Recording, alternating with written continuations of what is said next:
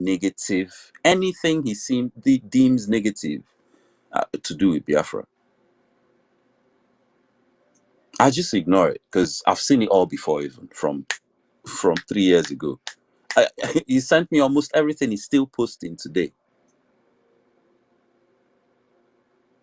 You know, they're not just denying the genocide, they're threatening us subtly with another genocide. That's what it is. That's why no matter how much you break down what we are doing, the process we are following, or their conclusion is, oh, if you declare Biafra, it means war. If you declare Biafra, it means war. You guys want war. Well, we've been asking you to the negotiating table. You guys keep acting like kids, ignoring it like you weren't signatory to the UN Charter. Like literally playing ostrich. Like, oh, let's just pretend we can't hear them, we can't see them. Oh, okay, so that what? So that if they do what they want to do, then what? Anyway, yeah, just looking at Nigeria. Nigeria is a failed state. So yeah, if we declare, I'm sure they'll try and they'll throw ape shit. Oh, the first whatever battalion go to the east, and yeah, they'll throw ape shit and they'll commit crimes against humanity. The Nigerian army has never won a war against on their own. They've never won a war against another standard army. Never. You know, and their stock in trade is brutalizing civilians. That's all they've been doing since they were created by the British. In fact, they were created by the British to suppress other West Africans. Yeah, Starman. Yeah. That is the same question I keep asking them. Nigeria, giant of Africa. What has made them giant of Africa? Because for you to be a giant, meaning that you fought a war and you won a war. Are you getting me? Nigerian army has killed more of its own citizens than enemy combatants. That is their only war, killing their citizens. Yes. Going on places that they have not fought a war and go to decree a war on them and kill them. Women and children. Imagine an army that has killed more of their own citizens than enemy foreign combatants. Imagine that. You know, and I was even going to say something. But yeah, I see a few hands up. I'll land it there for now, I guess, and maybe so you just continue talking. I see Justice on the speaker. Okay, my brother. Let me just put in something. Just like an announcement. Can you hear me? There were no hands up from the speakers I'm seeing unmuting their self now. Because Morris, if you guys want to talk, please just raise up your hand. I want to call up the people that have their hands raised up. I can't even hear we are calling on the ones who are in case going you're hearing me, please, I want to inquire. This Erdalin, Hello, that normally hosts spaces with a grandmaster. Do you know any knowledge about her? Who is she? Okay. Yeah, I knew her from Clubhouse. You know, we used to be friends, obviously. When we were on Clubhouse, I met Justice there. Me, Justice, Royce, Genius. There was quite a few of us that remained staunch even after Obi put himself up. So, but before Obi, there was this big, you know, we're talking about Biafra, we're talking about self-determination. The Yoruba nation, they came, they joined us. And Erdalin was actually a loud, powerful voice. And then something happened. The elections period came. They did that, you know, remember they'd been promising us Igbo president for 8 years. No, Starman. Erdalin come as a Niger Delta person and was defending Niger Delta. Then we we have an Igbo nation room we normally have. So at the point, we now have alliance of self-determination, both Yoruba and Igbos. Then they went and Endalin and some people, they went and formed Niger Delta room. So when he stepped into Niger Delta room, and as a Neoma person, they told him he's not a Niger Delta person. He cannot co-host in that room. They told him she's an Igbo. By that time, he have jettisoned us as we are not part. She's not an Igbo girl. So when he went to Niger Delta room and they treated her like that, she now came back because I remember him and the Hisba got into a fight. When Hisba called her an Igbo girl, she don't want to accept that, and they fought, and she left us even before we formed Rubicon. So finally, the Niger Delta people kick her out because they told her she's an Igbo. She cannot be a moderator or a co-host in their space. That is when he now started coming up to accept that she's an Igbo girl. Then she now joined us and they start defending Igbo cause. Then when P2B issue came, but he still not believe in self-determination like us or believe in what Nnamdi Kanu is doing. He still see Nnamdi Kanu as a violent person, insulting people and this and that. But we still accommodate her opinion of talking about self-determination, that Nigeria should break. Till Obina came out, they now jump ship and start becoming obedient. And Yoruba Ronu joined their own Ronu. But me and you told them that this election is not going to work. So till now, she's now championing. You can see, she's now championing at Neoma State. She accepts her Igbo-ness. Before the Neoma State, when Obi failed, their new mantra was now Igbo Nation. Igbo Nation.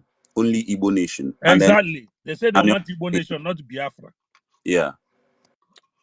So that is who Andaleni is. So because I was thinking the connection she has with Abe, because I after giving my submission in some of their spaces, Abe was constantly in my DM, like hitting me hard, pushing every negative information about Biafra to me. And Elderlin came to me privately, like when I was talking about Biafra, because she saw Anioma in my name. So she was like, okay, maybe I'm from Anioma State. But when she realized I'm not, so she now said, okay, okay, since that time she ran away from me. So I'm trying to find out who is she. All right, Justice. I want to He's tell you just guys a something. normal I person, want to okay, tell you guys Morris. something. You know, when we say there's a lot of propaganda that is coming, everybody should be ready. They are coming. I was in Princess' room. If you go, maybe Princess is sleeping. The room is silent. Nobody is there. But before he went to that sleep, I don't know what they say happened in Edo today, that somebody sent money to go and beat somebody or kill somebody, and they're mentioning about Amaka in Canada and all that. But you know, believe anybody that is one Nigeria at your own peril. You know, this BC of a guy that opened space the other day, all of us were there talking. Went to Princess Space and said that Princess should not allow me, Starman, Akokaria, or any IPOB member to come and speak on their space. That he hate them the more. They went and pushed for propaganda that made them to go and burn and open university in his state. But this guy opened space today, and invited me to come on his space. Do you see how can these people can be evil? And dare me to come on his space, which I didn't go anywhere. But she invited me. Now he went to another person's space, telling that person not to allow me to come to her space to speak.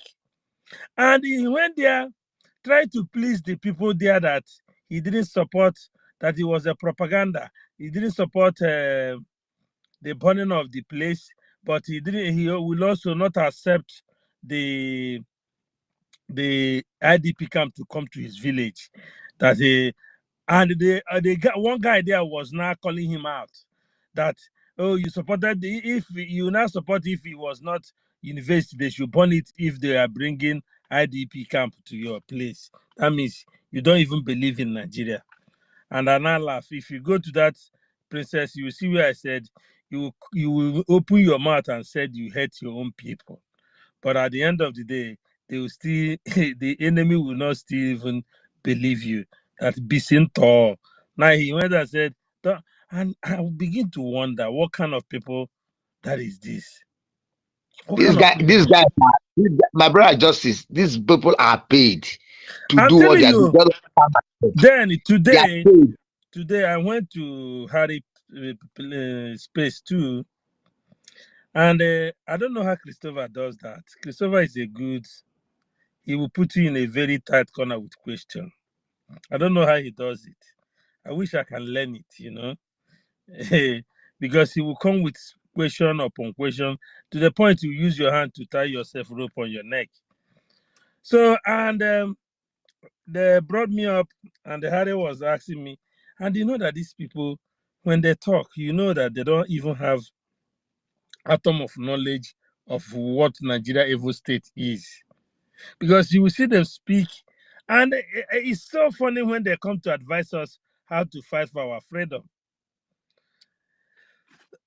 There's one there that called himself Z Fefelefe or what, or Vivelek or what. That was just his mouth Velele. was Velele. His mouth was running like a water. And Christopher came and began to ask him question. From the question, you will now know that this guy doesn't even, maybe he have lived abroad. I don't know when last he even visited his village. And I asked her in that space, you begotten against people. And when I talk about Biafra, you not try to tell me that I am causing violence in the eastern region, or I'm trying to make Nigeria people to kill our people. But do you know that what you're doing is more dangerous than the violence you are accusing us of? You begot against people. I'm not against your whatever you're doing, but why do you Yeah. still? And then, Mazda K, what's up? Everything good? Everything good, man, on the space? Everything good, my bro. Yeah. Everything good, my brother. I want to break record this night, too. Starman. I'm not like you. We are It's going 24 hours. But Chukwu I know you're, Chukwu mezie yeah. ọ na-anụ ihe m na-ekwu. Yeah, Mazi On an Justice. my brother Justice. So, Yeah. and I told him that what you are even doing, you Justice afọ onye a Chukwumeze, not okay, Chukwumezie. Chukwumeze, yes. So the thing is, I was trying to tell them they were not accusing us of doing this. I said, show us your proof. But for you, what you are even doing is the worst, because you and people are on a bigot war, and you still want to be in the same country with these people. How does it work? And I even go ahead and ask him, Larry, Harry, can you go, this Nigeria you are supporting, can you comfortably enter flight now and go and visit Nigeria? You cannot be able to do it. But people like us goes there, which they say whatever they want to do, let them do it. Let's see. We're not going to run out for them. But you cannot even step there. But you are begotten, your begotten war are putting the life of our children even at risk more than we that are saying we don't want to be part of Nigeria. Because where I work here, I can tell you the animosity that is going on between us and Yoruba people. They want to outdo you at any point. You mistakenly fell asleep on your duty post. They snitch on you without even looking back. People, you think that they will watch your back if anything happens, then you sleep. They snitch at you because of all this bigotry that is going on. And I was trying to make Harry to understand that if you want to go on a bigot, go, but you cannot finish bigotting and you still want to live with that person on the same space. There's no way it's going to work. You are setting people for destruction, which is what Zeke and the Awolowo have set us to do. And Britain love it when we set ourselves up in this way for destruction.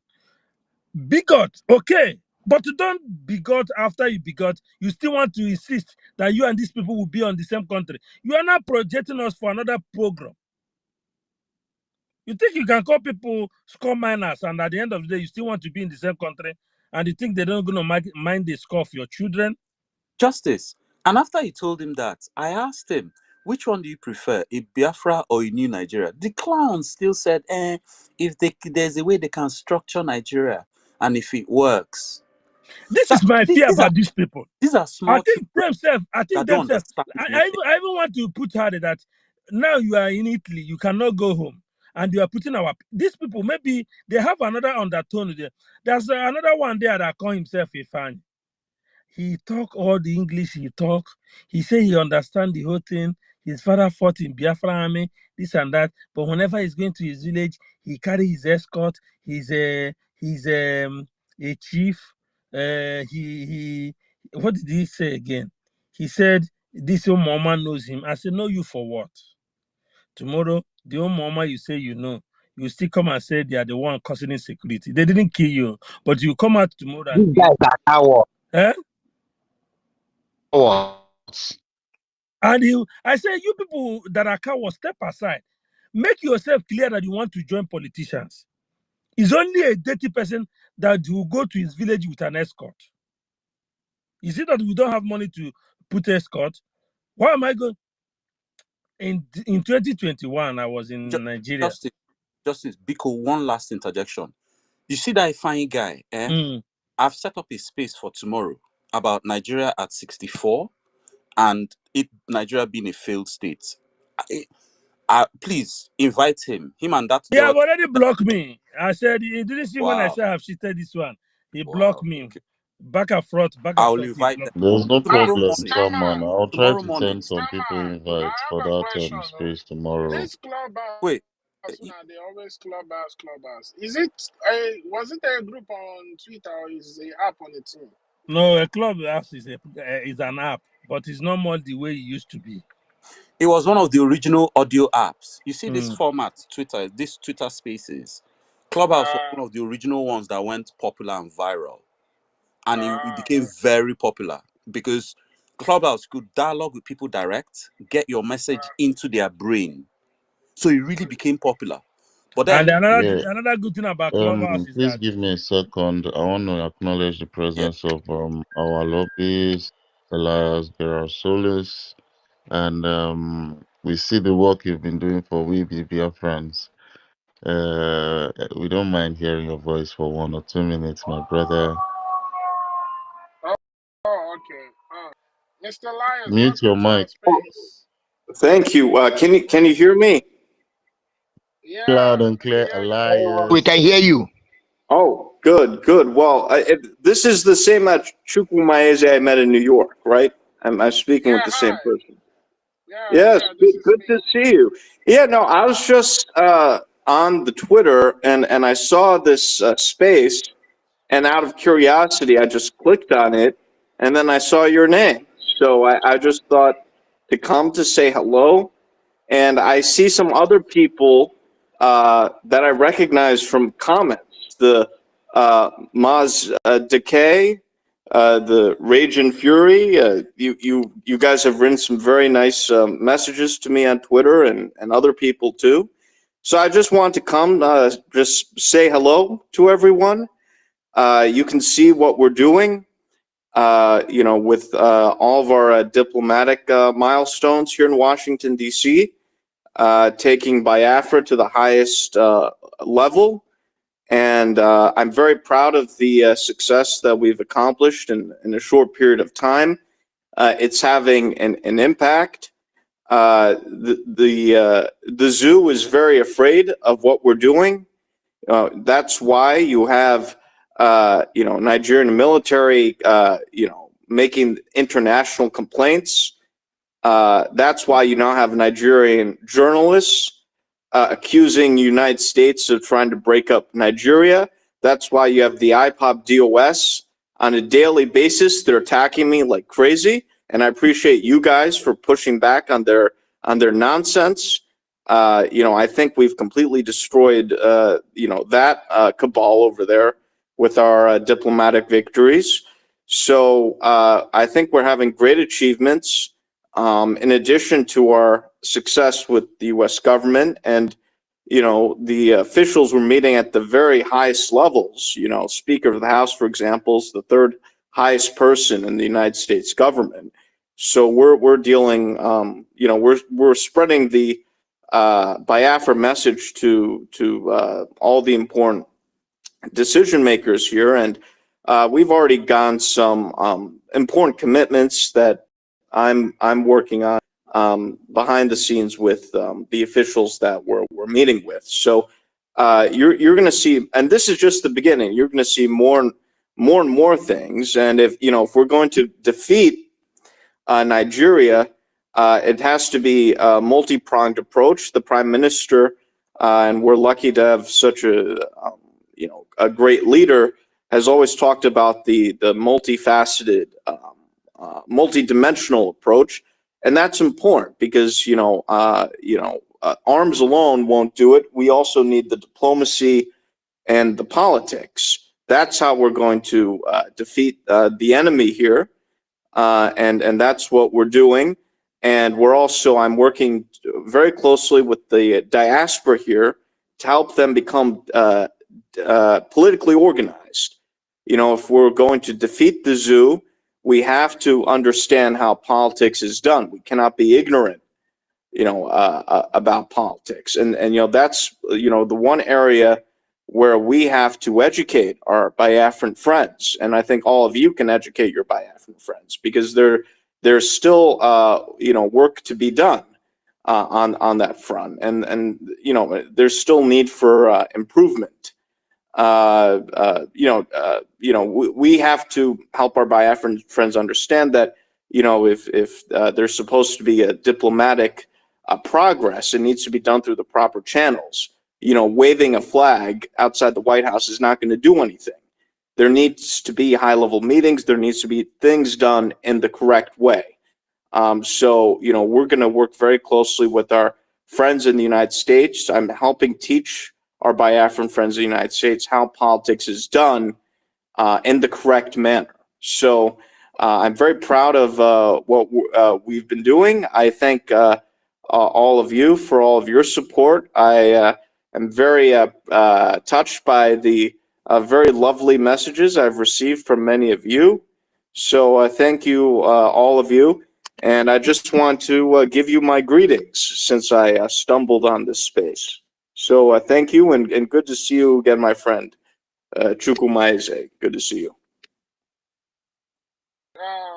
So glad to have you here. Like we have been on this space.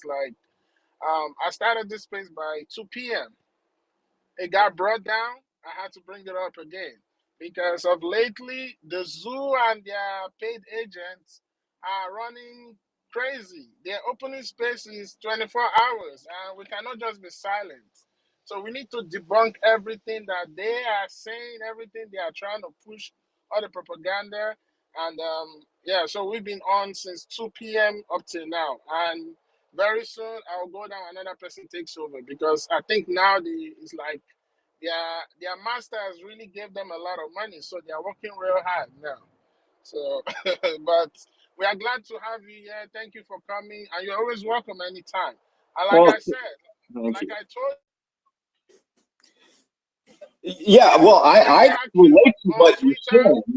I can relate to what you're saying, Chukwumaeze, because as you can see, I mean, these people are attacking me on a daily basis, which I don't mind, because it shows you that, I'm successful. Otherwise, they won't be attacking me.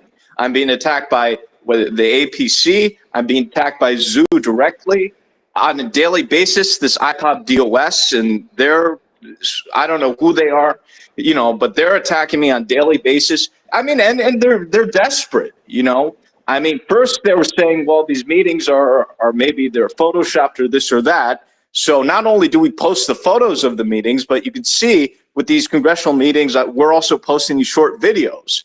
So now they can't use this whole Photoshop nonsense. So what do they say? Oh, maybe Elias is a clone and real Elias is somewhere else. I mean, they've gone into complete insanity. So we've totally destroyed them. But you know, again, they're on a daily basis. They're attacking me, you know, like crazy. Whether it's the zoo agents directly, or whether it's their proxies and these other groups like the iPod DOS. Even some of these, I think they call themselves Obedience, these Peter Obi supporters, some of them have even attacked me on the Twitter. So it would be helpful, because I can't respond to all this nonsense, if, you know, whenever you guys see me being attacked, that you guys can push back on this nonsense. And I anticipate, as we achieve more and more achievements, that I will be attacked more and more. So, and I appreciate all of you for helping push back on this nonsense that I've been receiving. So I relate to what you're saying. So I just wanted to mention. Alias, I want to appreciate you. We want to give you our 100% support that we're going to do the job for you. You know, no matter how they try to, you know, attack you, we'll give them boza, because they know they can't do anything. This is just their way of ranting, their way of trying to, you know, come up, look for a way out. You know, these guys are not relevant. That is just the truth. They are not relevant, and they are nobody. So we appreciate what you do. We are asking that you do more. Don't look at them. That's their way of natural life. That is zoo for you. That is zoo for you. But we appreciate you. We love you. I will continue to support you and do our best. God bless you. Thank you And so much. And and Elias, Ella, thank you so much. I 1 minute, please. okay. I want to appreciate you, Elias, for your job and what you're doing for Biafrans. And in fact, it's so amazing to have someone like you who cannot just, take the other hand to collect a bribe. And as all of us are here, we know what freedom means, and as well as you. And we appreciate you, like our leader says. If nobody is attacking you, if they're not talking about it, that means you're not doing anything. It shows that your work is affecting them, and you are truthful, you're honest to what you're doing for Biafra, and we appreciate you a lot. We thank you so much, Elias. Keep it up.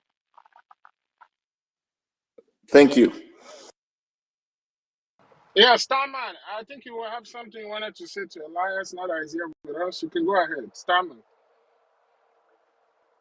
Starman, are you there? Yeah, before Starman goes, I think there are a lot of people requesting, and you know, I think they want to Okay, like please, just appreciate our one thing. lobbyists, the last. Before you accept anybody, make sure that they are not zoo people, so that they don't come here and try to attack this place. They're And just our people. They want to like appreciate Elias. That's what I'm let thinking. everybody You share get the me? space. Let everybody share the space. Before you speak, you share our space. If there's any Yeah. Yeah, time we go need share the space, it space. is Yeah. now. Yes, very, very important. Guys, share the space. Even our PM will be here soon. Yeah, Okay, if so anybody has anything to say to our brother Alias, please, you can do that quickly. Thank you. yeah, so like we'll reshuffle the speakers because there are a lot of people that still want to, you know, give Elias 1 or 2 words of appreciation. Yes, if I can go, if I'm permitted, I want to say thank you to you. Yeah, Mr. Elias, we're very proud of you. Biafrans, both homeland and, overseas, we are scattered everywhere in the world. We are the most traveled race in Africa. So we want to appreciate you. See, your works are written all over the places. Okay, it's being seen. I don't know if we can pay you enough for what you've been doing, and I want to let you know that Biafrans are proud of you. We acknowledge all that you have been doing. See the places that the heights that we have attained through your services. We really, really appreciate, and we want to urge you to continue to remain professional like you've always been. Yeah, if like these guys are going to attack you. Yeah, it is well known. We know very well, and some of the things we do when such people attack us, we make it public. Because we used to make everything public, like the Biafran struggle that we're doing. We make everything public for everyone to see and for everyone to understand what we're doing. So when they private chat you or threaten you, stuff like this, I don't know. I think you can also make them public, because if they know that you're going to make their negative communications public, they will try as much as they can not to do it. So we are very, very conscious of your safety and everything. So I urge you to continue. We are right behind you. We are going to also give you safety as much as we can. Biafrans are all over the world. We will not let anything happen to you. We'll do our best to protect you. See, we have Biafran police everywhere. Wherever we are, we police. We look after each other. We are one people. Like I told you, we are scattered all over the world. We are the most traveled. So you should continue doing what you're doing. And your name, as far as I'm concerned, is written in gold in Biafra. So thank you very much. Thank you. May God bless you. And your team, your works. Oh, man, the pictures, they are so lovely. They are so wonderful. You can imagine the kind of impression it is giving to our enemies. They are so wonderful. They can't debunk it. They are just so moved. Everyone is marveled. Thank you so much. Thank you very much. We appreciate. Yeah, God thank bless. you so much, my brother Emeka Yeah, Igwe. Master K, please, please. Wait, hold hold on. on. We need to talk to people that on their hands are up. Yeah, People, their please. hands are up, please. Please, if you want to say one or two things, please, I want you all to raise up your hands. I have seen Simon Ekpa of Chicago for the longest here. I don't know. If Let you're around your Starman go device, I want first. to. Let Starman go. Everybody's gonna take like 1 minute to speak, please, so that we Yeah, can get a exactly. lot of people. And those who have spoken, please bring them down and bring others up. So 1 minute. Exactly, If yes. you want to speak, please raise your hand. Don't unmute your mic until you are asked to, please. Thank you. Yeah.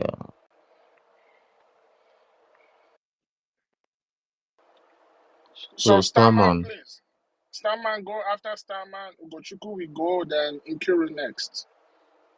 Yeah, I just wanted to tell Elias that thanks for honoring us with your presence here this morning, or I think it's nighttime where you are in the US. And you can rest assured that the Biafrans will form a veritable firewall around your handle. None of that nonsense will be allowed to even remotely dent anything you're doing. We will form a firewall around your handle. You've shown up, you've come amongst us this morning, and you could see the appreciation. Just see what happens in the next few days. I'm sure many of us here who weren't following you before are now following, and the feed from your handle is going to be coming through to many of us. Don't worry, you are in good hands. And I'll also like to I'm sure all of us here would like to invite you and welcome you to the possibly the greatest party the human race would have yet seen, with our final reactualization of Biafra. We're welcoming you to the great Igbo hospitality, and we would definitely like you to be with us when we sell. I've actually dreamt of this party. I dreamt of a party in Igbo land, in Biafra, all across Biafra land, for a whole month, to the point where there was a shortage of kola nuts and palm wine. And these are two things that we used to, like, welcome, visitors and share hospitality. There was a shortage of these two things. So I can guarantee you to be the most epic party this planet has yet seen. to date, and you are very welcome. Thank you very much, Elias. Thank you very much. Thank you, guys. I just want to take it from here. Thank you, Elias, so much, and we really appreciate you. I always comment about you because and before I go ahead to to show my appreciation to you, I will advise Biafrans to go to his handle and click on the all alerts, including video, so that when somebody try to send a message to him, you will get a like. I just did that, right? Even though you're following him, click the arrow, click all alerts, all. So whatever that goes to him, you will get it. Like as PM on, like anything PM, just go pump out in space. So immediately when we see all those nuisance, all those no never do well people who see a brother from another mother, which is great professional, doing everything humanly possible, embrace us with all his heart, using his extraordinary profession to save us. And there, because of the zoo mentality, zoo contamination, this attitude of fraud and this backwardness that the zoo has imparted into their life with the bribery and criminality, attacking a brother from another mother, a wonderful human being, person that are choosing, doing everything humanly possible, flying around for our sake and the sake of our people to have a freedom, to test freedom in our life. So please click on the arrow, click that button, you will get a lot. Immediately they send any word of insult, we just go there and tell them what they look like and explain to them that they are nothing but a zoo animals, proud British commodities. But we that have chosen to get our freedom, Elias, my brother, and a wonderful friend of Biafra and a Biafra family member at this moment, we love you. We appreciate you. We are all over the world. We gonna do exactly what you asked us to do because right now you are part of the mouthpiece of the Biafran people. You have shown us love. I want to show you Biafran people, when you show them love, bro, you're gonna run away from love because love will be too much flowing all around you. You're gonna like sleeping and see people replying to these vagabonds, this proud terrorist state of Nigerian polluted and the contaminated ones from our own territory who have chosen the other way around. Thank you, sir. Thank you so much. We appreciate you. We love you. You don't know how much. If you check our space, I also, when I'm, greeting my prime minister, the prayer answer himself, Mazin Navikan and the rest, we always call you what you are doing. Thank you, sir. And God bless you and your family and PM keep is you in here. the. Our PM is here. Thank They you. try to bring down the space, but I cut it back up. I think our Okay, PM PM is is here, here. sir. I salute you, my own great man. Our PM is here. Our Prime Minister is here. Greetings, my honorable Prime Minister, and welcome to our space. Thank you for joining us. I don't know.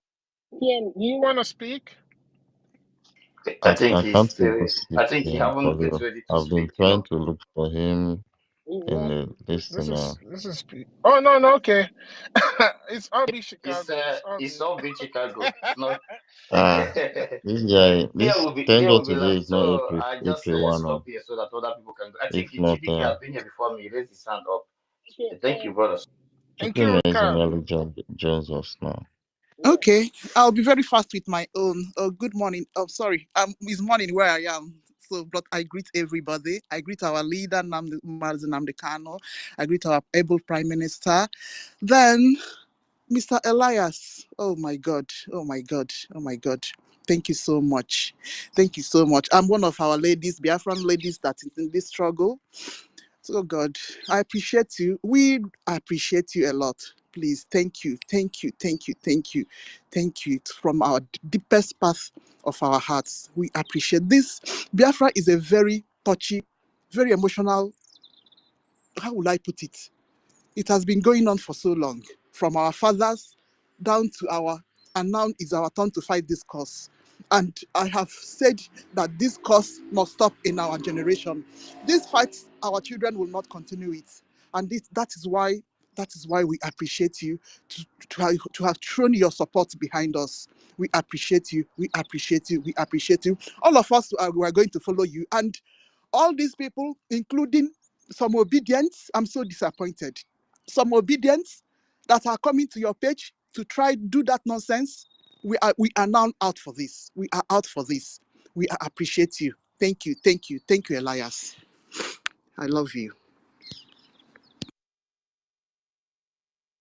Yeah, thank you so much, our sister Nkiruka. I see there are lots of requests in the request section. So I don't know. I'm just gonna take two people down and bring two people Yeah, up, you can. Okay, you please. can move me down for now. Maybe. Okay, Yeah. thank you, Stammer. I'll Yeah. bring you back up once Yeah, you can also everyone move has me their down for voice. now, so if possible. All right, my brother will Okay, go. What there's greatest something you I can want. go? Okay, is it word greatest for myself? Okay, Akukare, go. I think you've been here for a very long time. Before what greatest? Greetings to everyone. Greetings to Elias. You're welcome. Thanks for gracing here. My brothers have already said everything. We are grateful for your effort. But I want to tell you that what you are doing goes beyond freedom of certain people.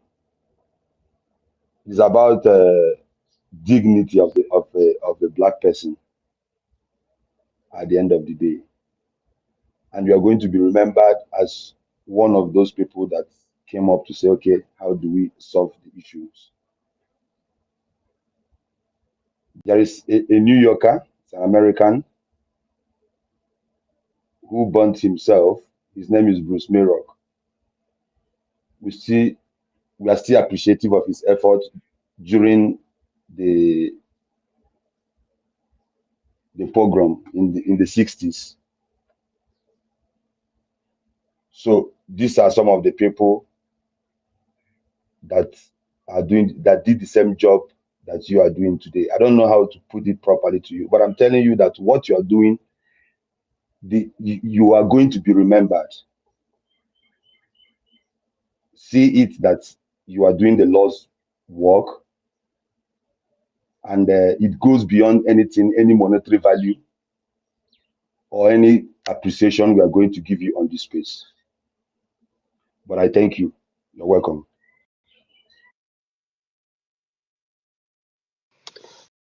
Thank you. Greetings to Yeah, thank you so much. greetings to you, Mr. Elias. I want to extend my utmost gratitude and pleasure at the same time of having you on here in our midst.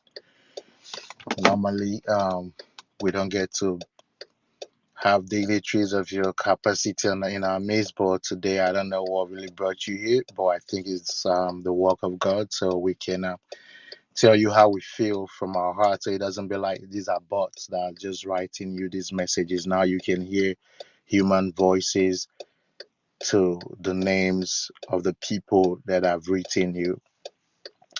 We know what you do is not easy. I live in America, so when people come out and say those pictures were photoshopped and say that it was they just that you can just walk into Congress and meet any congressman you want, that is not true. It takes a whole lot to be in that position that our foreign minister was in, and we know that has a lot to do with the effort you really put in. And we thank you for working with our Prime Minister wholeheartedly. I'm not going to repeat all the things our people have said. Um, but one thing we can assure you is that we are very grateful people. And we will always remain grateful. All we just want is freedom. We don't hate Nigerians. We don't hate anybody. We just want to be free. We just want to exercise our God given right. So, not to just hold the mic for too long. Once again, thank you and God bless you in your endeavors. I know this is just the beginning. I know there's a lot of challenges ahead for you and for us, and we are in this together. Thank you.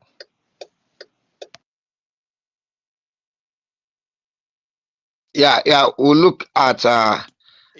Otuma. Elias, thank you so much, everyone. And Mr. Elias, all I have to say this morning, there is an adage that says that whatever you do in life echoes in history. So what you're doing for Biafran people, it is what that I want to assure you this morning that of course you know that your name has been written or is going to be written in the gold in the history of time.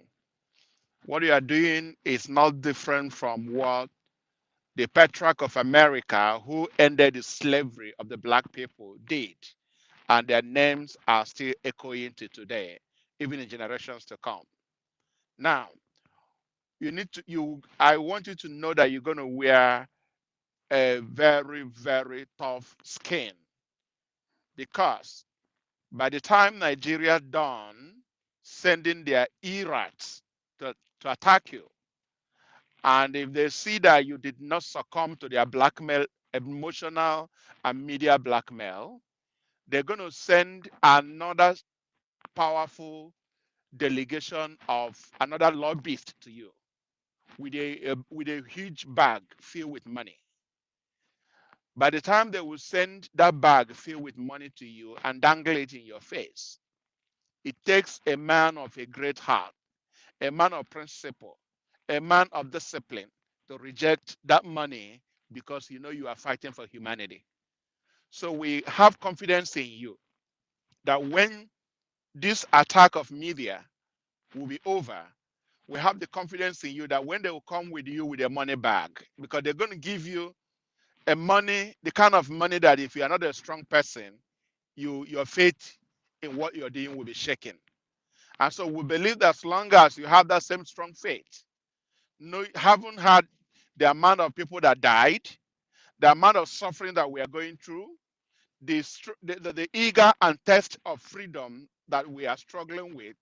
If you have it at the back of your mind, you'll be able to tell them to go to hell with their money, because you know that the history you're making is more important than the money. At the end of the day, Biafrans and our grandchildren will never forget this name, Elias. Thank you so much, and God bless you. Thank you, sir. Yeah, thank you. Please, guys, 1 minute, don't exceed it. Mass decay, please time everybody. And once somebody speaks, please take them down so that we can bring others. So that we need Exactly. to Thank you. we need Yeah. to we need to tell an Elias how appreciative we are of his work, because honestly, he's doing an amazing job. Most especially when it comes to Biafra, we know before you take up this mantle, you got to be ready for a lot of bullets.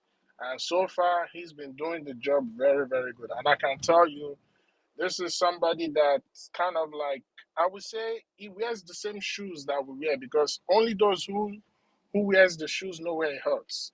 And I can tell you, after speaking with him, I tell you, he's a man of integrity, a man that's determined to help us get what we are looking for. So please, let's be proactive with the mic and try to bring as much people as possible. Yeah. Thank you, my host. And the next person we're gonna go to is our minister, our honorable minister, Otto Wamwanya. Then next will be David Enana, then Raging Fury, then we go like that. So, honorable minister Otto Wamwanya, it's over to you.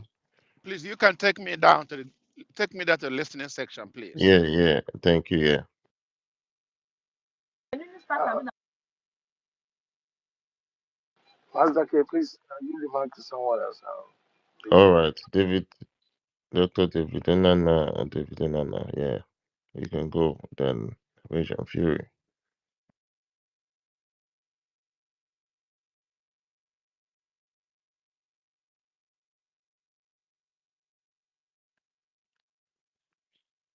We can't hear you. Are you speaking?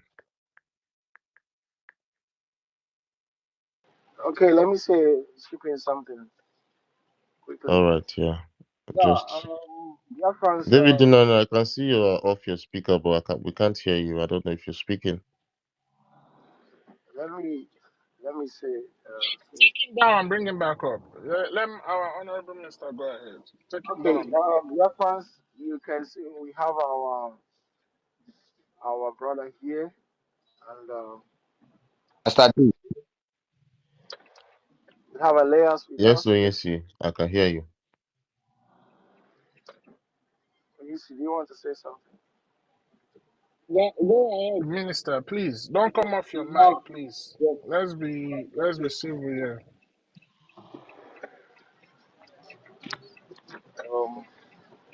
1 minute, please.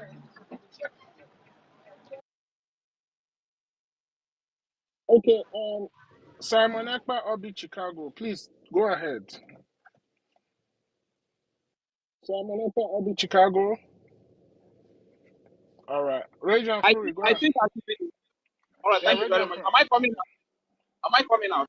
Yes, you are. Go ahead. All right, thank you very much. This is to you, good My name is Rajan, Legend.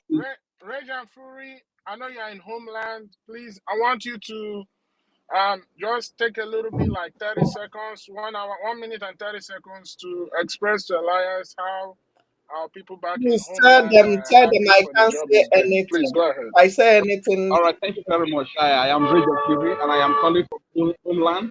And to our great brother, you Lord in Twitter is Elias hearing me. Gerasimov, honestly speaking, you have brought joy to the people of Biafra all over the world. Right here in the homeland, They now we are so I confident of our freedom say anything. more than ever because we have the best prime minister, his excellency prime minister Master Simon Ekpa.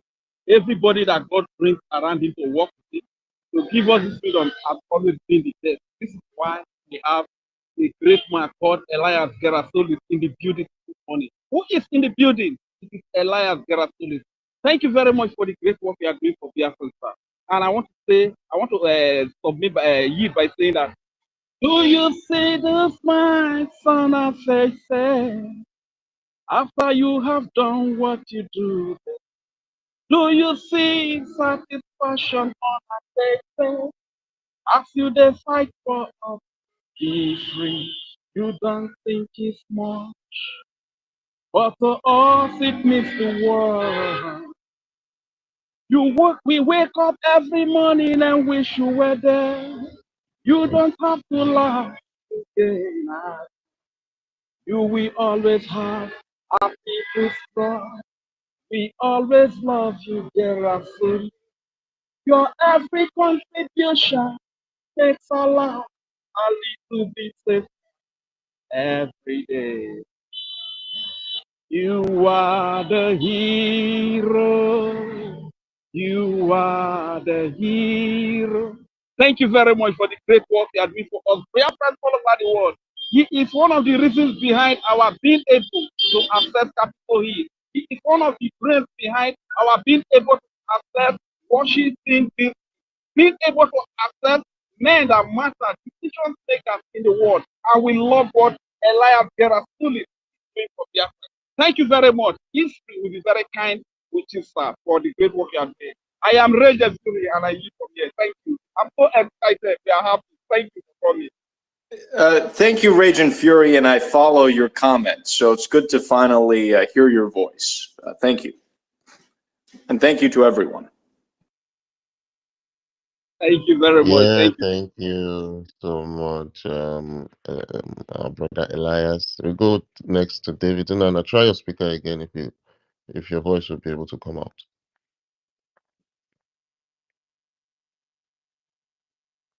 David, are you there? I'm back now if David is not ready. All right, Minister. Yeah, Biafrans, we have our lobbyists and a congressman here with us, our brother Elias. You can see everything he's doing. His transparency to everybody. And these criminals, they are seeing it and they are still doubting it. If you are among those that are doubting, you're on your own. We have moved on. Elias is taking us to the White House. He's taking us to meet a lot of important people and telling them what we need and what is to be done. It is transparency. He's honest, and in fact, we thank God for giving us somebody like Elias. He knows what it takes and he's doing it well. Biafrans, keep supporting the PM and keep praying for all of them because I think prayer is what we need because enemies, they are many, numerous, you know, but we have defeated them and we have spoiled their job, everything they are doing, upon, with the lives of other people, it is all ruined. I thank you, Elias, and we will appreciate you always. Thank you so much.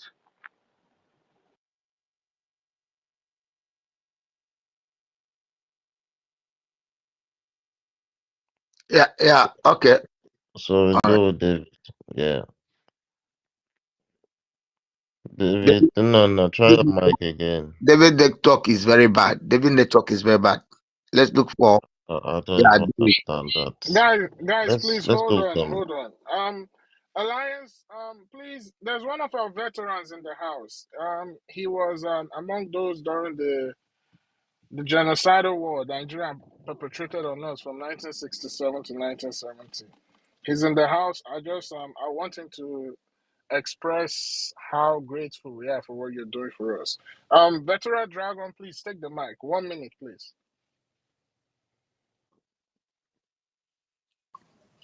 Yeah, thank you. Thank you. I'm very grateful this morning to have one of the greatest friends of Biafra among us in the person of Elias. Elias, I want to greet you. I want to salute you. I want to thank you for what you are doing for us. I want to tell you that the Biafrans will love you.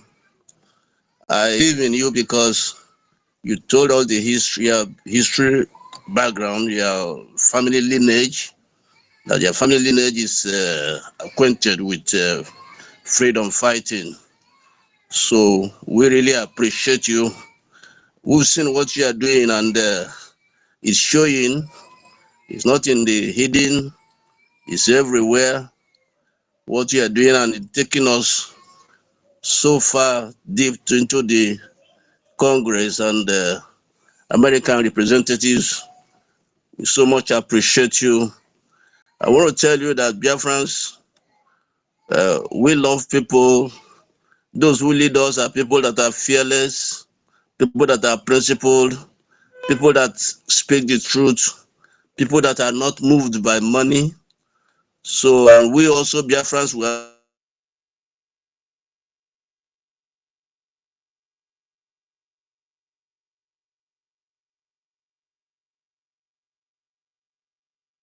very correct. We will really love is restored. You are going to be one of the first citizens of Biafra. And I tell you, you will be written, your name will be written, your name and your family name will be written in the golden book of Biafra. So we are very, very grateful. And we also thank our Prime Minister for being able to find someone like you. People like you are not very rare. We see you fighting alongside with us. And I want to tell you, please continue, continue. This is a war that we must win. We have made up our mind. We are not looking back. We are serious people, courageous, fearless. Please, thank you so much. We Biafrans are always going to be support you as you are doing this work for us. Thank you so much. Thank you so much. Elias, thank you so much. Thank you, Thank you, thank you, sir. thank you. Thank you for your service as well. Thank you for your service. I really am very honored to speak with you. Good Yeah, morning, all right. Elias. Good morning. We the can anyone hear me? Yeah, we can hear you. Go on. I hear you, Freedom. Okay. Good morning, Elias. We the Biafrans love you, and we really appreciate you for coming to our space today. What an honor. In fact, I'm speechless. I don't even know where to start, but I want to go by this that you can never defeat a volunteered person, whether army or whatsoever. You can never. Nobody can defeat a volunteered person. And what we are doing today are volunteered work. Just like what our Prime Minister said, that when you look at our lobbies, you will know that the spirit of Biafra is all over them. And when you see what our Elias, our lobby Elias is doing, the way he goes around, the way he debunk what these people, all these obedient and all these one Nigerianists, are doing, you will see the spirit of Biafra is all over him. We, the Biafrans, we observe very well. We know what is going on. When we see somebody who is not genuine, we know. And we want to tell you today that you are genuine. We want to tell you today that our Prime Minister said and what our Supreme Leader said, Mazi Nnamdi Kanu said, that there is a time we are going to separate the chaff from the wheat. This is the time. And you are among those people that are the wheat. The chaff has been separated. And those that are still sitting on the defense, and those that are still thinking that what we are doing, we are still joking, those people are the chaff. And whosoever that can come up and that can step up bold to come and defend their motherland are the wheat. And whosoever who think that what we are doing, we are joking, time is coming when they are going to cry. Time is coming when their kids are going to spit on their grave and say this is what their father did to them. Time is coming when they are going to, their children will cry for what they did today.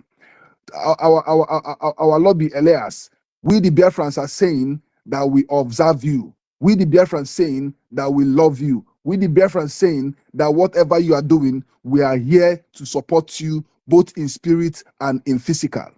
We say, carry go. Airborne, airborne. I don't have much to say, but I'm speechless, and I thank you for coming to our space, and we are waiting to speak with our Prime Minister as well. Thank you. Yeah, Yes, thank you Mazike. so much. Yeah, Hold on, please. Patrick. Hold on, please. What I just want to say is, um, I just want you guys to understand this. Our lobbyists alliance is a very different type of lobbyist. You know, if you know the history of Biafra liberation, we have hired other lobbyists, and we all know what the story was and how it all ended. I can tell you this is a grassroots lobbyist that is coming over to not only is he interacting with the lawmakers in the United States, but also the people that he's lobbying on behalf of. He's coming to our space. He's trying to familiarize himself with us and also interact with us so that he can know where he hurts us the most and know how to take the message to the people who are in the power of authority that makes the law. So I can tell you, honestly, like I'm just thinking about it. Like I don't think lobbyists will come and they only speak to like the people in the higher up. But he's here with us on the media, and he's here interacting, speaking to us, assuring us that we shouldn't worry. We're going to get it done. So please, let's continue to pour out our appreciation, continue to support him, and also those who have not followed him, go and follow him. Make sure you have the notification on all notifications so that whenever I post anything, we should be quick to react and defend him, because these zoo agents, man, those people, it's like they don't have nothing else to do other than to fight what we are doing. So please, we have to show them we are more proactive than them. Yeah, thank you. So please take the next speaker. Yeah, so the next speaker should be, Yeah. I see, yeah, after Drake is gonna be our honorable minister MID Bridge. And after him would be Chibike, then executive. Oh my god, I see Biafra first love. Drake, would you hold on and sorry, let's take Biafra first love before you go. All right, no problem. Yeah, Biafra first love, go. Greetings, Ndewo no Umu Chineke, children of the rising sun. Good morning, good afternoon, and good evening, wherever you are. Ndewo everybody, Ndewo Chukwumeze, co-host Onishi, and everybody in the house. Elias, I got on the mic because I wanted to took my mouth here. How are you, sir? And I want to thank you so much for your effort and what you've been doing for us, and making our PM have so much confidence in you, which also puts so much confidence in us for you. And thank you so much for associating yourself with us without any any regards. And like I say, I love the way you call the zoo.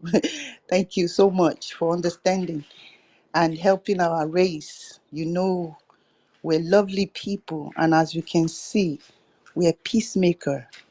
We're not those things they call us. We don't even deserve 1/10 of what they're giving us. It's just that the world is against us, and I hope you're here also to help us break all those jinx, you know. Thank you so much. God bless you. Chuko Kikiabiama, bring you to us continuously. And I know you're part of us now. Thank you. And hope to work with you soon. And I see you in America. God bless. They will. Thank you. That's our sister. We love you, our sister. We also go to our brother, Derek, please. Yeah, greetings everyone. Greetings my Igbo Prime Minister. Greetings our Igbo Alliance. We Biafrans, we Biafrans are very much happy seeing the work you are doing. We are really happy having someone like you. We this generation we are happy. A second, sorry. Okay, it's like Derek is at his work site. We'll call him MID. Can you hear me now? MID. Okay, he's back. Yeah, I really appreciate you, my Igbo Alliance, for your good work. It's not easy encountering all the attacks from the zoo, from the terrorist state of Nigeria. We Biafrans here are behind you, over 50 million plus Biafrans. I've seen the good work you are doing. I've seen the fight you are fighting. It's not easy. We here, this how we are also fighting the same fight. A lot of us here, so many of us don't sleep because of this fight. And this is the right time for us to fight out our way from this terrorist state of Nigeria. We are so much happy for aligning ourselves with a great man like you. You know, despite everything, you still stand strong. You still stand gidigbam gidigbam. It's not easy. We really appreciate you for your good work. We ask you to keep on moving, keep on pushing. We are behind you. And there's nothing that will back us down. As long as this movement is concerned. I do appreciate you so much. Thank you. Yeah, thank you so much, my brother Drake. Thank you for that quick submission. You squeezed it in a very little minute. Our Honorable Minister, Mighty Bridge, can you go on mute your mic and go on with your submission? Yeah, good morning, brethren. Special greeting to our able lobbyist, Mazi Elias. I call you Mazi Elias because we Biafran people duly appreciate you, heartfully appreciate your personality. We know historically your lineage has been the propulsor, one of the propulsors of liberation, especially in the Europe and America. And today, the spirit of Biafra has chosen you to help us to come out of the dungeon of that zoological republic. We always appreciate you because we know you are distinguished in your profession and in your humanity. So, Mazi means Mr. in a bigger way. You are highly welcomed by the Biafran people.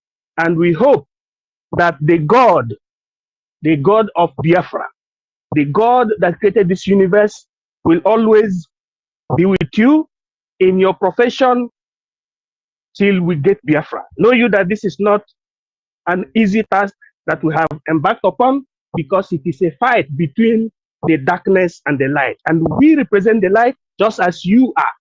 So we say much kudos. And we give you 3 bozas. Boza is a military salute in Biafra.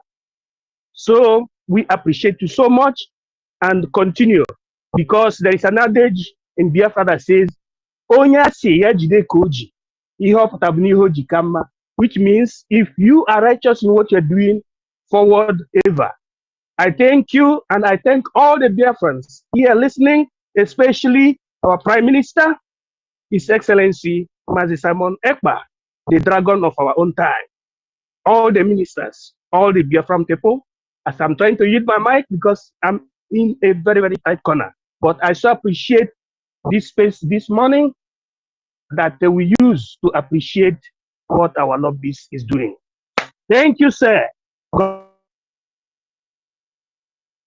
Thank you for all these kind comments, and I'll just make a few quick comments to the things that have been said.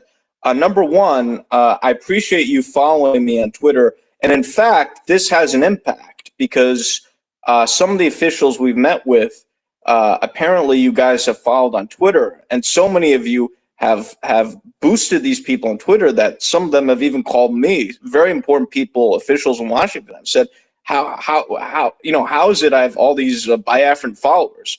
So they notice these things. So when we're meeting with Congress people and so forth, if you follow them on Twitter, it makes a difference, because I get those phone calls saying, how do I have all these followers now? So people are noticing what you're doing. So continue to do that. In terms of the previous comment, I feel very much part of the Biafran family. I'm not in this for the money. I believe very strongly in this cause, and I agree with the previous gentleman. If the zoo ever comes to me with the bag of money, I'm going to tell them to go to hell, and also give them a slap in the face too, because it's just ridiculous. So they shouldn't even approach me. I'm saying that openly. They shouldn't even approach me, because I'm telling them ahead of time they're going to receive the slap in the face from me. The thing that I know, it's been very traumatic with the zoo and the bribery that they've been doing. I think when you're in a situation like in Nigeria, where the situation there is so bad, it's easy for the zoo to especially bribe people who are hungry, right? People who are desperate. They are very susceptible to these sorts of things. But you're aware of my family background in terms of, I come from a lineage of freedom fighters. We helped establish Greece as an independent country, liberating it from the slavery of the Ottoman Empire that enslaved our people for several hundreds of years. And it was a similar situation where we were under an Islamic caliphate, and we were badly abused. Many of the Greek people were brought into Turkey as slaves. So my family was one of the families that helped liberate that country. And I come from 300-400 years of that lineage and Greek chieftaincy. So I'm not going to give up 300-400 years of family lineage and chieftaincy for some peanut from the zoo. I mean, that's just ridiculous. So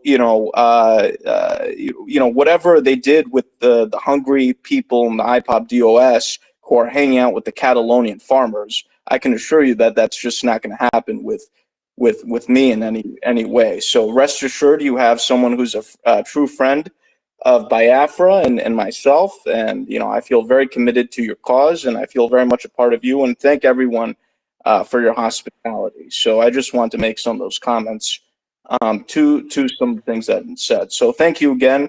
And by the way, you should feel very encouraged as well, because I can tell you that in all the meetings I've had, not a single positive word has been said about Nigeria. Okay, we've had overwhelming sympathy in terms of the case that I've been making. So I think we're very easily winning the diplomatic war against Nigeria here. So I think that should give everyone some positive comfort. We're really moving very quickly. So I just want to mention that as well. Yeah, thank you, our brother Elias. So, based on what he has said, does anybody has anything to add up to it, or maybe say something concerning all that he has said? Thank you very much. Let's move on with the mic. David, David Nana, yeah. David Nana, can you unmute yourself? Can you hear me? Yeah, we can hear you. Can you hear me? Who muted?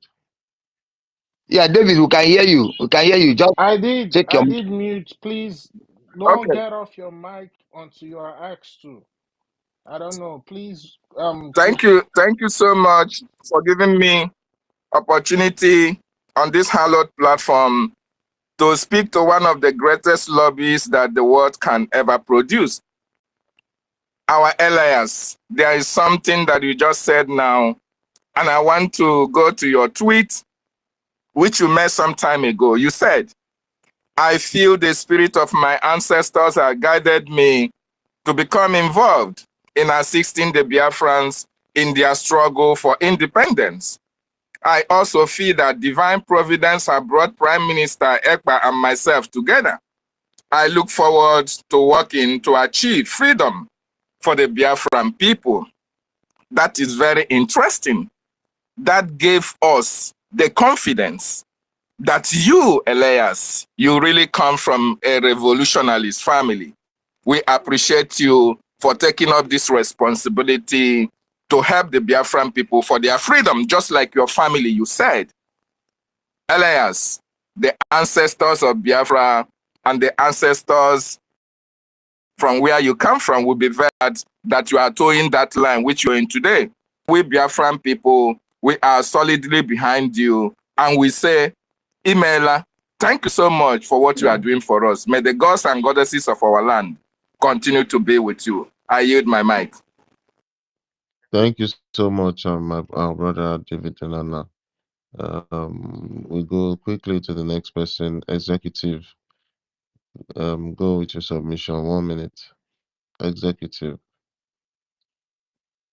Okay. Good morning. Good morning to you, the host. Good morning, my leader, Mazen Namdekano. Good morning to Your Excellency, Mazi Simon Ekpa. I greet you so much. Special greetings to you, Mr. Elias. I'm so happy to speak to you. It's not an easy thing to have a great and wonderful lobbyist in the midst of Biafra. Special greetings to you, sir, and your family, including our government breach. They used to say gold is a expensive something. Gold is very hard to get. It goes to a lot of process, and you are there. It goes to a lot of process, and you are there to help us to refine them in Biafra land. We acknowledge you, sir. Thank you so much.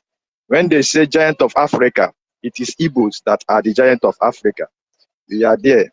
We are there. And you are there to help us to finish the game. I want to say thank you so much. I want to appreciate you so much. We recognize your presence and your doings to make us to get international recognized. So thank you so much to be there and to help us to get our freedom. We Biafrans and the Biafran as whole at my motherland, we are behind you, and we want to say that everything you are doing, may the gods of our ancestors, the gods of our land support you, give you more wisdom and intellectual to help you with our prime minister to get what we are looking for coming this 2nd of December and ongoing. Thank you so much for the mic you passed to me, Mas Deke, and the host. Special greetings to you all. Thank you so much. Thank you so much. I yield. Thanks. Yeah, thank you so much, my brother. Thank you for squeezing that in 1 minute, and we go quickly to the next person. Simon Ekpa, Obi Chicago, are you there? Are you around your device? We've called you twice before. Are you around your device? Yeah, Leave her be Chicago. She's streaming it on the other platform. So just leave her. Oh, okay, okay. Yeah. It's very important. All right, we'll go with the hand up. I see Brian Williams. Brian Williams, you can unmute yourself and drop your submission. Thank you, Chukwuemeze. You're really doing a great job. For how many hours now? I've been busy listening and you keep calling me up, I keep coming in. And you, together with the co-host, Mazdeke and ICB. Yeah, I just want to kind of appreciate the lawyer, Elias. One thing is to be a professional in your area of field. Another thing is to have the spirit of the people you're working with, because not every lawyer attorney can be representing someone and still feel their plight. But you have taken the cause of Biafra as part of you.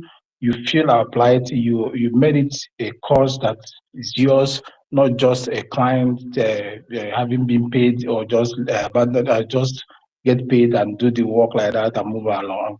But you took it as your personal cause. That in that case, I say thank you and may God keep blessing you. And we Biafrans will never forget you.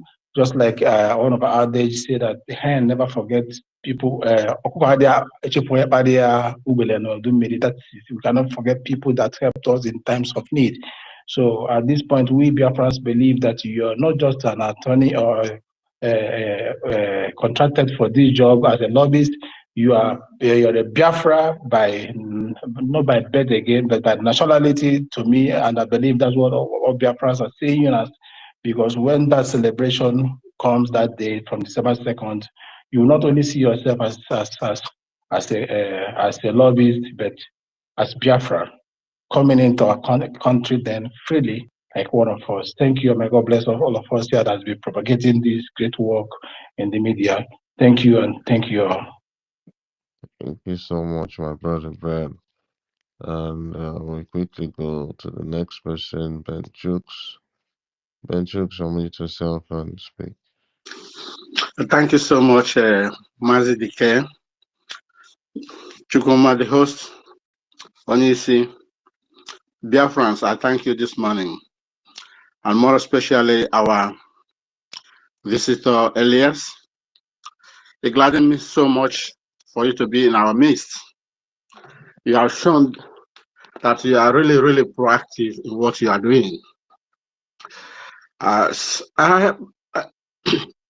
Mr. Elias or Mazi Elias, if I can put it in our own value language, Mazi Elias. I wanted to ask you one question. You see, in 1967 to 1970, the zoo suppressed us with the two things, media and starvation. But one, we have overcome them, media. Is there any way also we can push? We have seen what you have been doing. It can push also in the class in media in Washington, like in Washington DC, Post or CNN or these big media. Is there any possible means you can also push us as well as you are doing in Washington DC? Thank you so much. Thank you. Yes, that's something I'm looking into as well. I think there are two components. One is awareness within the United States government. The other is a broader public awareness, right, in the media. I think we've achieved significant awareness now within the U.S. government in terms of being very aggressive in meeting as many Congress people as possible. But I'm also looking to see how we can spread the awareness in the media. For example, I had a major, and you may have seen this, a major think tank, the American Enterprise Institute, write a very favorable article about Biafra and the Biafra government, talking about the Biafra self-referendum in the National Security Journal. Michael Rubin who's a very major think tank official here in Washington, D.C., wrote that article. And I had engaged him to write that article because I've known Dr. Rubin for many years. And in fact, he remarked to me to show the impact you guys have. He told me that, I got so many Biafran followers now. I have so many people following me on Twitter. And I said, oh, that's a good thing. Let's write more articles. So I think there's a lot more that can be done in the media in terms of the CNN, the New York Times, Washington Post. I think the fact that we're having these congressional meetings will be helpful in that regard as well, because it gives us more material which we can, relate to the media outlets, right? So I really want to do a push in the media as well. And also, when the more media reports on these issues, then that makes it easier with Congress as well, because then they could say, oh, we saw, the article in the news and so forth, right? So I think, I think it is an information war. I think when people know about the situation, we're on the good side. As I've said, in every congressional meeting that I've had, and we've had many, many meetings, not a single person expressed, not a single congressperson expressed a position in favor of the U.S. government. It was always a position favorable to us, right, to the Biafran cause. So the biggest issue is really people not knowing about what's happening in Biafra. Once they're aware of it, then they're supportive. So I think we need to be as aggressive as possible in filling the information gap, making sure people know. We're doing that with the U.S. government, but I think more can be done in the media. I think one way to do that, which we're doing, is the think tanks and getting major people in the think tanks to write articles. But there should be more done in the media. I am looking at the major news outlets, at like the CNN and others, and we're going to also see what we could do with the media. So that's a great point. It's something we're looking into, and if we get some major media news publications, I'll be sure to post it on X, so you can view it for yourself. So thank you for your question. Thank you Thank so you so much. much, I'm highly delighted. Elias. Yeah, Ben Chooks, we're going to move on to the next person. I Please, see, guys, let's try and share the space so that we could yeah, all retweet the space. Retweet the share the space. space. Yeah. Yeah, And please, if you want to speak, you have to raise your hand. So, because I'm bringing down exactly. people so that more speakers can come up. And Elias, please, whenever you're ready to leave, just let us know, please. Thank you. Exactly. We go to Vade, then we go to Chibike, then Biafra activist. All right. Thank you, Master K. Chukwumeze, I greet you from here as well. And when you say Biafra, I greet you as well. I want to greet my Prime Minister, Simon Ekpa. I appreciate your works, tremendous works you're doing for the Biafra cause. And our Madike Mazenamdi Kanu, I greet you from here as well. Our wonderful, wonderful Elias, I also greet you from here. You are doing a marvelous job. Ever since you came into this liberation, every of your activities have been top notch, and I really, really want to especially appreciate you for that. I would have loved to greet you, the way we do greet our people in the homeland, but I'm not sure you would understand. But I just want to let you know that we love you so much, and every of your activities is not taken for granted. We see everything you're doing, and we love you so much. I mean, words cannot express the gratitudes in our hearts of every of your works. I mean, this is not sugarcoating these words. So yeah, I really appreciate every of your efforts you've put into this liberation. You're really God sent, just like our PM is. you've proven and shown to us that you are God sent. So I thank you so much for that. Yeah. So I just wanted to, greet you and every Biafrans in the space. Every one of us, I see every work every single one of us do every day, speaking on spaces, Biafra activists, every one of us. I appreciate you all. So remain blessed, my wonderful Biafrans.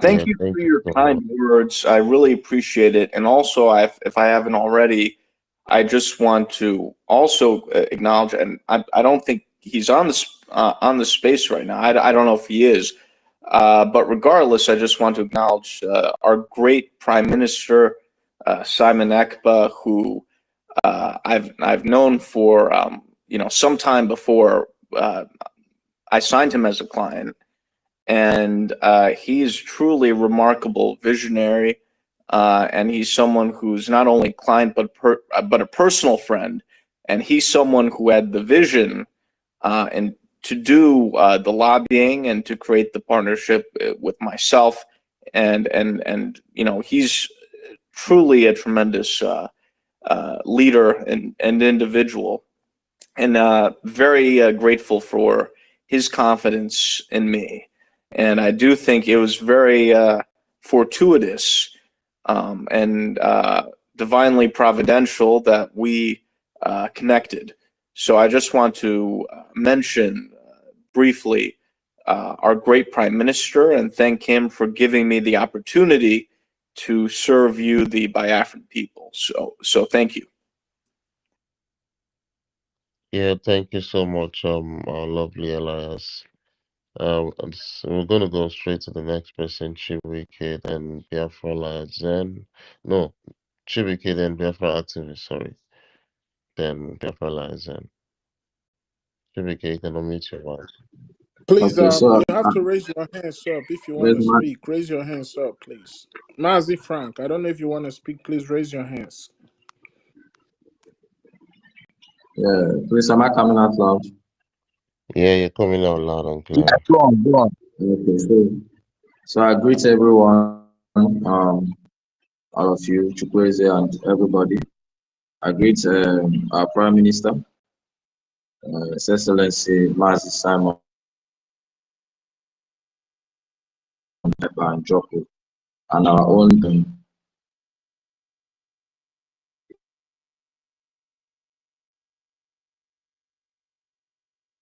We say thank you for, we keep on supporting.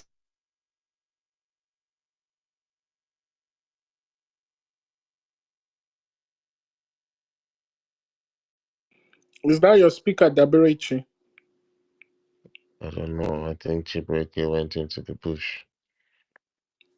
Okay. Let the next person go. Daberechi, take the mic, please. This Biafra activist.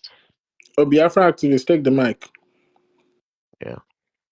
And also Biafrans, if you have questions, you understand, something that is like a cause for concern, you understand, you can throw it in between too. No questions, Chukuma. Just words of appreciation. Okay, all right. Yeah. Okay. No questions. All right, let me be quick. Please, Elias, please, I want to ask if we, as a Biafra government in Nigeria, after gathering evidence of the mayhem of the Nigerian armed forces occupying our land and their injustice against us, if we are eligible to drag the Nigerian state into the International Criminal Court or any other court, please highlight us on that. Thank you. Well, I just want to assure you that I make it very clear in every meeting that I have with U.S. government officials that the Nigerian government sponsors terrorism. I say it openly, and I'm happy to say this because I say this in every meeting. I tell the top Congress people that we meet with that the vice president of Nigeria is the founder of Boko Haram, And the president of Nigeria, Mr. Tinubu, is someone who has a history as of being a drug trafficker. I mean, which is public information, that he has criminal charges from the United States. So I'm very direct with these issues, and we've made U.S. officials that we meet aware of these issues. I do think the Nigerian government has committed war crimes or engaged in other activities against both the Biafran people, but also throughout the country in general. I mean, the human rights abuses of the Nigerian government are atrocious, and I do think they could be liable in an international court or through other means. Now, in terms of taking the Nigerian government to international court, that's something that has to be the decision of the Biafran government.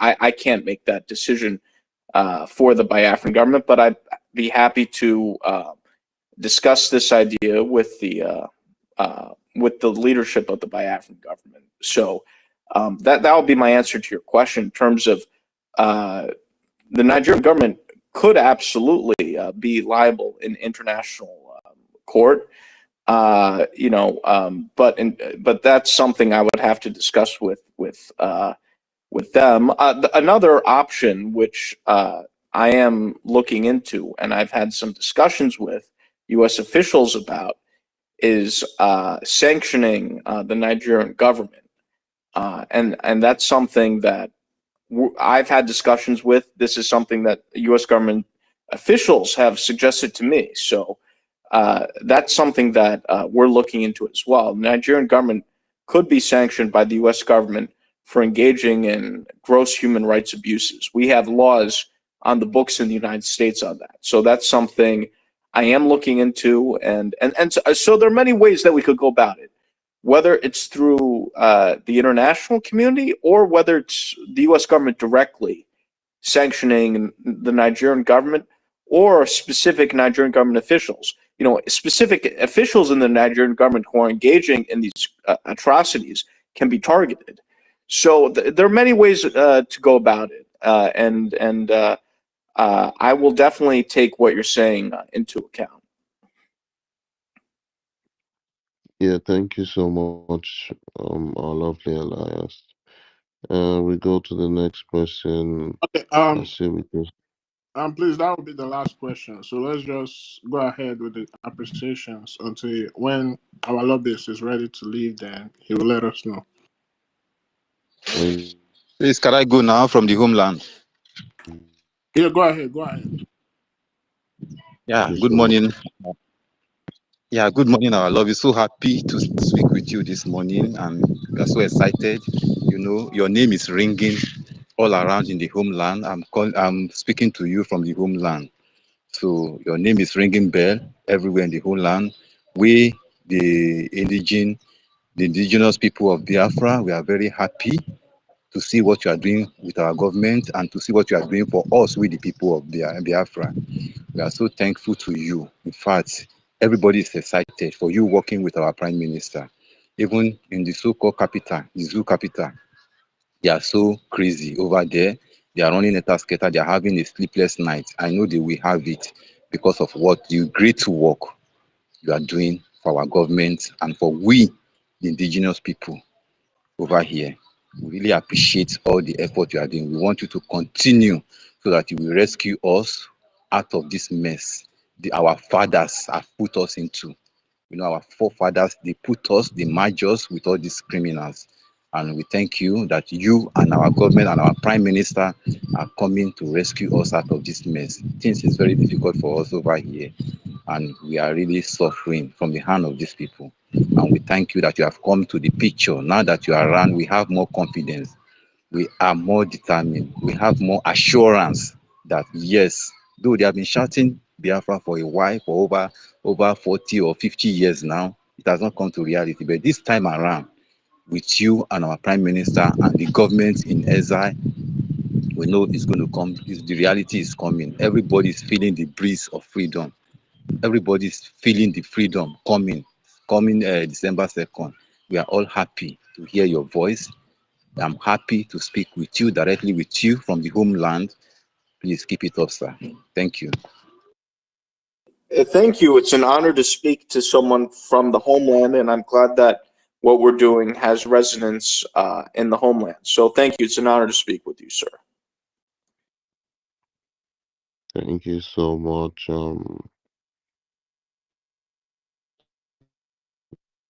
Mimi, Vice Speaker, I see Dabirichi here.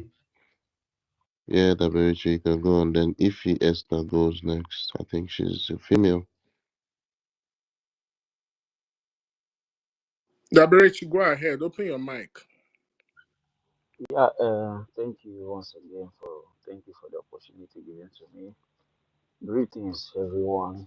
Greetings to our wonderful lobby, Elias. It's a pleasure to be here with you on this space. I just want to thank you for for what you are doing for us, for your for your resilience and for the good work you are doing for us because we have seen all the things. But I just want to remind you, just to say this to you. I want you to, like, as you are doing what you are doing for us, you just have it at the back of your mind that you are also making a history. It's a history you are doing. You want, put your name in the history book. And that's what you are doing right now. You are making a very big history in Africa, especially in Biafra movement, in the Igbo people. So it's encouragement for you to keep doing what you are doing. We know we have you as our lobbies, but it's a very wonderful thing to have someone like you that have ideology of a freedom, that know what freedom means, that know the meaning of freedom. Not all about the money, but have the knowledge like the other who understand what freedom means. Freedom is the number one thing before. When you have freedom, you have life. Without freedom, you don't have life. The life you live is a life of a slave. And we do appreciate you for understanding these things, to understanding the kind of pain we have, the kind of agony and all the things we pass through, we're going through in the hand of the Nigerian government. And having someone like you who is, determined to help us to put a stop to this. I just want to encourage you to keep doing what you are doing, like that you are making a history. This is a history. You are already putting your name in the book of history of Biafra. We all are solidly behind you to push this to the end with our Prime Minister, Mazi Simon Ekpa.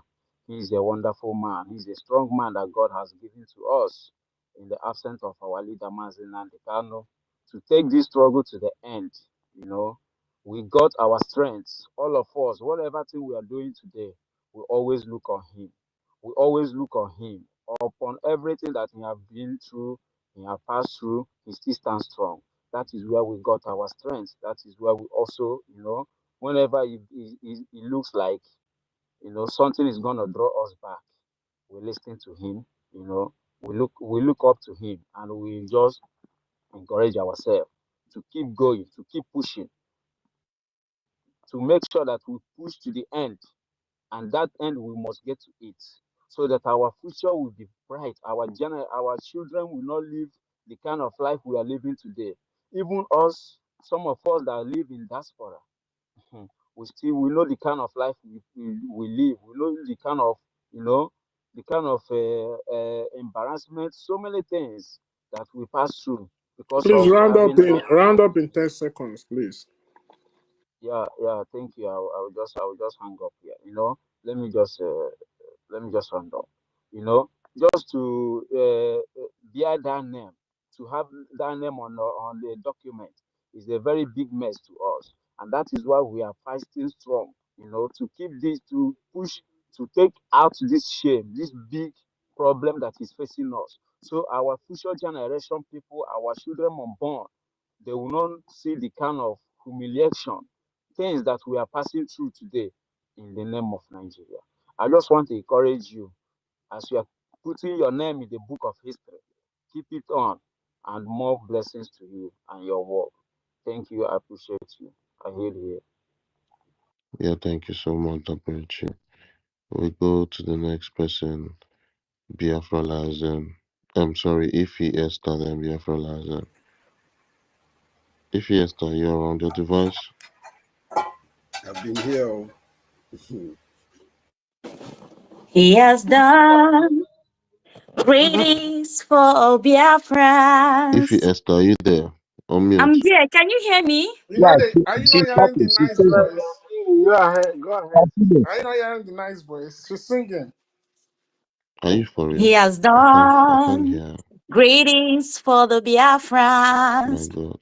He has done greetings for the Biafrans. Greetings for the Biafrans.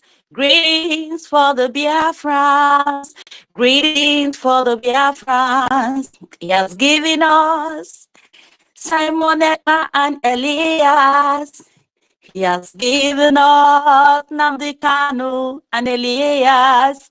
He has done something for the Biafrans. Greetings for the Biafrans. Greetings for the Biafrans. He has done. Oneme, ihe na-adịghị ekwe omume. Oneme, ihe na-adịghị ekwe omume. Onene, ihe na-adịghị ekwe omume. Ihe na-adịghị ekwe omume. Ihe na-adịghị ekwe omume kacha anyị na-eme. Hello, beautiful and handsome Biafrans all over the world. I want to say good morning from here, from Germany here. I say good morning to every one of you. And I want to say to our lobbies, Elias, may God bless you. May Elohim give you all the blessings in this world. May Elohim keep keeping you and protecting you. Thank you for everything that you are doing for us, because we see that you are doing it with your whole heart. You are doing it with everything in you. I thank you. May Elohim bless you and your families. Everywhere you are, everywhere you go, may Elohim always be with you. And our children are right. They are also practicing how to write your surname. Everyone is practicing how to write your name, because everyone is grateful for God to bring you in our midst to help us Biafrans. And I thank God that also make you to come in contact with our Prime Minister, Mas Simon Ekpa. Thank you all. Thank you very much. And we thank God for also our Prime Minister, Mas Simon Ekpa. We thank God for our leader that has sacrificed his life for Biafra cause. I pray that God will always be with him and protect him. I don't have any question. I don't even have anything to say. I just want to say thank you all the media warriors. I say thank you all. Biafra government in exile. I say thank you all. I'm just overwhelmed today and very grateful for everything. Thank you, Elias. Thank you for everything. May God bless you. Thank you. And I yield my. I'm true. Thank you very much. thank you, our sister. Please, with the information, no question, appreciate, no question, please. We will be grateful if you don't ask him question, but appreciate him and say all your thanks is very important. Thank you very much. The next person will be our Biafra lioness and then EP. Thanks. Good morning, CEO. I've been coming and the team has been kicking me off. Go ahead. Oh, we will get to you, my brother. Yeah, after this next speaker, good man will go next. Yeah. Thank you, Mr. Elias. Much appreciated for gracing us with your presence today. We thank you for all the efforts that you've been doing. They are very visible, and we can see all what you've done, even though it's been a very short time that you've been working with our government. There's a comment you made today where you said it's not all about, and you've also posted out on your Twitter wall, Well, it's not all about waving flags. And I believe that was actually referencing to the caliphate-controlled IPOB-DOS political group of miscreants who you were referring that to. And that is the truth. For decades, we have tugged at the heartstrings of humanity, employing them to look at our plight, from the pogroms of the 1940s and 50s to the Biafran genocide, where over 3 million Biafrans were murdered by the Nigerian state, to the marginalizations and targeted killing, Islamization and Fulanization that continues till today. We are only started to fight back seriously. And with your efforts and with your assistance and with your all the actions and words, working with our diplomatic corps and Ministry of Foreign Affairs, with our government as led by our Prime Minister Simon Ekpa, we believe that you will guide us. We're like babies learning how to walk the corridors of power, where world decisions, global geopolitical decisions are being negotiated and discussed. And it is now the time. We've walked in front of the United Nations, we've walked in front of the EU, we've waved flags all around the world, but those things didn't amount to nothing. Only now have we started to sit to get to the point where these decisions can now be decided. The plight of Biafrans can be listened to and negotiated upon. And we believe that as you continue to work with our government, our liberation and restoration of sovereignty is just around the corner. Thank you, Mr. Elias and Airborne. Thank you very much. I land my plane here. Thank you so much, Biafra Zen. And we'll go next to Ife. And I'm going to drop some people that have spoken already. I'll be. I think she's not ready to speak now. You can drop her. I think she's streaming, so that's why she's on that spot. Yeah. Mic to stream it. Yeah. Okay. She doesn't need a mic to stream it. Oh. Okay. Mars Decay, please. Before you add anybody, check their profile, because I don't want those viruses to come here and try to affect our space until when Elias is ready to leave. So please read their profiles before you add anybody. And I don't see why anybody who is not posting our PM should be requesting for the mic here. So exactly, my brother. Just take that to note. Thank you. Yeah. So Ife, are you ready? Yeah, I thought a good man's supposed to go before me. Okay, good man, are you there? Okay, good man, go ahead. Then we'll go to Ife. Good man, Exodus. Yeah, Can you hear me? Yes. Yes, we can hear you. Oh, thank you so very much for this amazing work. It's like you stayed all through the night to this moment. You were here yesterday. I tried coming in, but I could not. Oh, goodness me. You are doing amazing work for the people of IKOM. You are doing great. Thank you so much. I want to appreciate our Prime Minister, Mazi Simon Ekpa, the Odogu, whose eagle eyes have been able to identify this solid Elias Guerra, a solid man. You are very solid. Mr. Elias, we love you so much. You are doing an amazing work for the people of God, IKOM. We are really, really, really happy about the work you're doing. And it is good that you came here today so that we can show you how grateful we are with the work you are doing for us. Keep on keeping on, sir. We love you so much. We love you so much. Words cannot express how much we appreciate what you are doing for us. I believe you me, your name is going to be written in the sands of time. You will be remembered as long as the Biafra nation stands. Your name will be engraved in the sands and the stones of time. We love you. Keep on keeping on. And the great people of Biafra, Simon Ekpa, Chicago greets you. Chicago, Simon Ekpa greets you. She is streaming. She cannot really grab the mic, but she is streaming it on all platforms. So keep on keeping on. We love you. Thank you, all the good people of Biafra that have been doggedly doing the needful to make sure homeland is restored. We love you so much, Elias. We love you so much, and we love you. We cannot love you enough. Thank you. Keep on keeping on the good work you are doing. We are taking records, and on that day, you will have so many hugs. Thank you so much. Keep on keeping on. Bye for now. Yeah, thank you so much, brother. Good man, Exodus. Ife, are you ready? Ife, you're Yeah. next. Yeah, thank you very much. Thank you, Chukwumeze, Dake, Anoinsi. I thank Ohamadike, Mazen Namdekano, the leader of the indigenous people of Biafra. I thank our PM, Mazi Simon Ekpa Njoko, a man who stand and say that he will never see his people shed tears again. Elias, I thank you for being here today.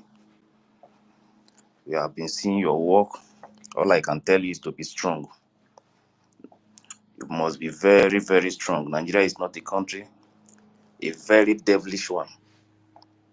Nigeria is a crime scene. They have killed us enough. I thank you for standing with our PM to make sure we are free from this evil British evil company. Because Nigeria is a company as far as I'm concerned. That is why they choose animal more than us. We are living in our own land like a slave. That is exactly what is going on. But I thank you for coming in, standing with the Biafran people. Biafrans will never forget you. I can tell you. Stand strong.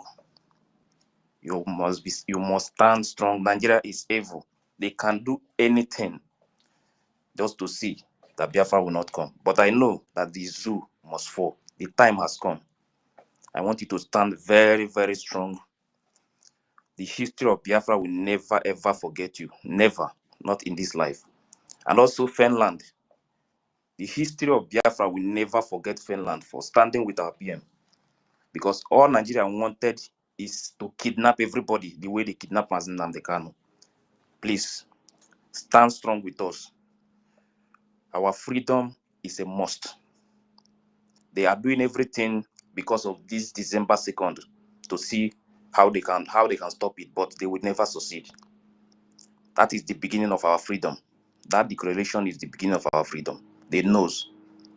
Please stand strong, stand with us, and we too, we are going to stand with you till the end of our freedom. Thank you very much.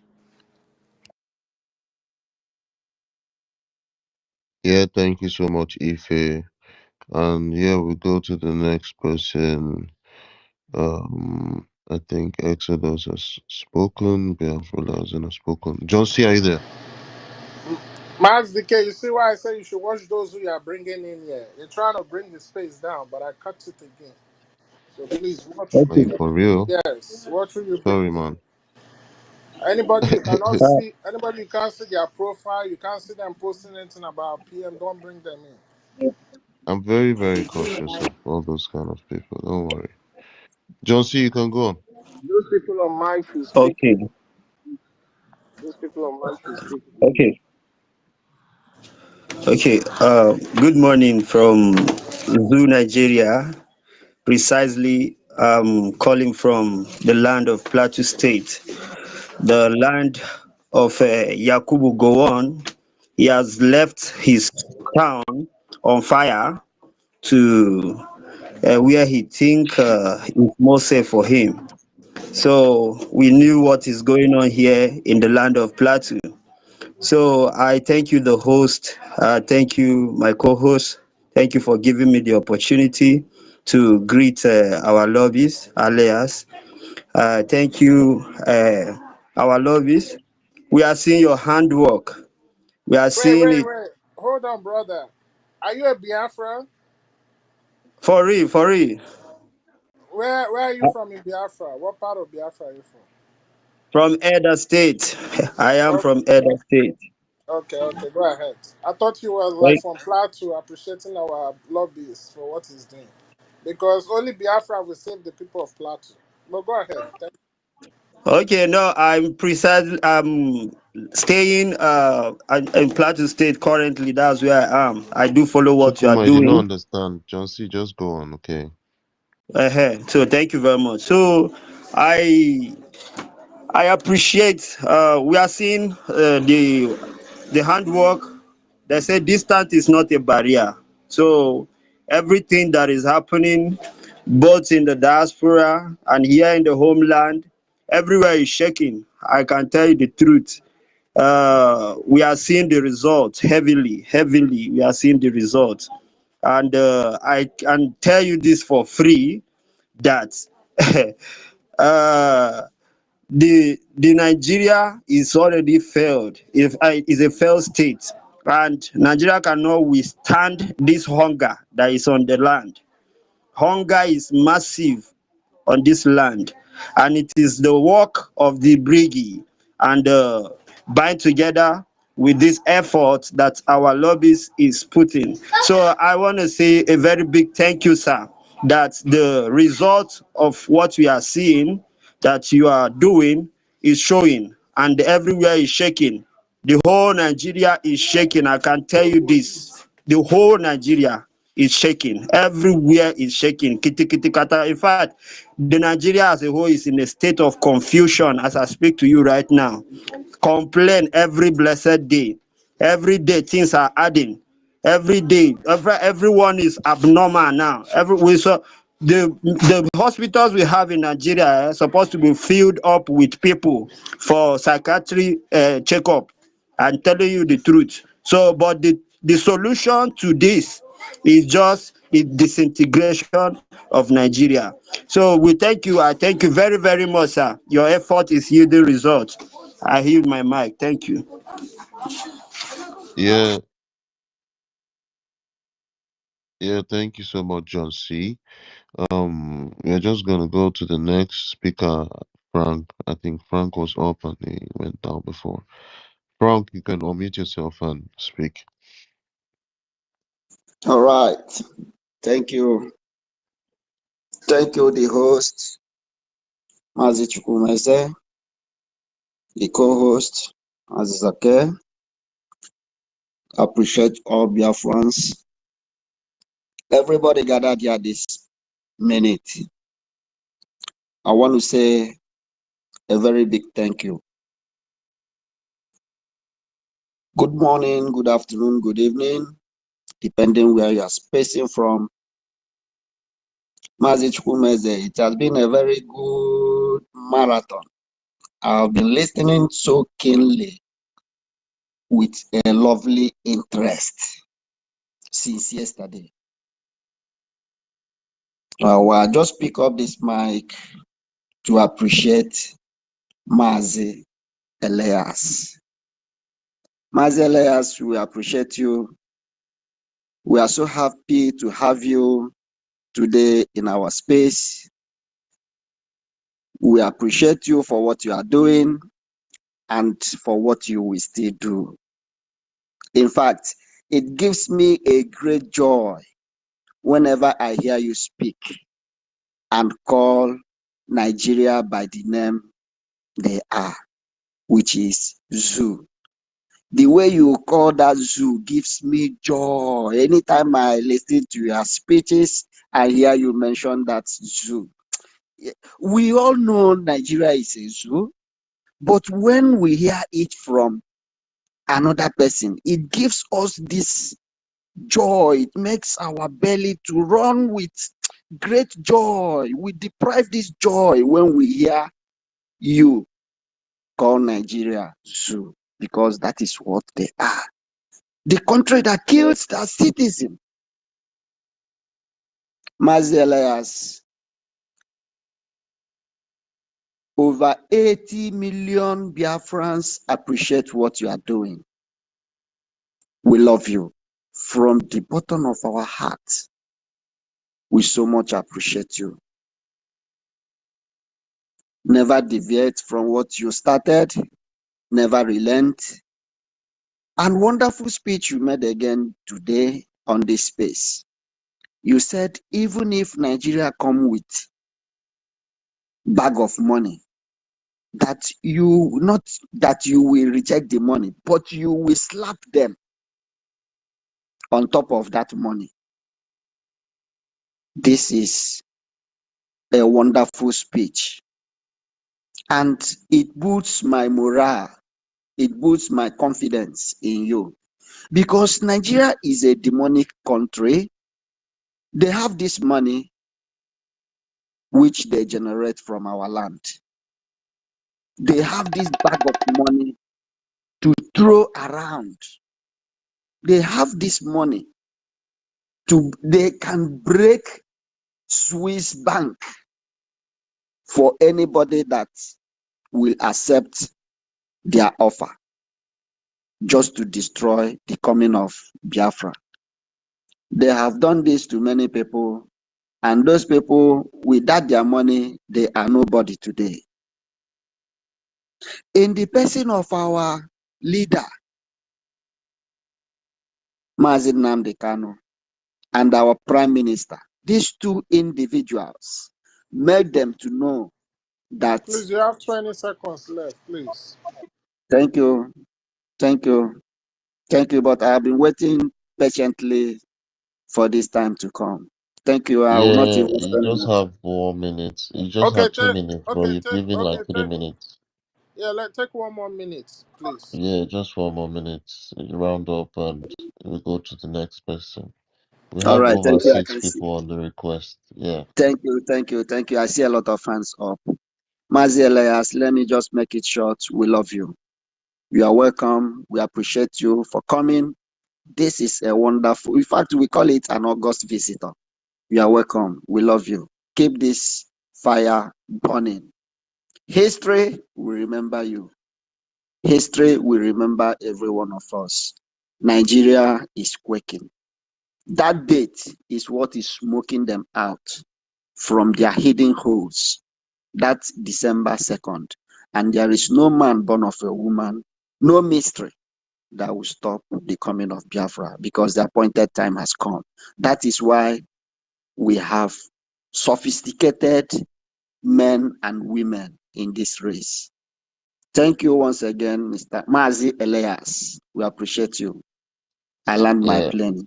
Thank you, Thank you so everyone. much, Miss Thank Mazi you. Frank, for that submission and trying to squeeze it in 1 minute. So we'll just move on to Mazi Awimbomi, our Okene. Have your 2 minutes quickly for the appreciation. Thank you so much, the host, and everyone that has gathered here. I've gathered here today, and I will stand on the existing protocol. I've heard so much about Mazi Elias, one of the great sons of the United States that have taken the responsibility to, stand on behalf of the Biafran people and the Biafran Republic government in exile, and the Prime Minister Simon Ekpa. I know that the job that you have accepted to do on behalf of the people of Biafra, that have passed so much ordeals in the hands of the Zoological Republic of Nigeria, controlled by the Caliphate Northern system of government, is a very big one. You are fighting a very diabolic nation that can come at you with everything, and I know you still have that sense of responsibility and humanity. When you look at what the Biafran people has gone through, let me say from independence to the time that gruesome war of 1967 to 1970 was fought, you witness what happened to my people in Biafra land. Their resources have been squandered. People, the goose that lays the golden egg can no longer sit on the and watch the kids and the chicks. This is what we are going through. Please, this job is a great job for you to do and your group. It requires a lot of money, but do not look at the money. Look at the humanity that you have espoused in all the platforms that you have spoken about the Biafran people. Look at their lives and look at there is a man, a young man during the Biafran war, one of your compatriot or so, that set himself alight for the gruesome killings that was going on in the Biafra land from the Nigerian corrupt system during the war. That guy will never be forgotten in the lips of every Biafran. His history will be embedded in the life of Biafran people and the life of any Biafran person. And that is exactly how you and your group will be regarded in Biafra land, for accepting to take up to fight these demons that have taken over with the resources that they have to buy their way in, to bribe and to destroy the Biafran people. I thank you so much for what you are doing. And at the end of it all, when Biafra comes, we will count you as one of the people in your group that facilitated the coming and the restoration of Biafra, and consequently the release of Mazi Nnamdi Kanu. Thank you for being with us. Thank you for coming to stand with us when all other places, all other people ran away from the Biafran people. Thank you, and may Chukwu Okike Abiama bless you. Yeah, I yield. thank you so much, Mazia Wimpome. Let's just quickly Ma- go to chat. Mazda K, let this guy go. Emerson. Emerson, go ahead. He's been coming in and out. Oh, okay. Emerson. Emerson, over. Okay, good Yeah, take morning. your turn on this quickly. Yeah. Am I coming out? Yeah, Yeah, you're you coming are. out. Okay, good morning. I'm speaking from the homeland. And since morning, I've been going on and forth because of the signal, very bad signals. But I'm here now, thank God.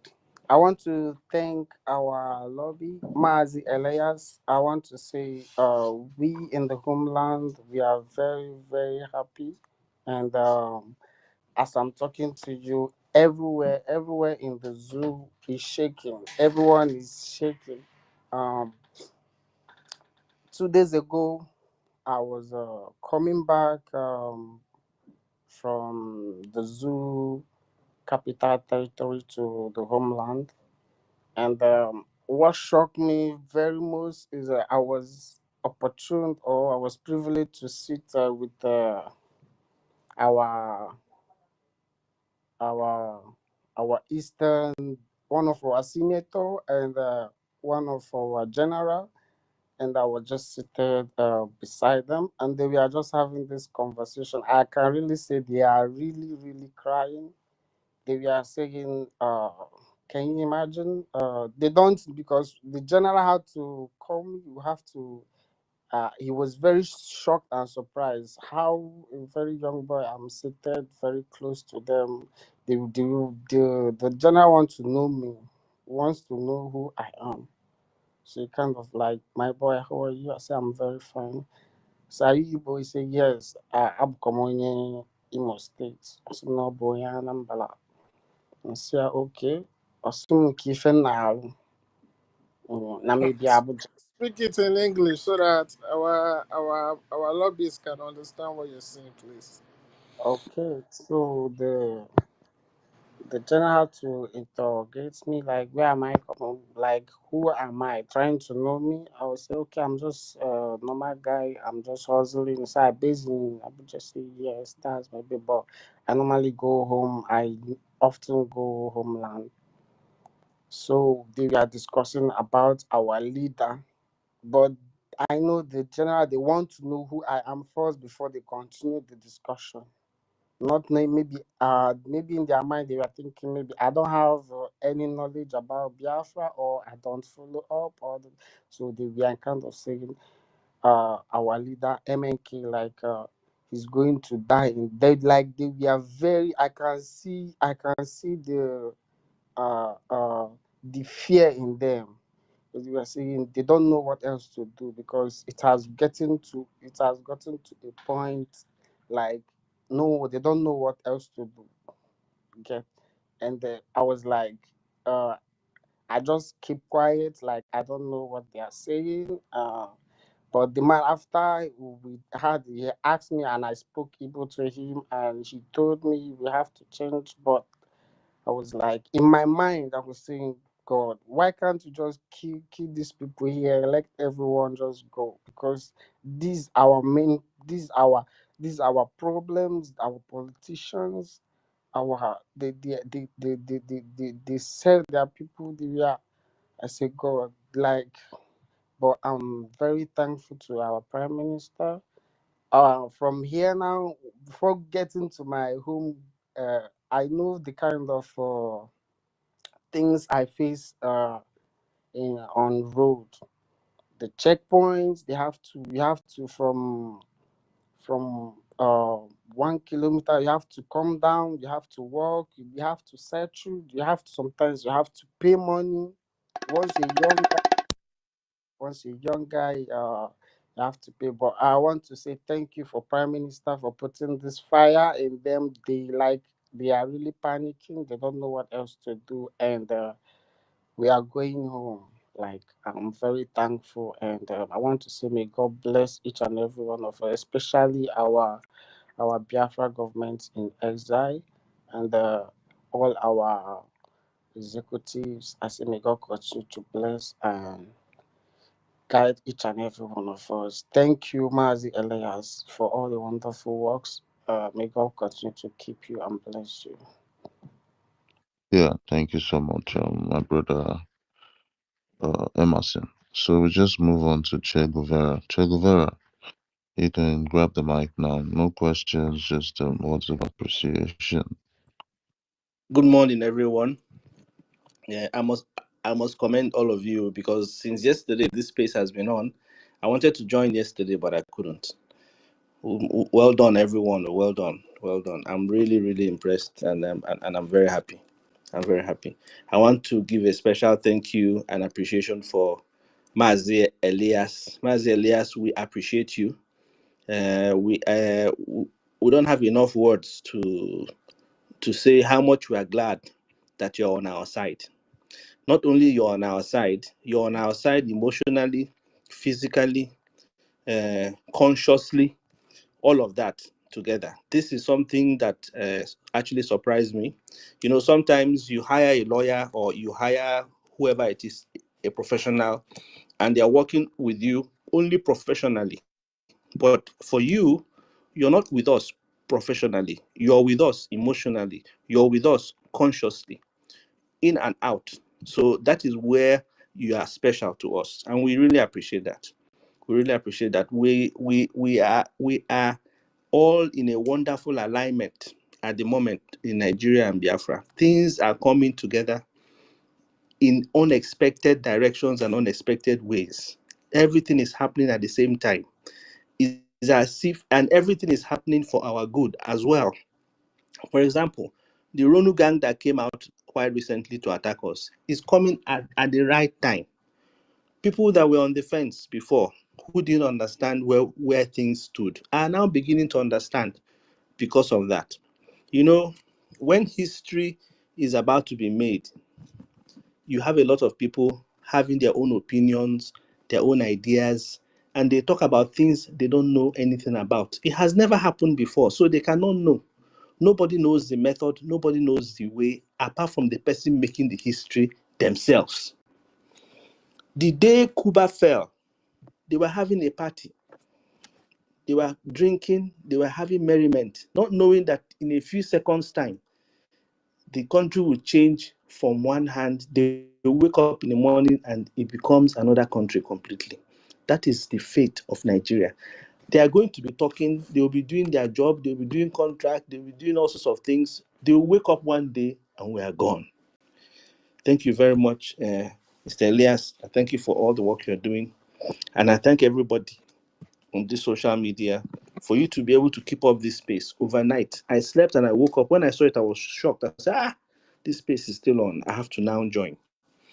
Thank you so much. I'm on the corner listening and I'm just preparing something. You know, if there's need for a longer submission, I'm going to also participate. Thank you so much. I yield my mic now.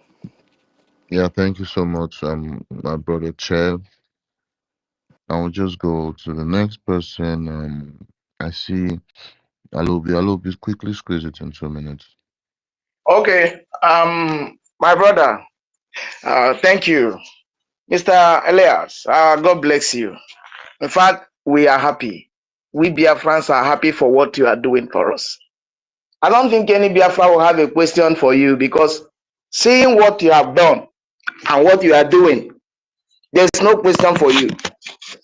In fact, I want to give you a chieftaincy title name. I know, I'm an Igbo speaking Biafra, so we like collecting title. So this morning, I'm going to give you a title.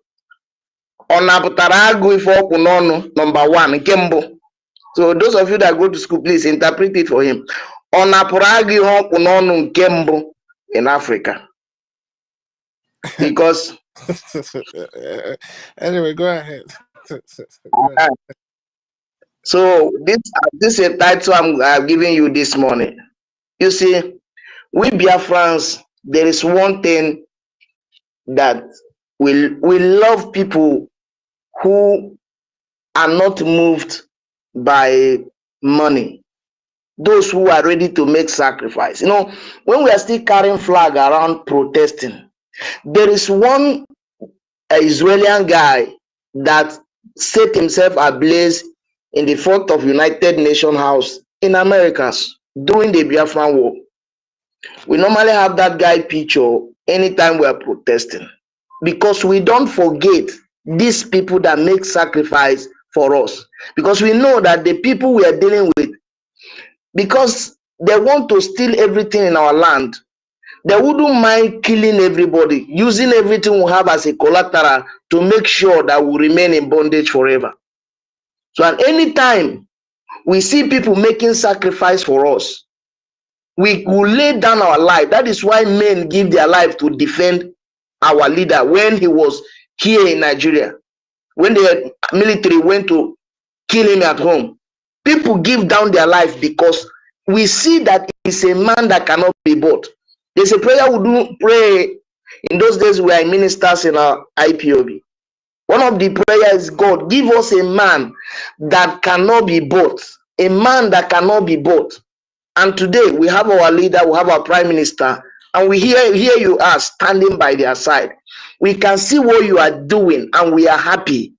We know that the zoo will try, but they will not succeed. And we are happy for what you are doing for us. We are glad. Let me tell you, when Biafra come, in the street of Biafra, you will walk in the street, people will remove their wrapper. In my place, women tie 2 pieces of wrapper. When Jesus was going to Jerusalem, you see people bringing their wrapper, bringing their clothes, dropping it on the floor, and Jesus walked on those things, those clothes, on those flowers and clothes. Jesus walked to the Jerusalem. This is what the kind reception you are going to get in Biafra. I know that money answered all things, but this kind of reception is what you are going to get in Biafra, because we have seen that you bring out yourself to face the zoo, the monster called the zoo. That is why I call you Onaputaragu Ihojinon, number 1, Nkembo, because you have done noble work. Word will not be enough to express our gratitude. But there is one thing I want to assure you: Biafrans will not disappoint you, because we know you are not going to disappoint us.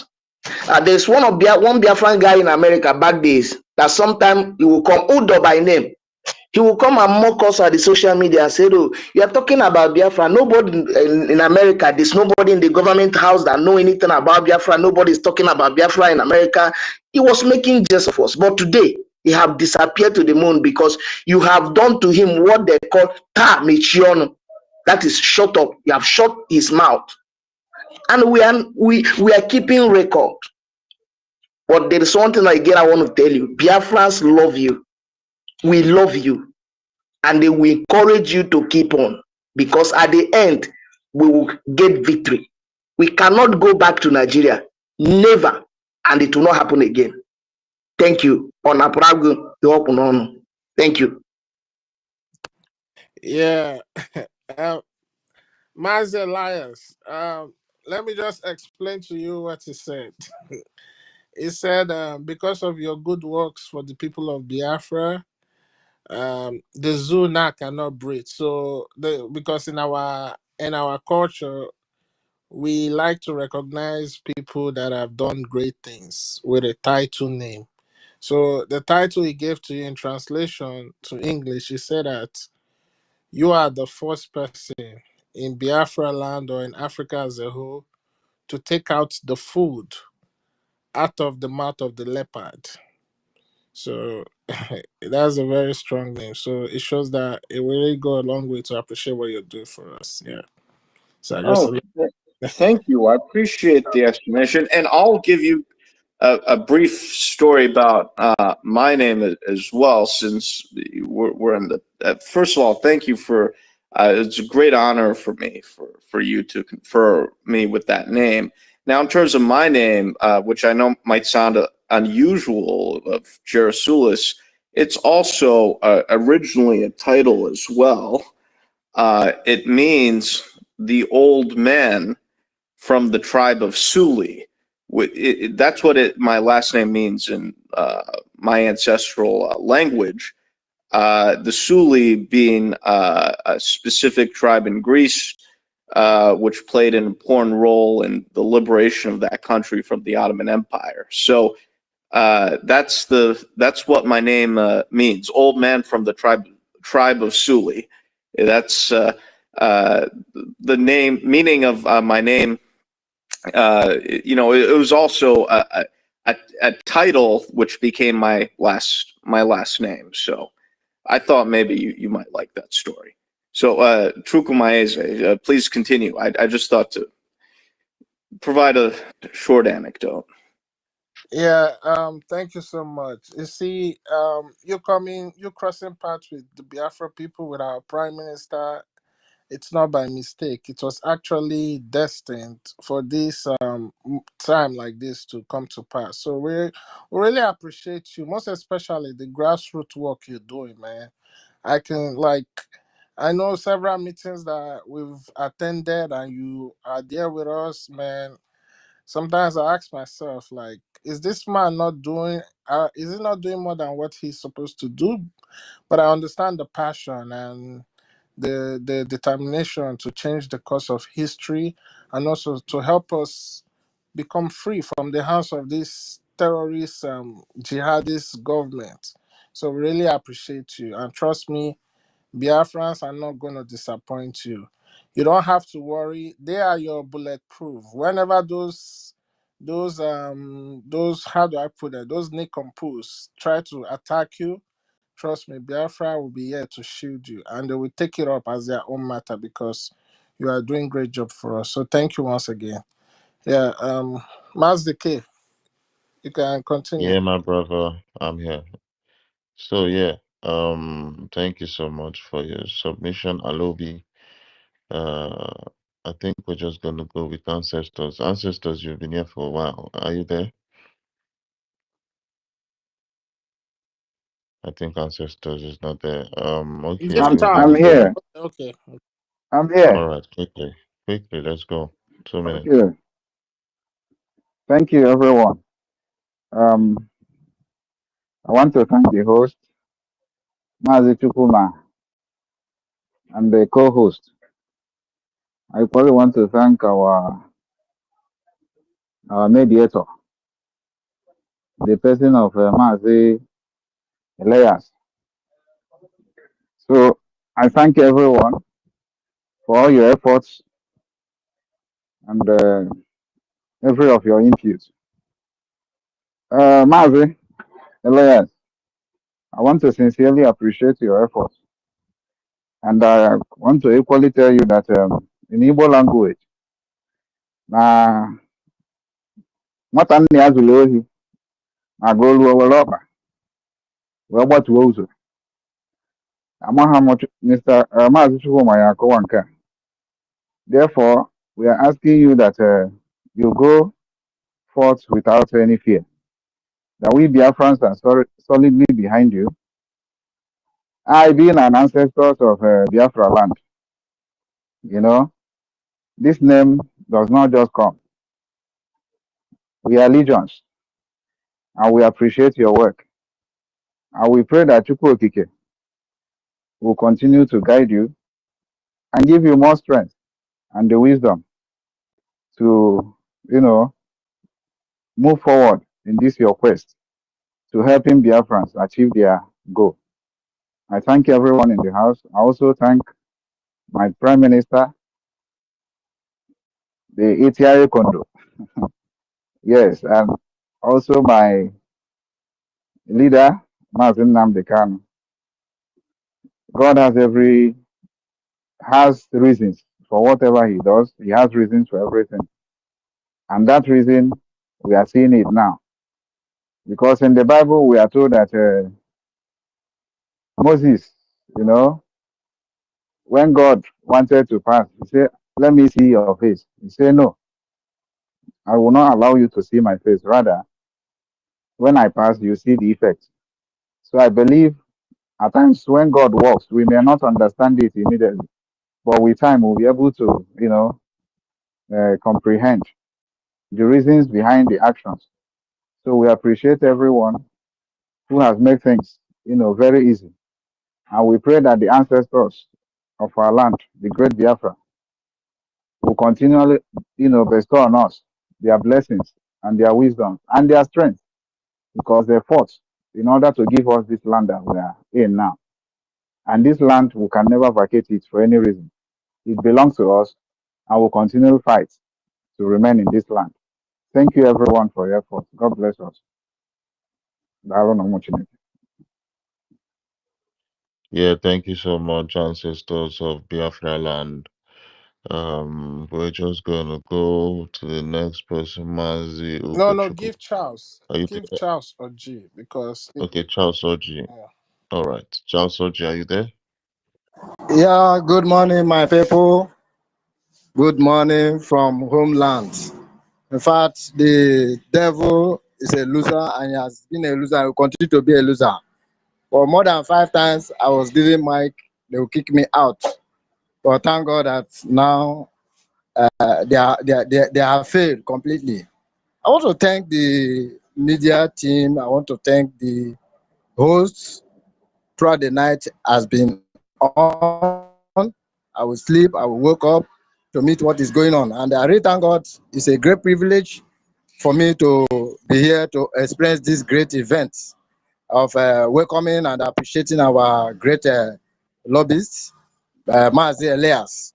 Mazi Elias, you are so much. And one great thing about human being or somebody is when you know that you are on a divine assignment. God has raised you for this purpose. You know, when our leader was broadcasting, he told us how he will ask God, I'm tired of broadcasting and preaching, that I need Biafra. He has to go to Jerusalem to pray to God. And God said, when the time comes, I will give you men. And I want to say that the time has come. That's why you see what is going on. God brought our great Prime Minister, Simon Ekpa. God also brought somebody like you for this program. And I know, and I thank God that you realize that you're on a divine assignment. And any man who understands his purpose in life, that man cannot be bought over. That man cannot, be discouraged, no matter what. I want to join millions of Biafra home and abroad, even the dead. They are happy that you answered this great call. And we want to say thank you. We appreciate you. We appreciate you and your family. It shall be well with you. No evil will harm you, nothing. Anything they plan for you, we go back to them. Million fold. We will Biafrans say, we thank you. We from homeland here, we say thank you. Even those that are not connected here, their spirit is in tune with what is going on.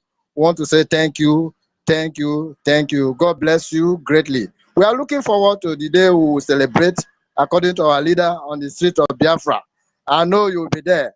And we also thank Almighty God for giving us this great victory. Everywhere is running, helter scatter in the zoo. They don't know what to do. They have run out of plan and ideas because people like you are here for us. Thank you, sir. God bless you, sir. Remain blessed, sir. Yeah, thank you so much, Mazi Charles. We're just gonna go to the next person, Mazi Ugochukwu. Yeah. Greetings, Biafrans. Greetings, Chukwumeze. Greetings, Mazi Dake, Onyisi, our host and co-host. May Elohim continue to bless you. Greetings, our able ministers in the house. Otungwamwanya. You have always been doing wonderfully well. I greet you specially. I greet you. I greet every other ministers who have not seen here now. I greet our Supreme Leader, Mazi Nnamdi Kanu. I greet our great Prime Minister, the one and only strong one-man mopo. I greet you specially. I greet you specially, Mazi Simon. These days, Biafra has won the Zoo Media, our Elias Zoo diplomatically. What are we trying to say here? When Onyendu was screaming, just like my brother who spoke last said, he said he went to Jerusalem, he prayed. Onyendu was screaming, he need men, he need men. And then we were wondering, who are those people around him? Are they not men? Little did we know that Onyendu never saw men in them. All he was seeing were all boys and children. And he kept on struggling single-handedly, keeping things to himself until Elohim directed our Prime Minister. I have never seen a man like Onyendu. I have never seen another man like our Prime Minister. And the third man who has actually come to continue and propel this movement, our greatest lobbyist, Mazi Elias Gerasolis. Greetings to you, my able lobbyist. May Elohim continue to bless you. May Chukwu Okike Abiama guide and protect you. When Biafra comes, we will marry with you. We will celebrate with you. You will be with us. We will form a very strong bond between you and your people and descendants. Biafrans are peace-loving people. But if you see those who go about attacking our Prime Minister, you should know that Onyendu has been seeing hell before our Prime Minister emerged. But Onyendu is a man of less words. He doesn't talk too much. He acts silently. Our Prime Minister does not give love to the evil ones. He tells it to themselves and he deletes them from his folder. That is who he is. And he has risen with a strong team. And whoever that is opportune to work with him, I bet you that person has integrity. That person has personality. May Elohim continue to guide every ministers and everybody with the bridge. Our republic government, our sovereign government, and the people and ministers in it. I see how strong we are standing firm. From everything that is happening, we all know how much we people are putting. Mazi Elias Gerasolis, your time, I know it's precious to you, but you brought it out for us. May Elohim guide you. May Elohim reward you abundantly. I actually came on board to greet you on behalf of those who had always wished to greet you. They sent their thanks and blessings to you. Thank you so much. Thank you, my dear brothers, who have always remained here, who has taken over the social media. You guys are at the top of your games. May Elohim guide you all. I so yield my mic. Thank you. Yeah, thank you so much, Mazi Ugochukwu. Thank you so much for that submission. And Biafra DK, we move on to you. Biafra Diehard, sorry. Are you there? Good morning. Good morning, everyone. First, I want to appreciate my Prime Minister, Mazi Njoku Simon. And I want to say a little thing before I continue to recognize Mazi Elias. You know, if Judas did not betray Jesus, I don't think the manifestation of the work of Jesus Christ would have been known to the world and last forever. So everything, like the other my brother said, is God propelling the freedom of Biafra, the betrayal of Mazi Nnamdi Kanu, and the rest. And since the mantle has fallen on Mazi Simon, our able Prime Minister, he has never disappointed us. I'm very proud to call him my Prime Minister. Very proud. And then to our Mazi Elias, you're highly welcomed. You see, the Biafran people, we are hospitable. Hospitality is one of the top notch of our characters. And we don't forget people that have done good to us. And we don't still forget the people that have done bad. We pay everybody according to their works. What you are doing with our Prime Minister standing by him is something all we are saying here can never really equate. We can never express it by just saying it. We will show you how much we love you when the time comes. You see, more than 3 million Biafrans were slain in the name of war, Biafran Nigerian war, genocide. And their spirits are still hungry and thirsty for justice. And the only way they can relax and rest in peace is when Biafra comes. And anybody that is fighting for the liberation of Biafra, the spirits of the dead and the living are with that person. You see, I want to tell you something. Some of our ancestors chose death instead of being slaves. Then you can imagine the kind of people those people were, and their genes still run in us. We are determined people. When we say we want to do something, we will do it. I appreciate you a lot. It's not going to be easy. I don't think it has started already. What we are seeing right now is a preamble. It's just when you want to play table tennis in my homeland, you say "O's," they hasn't come yet. You will receive a lot of insults. You will receive a lot of something that might get your spirit down. But don't worry. The dead, the spirit of the dead, the Biafrans, you, the people that have lived here and now living the other side, that have seen everything here and seen what is happening the other side, are with you. We that are still here are with you. And coming for the zoo, brother, they are very good in bribing people. Left for me, if they come for you for bribe, if I have to speak, please take the billions of dollars and smile at them.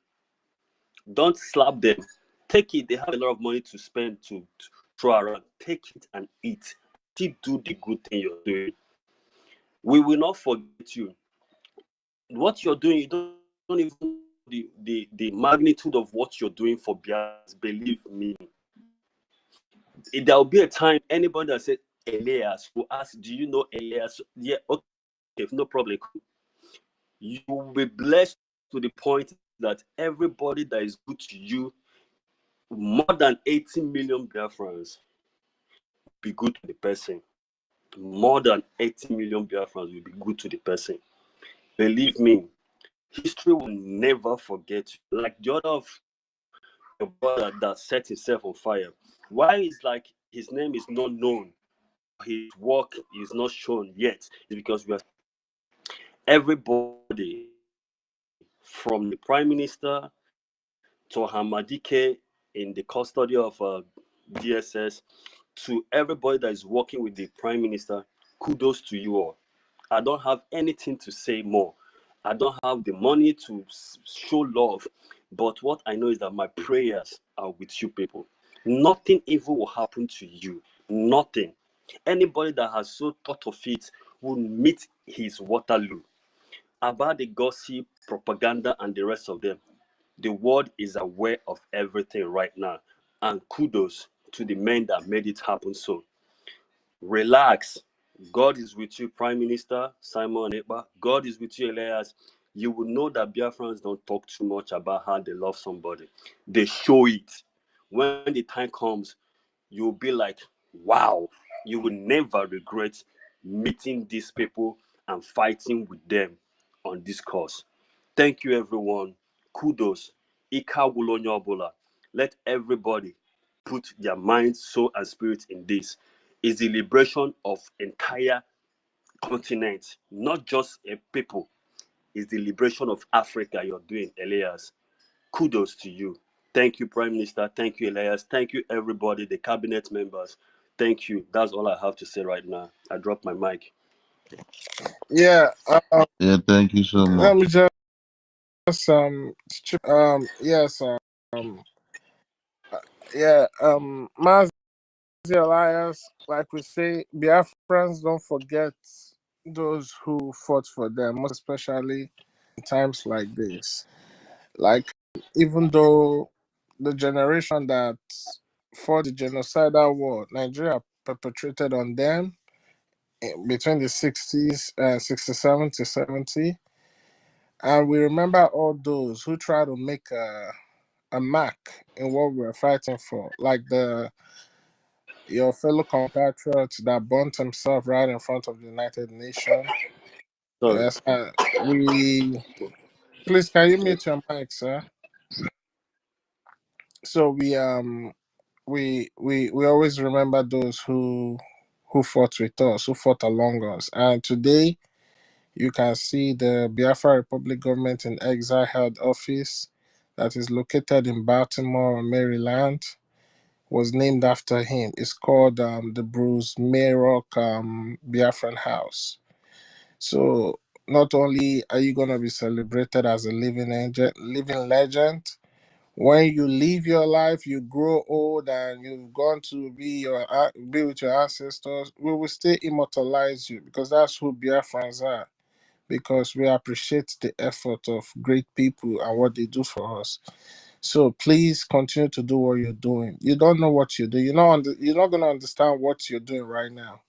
But after the job is done, trust me, you'll be so blessed. A lot of people will come through you just to get to the Biafran government. I can assure you that. The reward ahead is greater than what that which you're seeing now. So forget about the attack. We are here with you. We will fight with you. We will shield you. And so we will do everything to make sure that you don't feel like a lone wolf walking in the wilderness. We are here with you. So just continue. Just know that you have a lot of people standing behind you. And that's why you can see our prime minister is doing what he's doing today. Because he knows that those who he's fighting for we can never abandon him. And that's why he continued to fight. That is this positive reinforcement. That's the fuel that gas him up to do what he's doing for his people. And we don't care where you're from, we don't care your race, we don't care whatever it is.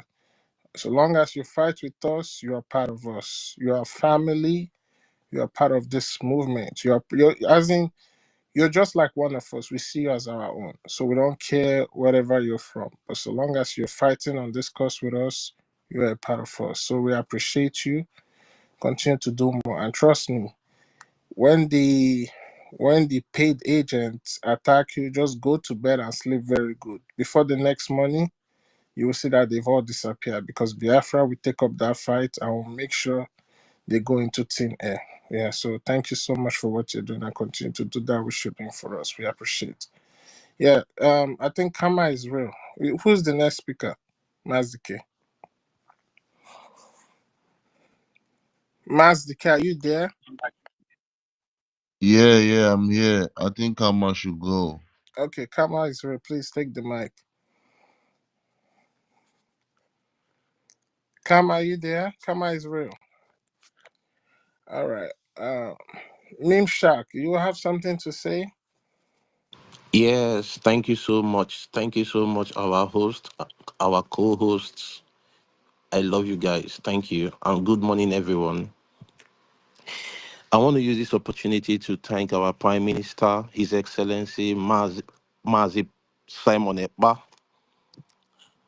I love you so much with all of my heart. And I want to thank Mazi Elias for all you have done and for all you keep doing.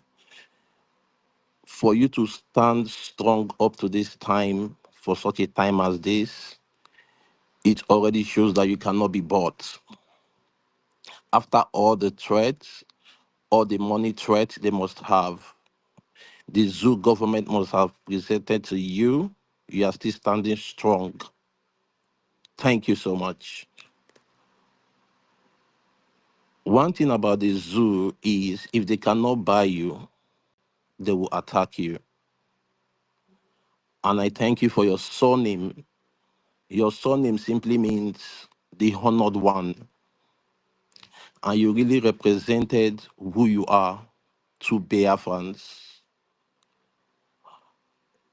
And one assurance I'm giving myself to everybody listening to me is your name will not just be written in Biafra land, your name will be written with gold. And trust me, we will build a kingdom for you with gold.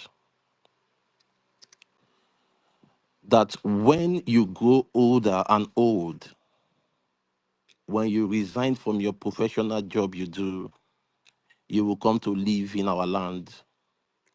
Because a man always dwell in the place that he's honored.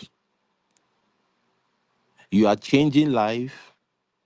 You are impacting our generation. Our children are born here and there and center. You are the reason why we are happy, representing us in the United States. You are fulfilling your purpose, and God has made you for such a time as this.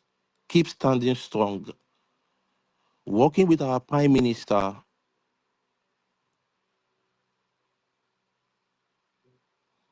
and standing with him for such a time as this give us reason for us to be happy, because our Prime Minister is someone that stands by his word. And when someone is not standing strong with him, he cuts the person off. He's not an emotional person.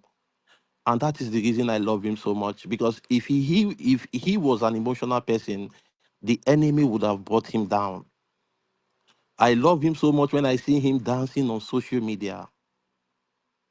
In all of these things, he will just be dancing. And I'll be like, oh my God, this is my Prime Minister. You know, the Bible says that we will tread against Satan and Scorpion, and none of them will hurt us. That is the full meaning of that is the full meaning of what our Prime Minister is displaying. In all of these things, you will never see him come and shout, cry, no. But rather, he will dance in front of his enemy because he knows who he is.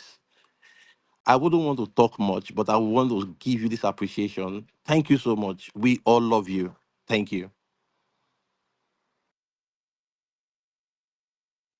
Yeah, thank you so much, our lovely brother Mishak. I think I don't know if I pronounced it Yeah, well, but please, there's a one Nigerian paid agent called Abi. He's just been saying gibberish about our lobbyists. So Biafrans, you guys should go and make a disgrace out of him, because I don't understand why he keep posting the nonsense he's posting. This is how they go around acting like parasites everywhere. we'll handle him. We'll handle him. Because their paymaster increased their salary a little bit for them to double up their work. So they think we are volunteers, so we don't get paid. So we're here to do the job and even do it. On the last space, I told that person, I say, we were here before you came, and we'll be here when you will leave. So you can continue to enjoy your paycheck for now. After December 2nd, everything will be cut off. Then I will see who will come and do the propaganda. As for Elias, to us, he's a Biafran because he's fighting for us. So you dare not attack him. So when we are done with this space, let's go and make a mess out of that Abbey governor that is saying rubbish about our lobbyists. Yeah, thank you. Yeah, thank you so much, my host. Yeah, I see Simon Ekpa Prince there. Simon Ekpa Prince, are you there? Yeah, I'm here.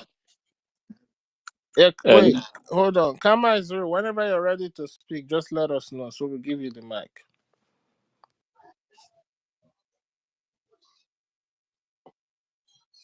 can I go on?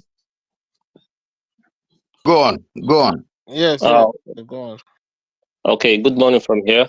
I greet you, Chukwumeze, Mazda K, Onyishisi, and I greet you, Mr. Elias, our lobbyist.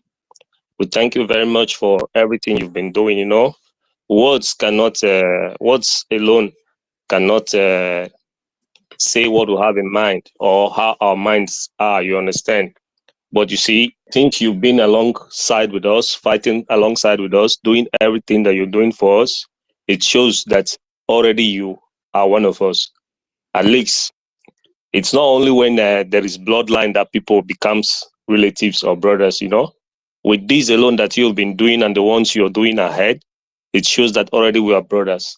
And I want you to know this, that already you've made a home for yourself in the land of United States of Biafra. Anywhere you go in the United States of Biafra, when that nation is redeclared, you'll be welcomed. You know, like our brothers, everyone has spoken very well. And what they told you is the truth, is the reality, is how we behave. We welcome people. We are homely. We love people. We love people that are truthful, people that are real human beings. We hate those that play pranks, you know. We hate backbiters. So with you standing tall with our prime minister, standing tall with our government, our Biafran government in exile, and our de facto in the homeland, brother, it shows that you're one of us, and you are our brother, Mazi Elias. So anywhere in the United States of Biafra is your home, and anywhere you choose that you want to stay or get a relaxed home, you know, a home of relaxation, you are welcome, my brother. You're one of us. And your name is not only going to be written in gold. We'll name many things alongside with your name and your colleagues, those that are working with you. I say kudos to what you are doing. And our Chukwokike will continue to protect you and your family. No evil before you. Forget about those that are making mouths or that are backbiting through the social media or giving threats. They cannot harm you, my brother. Once you've identified with Biafrans, it means that you have identified with the children of Chukwokike, God Almighty. We call him Chukwokike Abiyama, Elohim, the Ancient of Days. You've identified with him. I know you are a true Christian. It shows in you and it shows in your character. And you see that God has confirmed it because you are in the right place. And everything that you are doing will give you thanks. We will honor you. We'll keep honoring you and keep honoring your family members. Your generation will be honored in Biafra land. So keep whatever good thing you're doing for us, and we will fight alongside with you. Anybody that is an enemy to you already from now onwards is an enemy to the United States of Biafra. Every Biafran will stand beside you. Your war will be our war. Your happiness will be our happiness. So my brother, do not be shaken. You're on the right place. That man, our PM that you are working with, is a just man. He is the good guy. You know, he's a man that his yes is yes and his no is no. He's just equivalent. We call him the spiritual son of our supreme leader, Mazin Nnamdi Kanu, who is being adopted, being kidnapped by the zoo terrorist government. So we call him the spiritual son because he's actually like the man that has never been, they cannot buy him. He doesn't want to sell out. He made a promise to Biafrans that he will not sell us out, that he will not never disappoint us. And he has stand tall on his words. That is the man that the United States of Biafrans are following. And as we are following them, Mazi Elias, we are also following you. Anybody that wants to strike you, we will strike them down. That is our promise. We say kudos to what you are doing. We love you, Mazi Elias, and you are a family member now. I yield my mic for now. Thank you, everyone. Issa, are you there? Yeah, John Repository, go ahead. I'm Oh, just trying thank to you. check the mic of the I will co-host. stand. Is he there? I will stand on existing protocol. Chukuma, thank you very much, Master K. Let me quickly say this. Elias, I have heard a lot of things good things said about you, but there is something they have never told you. And I want you to listen to me with open mind and do not forget what I'm about telling you now. You see that man called Simon Ekpa that you are working with. You may not know. That man is possessed with over 2,000 gods. I repeat, he is possessed with over 2,000 gods as I speak with you now. That same man you are working with has the spirit of over 3 million people who died as a result of genocide, all in him, that one man. That same Simon Ekpa that you are working with has the connection of our leader who is in the SS dungeon and his heart. They are interconnected. They are inextricably interlocked together. That is that man. But be that as it may, let me quickly tell you how we appreciate you. In Biafra land, there is what we call ezigbo ọgọ ka a na-ebupụtara efere etiri n'ala Igbo. What it means is that a good in-law, anytime a good in-law visits, there is this particular plate that is in every home in Biafra land. Sometimes it doesn't come out in 3 decades, 4 decades, 5 decades. For example, in my own house, there is a plate. I was born, I met that plate. It's always different from where other plates are. Sometimes you find it under the box of our mothers. They are sacred. It doesn't come out anyhow. The first food you will eat is not going to be given to you with ordinary plates in Biafra land. It is going to be given to you in that sacred plate that is being reserved. It doesn't come out, like I said, it comes out once in every 50 years, 30 years, 20 years, as the case may be. You are not going to eat. The first food you're going to eat in Biafra land is not going to be served to you with ordinary plate. It is going to be that sacred plate. That is the first food. That is the plate you will use in eating the first food. That just goes to tell you how much we appreciate you. And we have taken you like our own. Not just you. I'm talking about 20 generations from now. It is endless. Anywhere in the world, no matter the person, I don't want to call names, no matter the country that wants to pick a fight with you, has automatically picked a fight with over 80 million Biafrans. That I'm assuring you. They said that dogs are the most loyal creature in the world, but I tend to disagree with that. Biafrans are the most loyal. When they stand with you, they do not go back. So, Mr. Mazi Elias, from the bottom of over 80 million people, we say thank you. We can never abandon you. Not now, not tomorrow, not forever. Thank you. Thank you and thank you. I yield for now. Yeah, thank you so much, John Repository. I don't know if everyone has spoken. Samonekpa, Prince, have you spoken? Chukwuma, I see your back channel message. Let me know Look if at anyone Kama is real. Kama is real. Kama Have you is real. spoken? Mazdaki, I don't know who this Ekene Wise. I don't know. Don't give him the mic. Okay, he's actually a one Nigerianist, right? Yes, don't give him the mic. I kicked him out before. I don't want nobody to come and disrupt this space. All right, no problem. Remove him. I'm removing him. Yeah, it's no problem. So yeah, I see Kama Israel has gone off. I think everyone has had his or her own time of appreciating Yeah. our dear lobbyist. I don't know if he still has time to stay with us. he has one or two things to say concerning what everyone said. I just want to thank everyone again. I'm deeply touched by everyone's comments. This has been a tremendous honor for me. So I just want to thank everyone who has spoken for their very kind and heartfelt remarks. It is truly an honor, and I reciprocate those comments in kind. So thank you so much. I really appreciate it.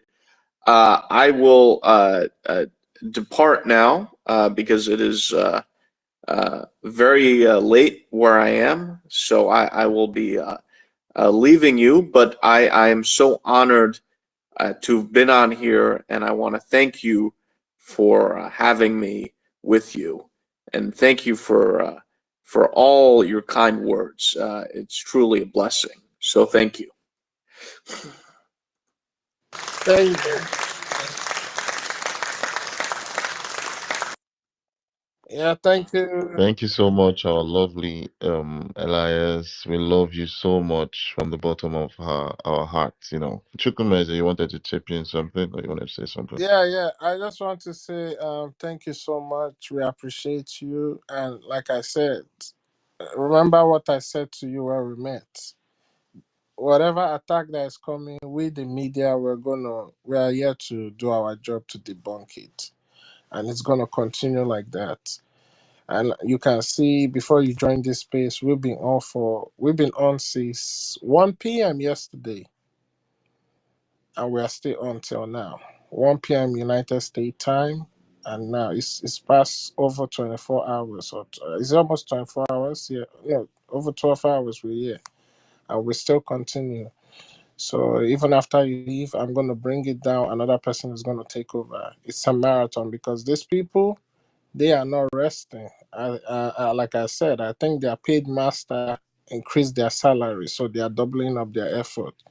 But like I say, you have nothing to worry. We will continue to do our best. We'll continue to make sure that you get all the media publicity and all the protection you have. Nobody is going to attack you and go to bed sleeping good that night. So we're here to debunk all the lies. Now they can see that you are not a clone. You're a real human being. You came here, you talk to us, you interact with us. It's not even artificial intelligence. It's the real Elias. So we're glad to have you here. Thank you so much. And you're always welcome here anytime, any day. Thank you. We really appreciate it. Thank you. All right. Thank you, my friend. Thank you.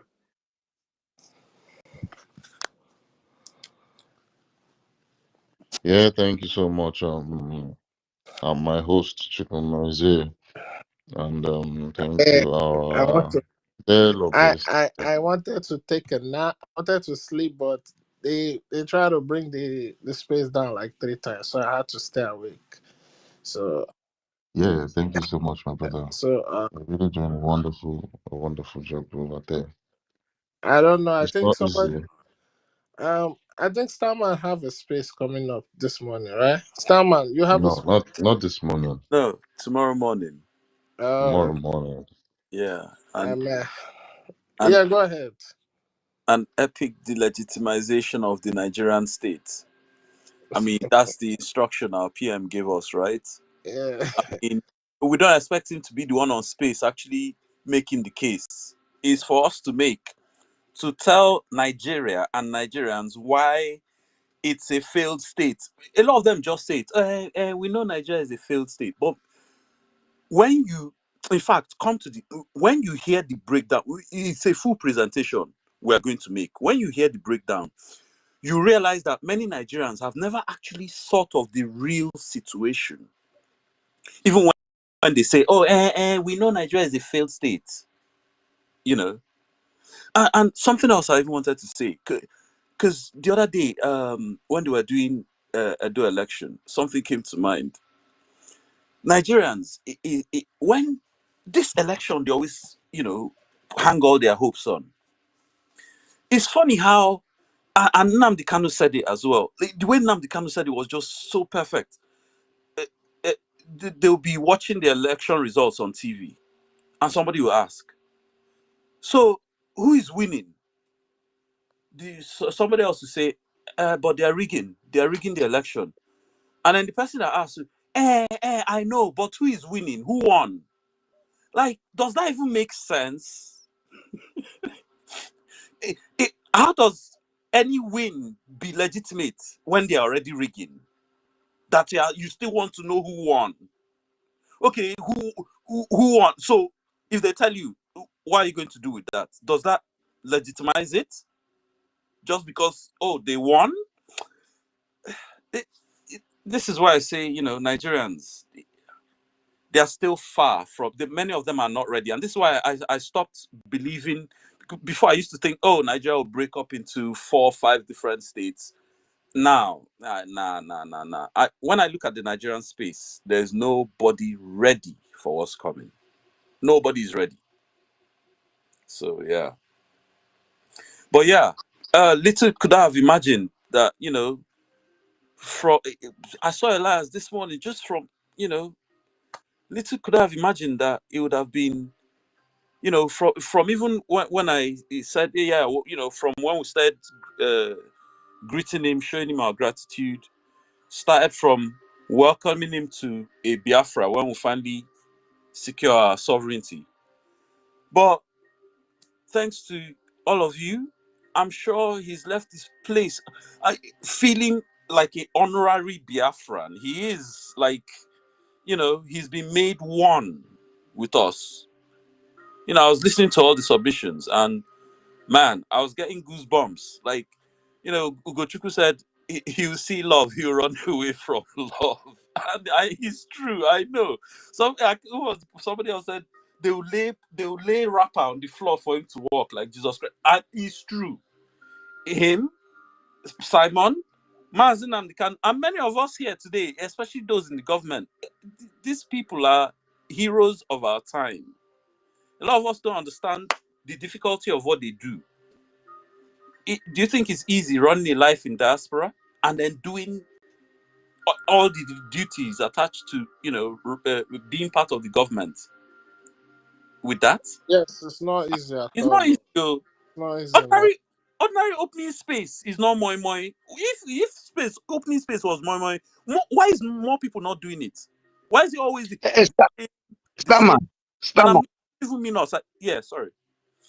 You see, not only them, doing well, they are all being sincere. The sincerity is just that baffles many of them, because unlike other previous DOS and other previous people who has come into this struggle, this very generation has shown them what we call sincerity, men of integrity. I'm Thank you. telling you. And thank you. Integrity.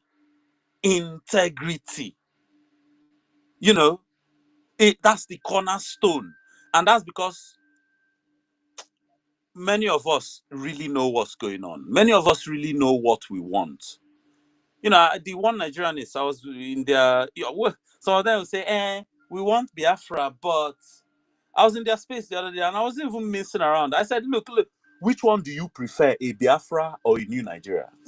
Some of them, they said new Nigeria.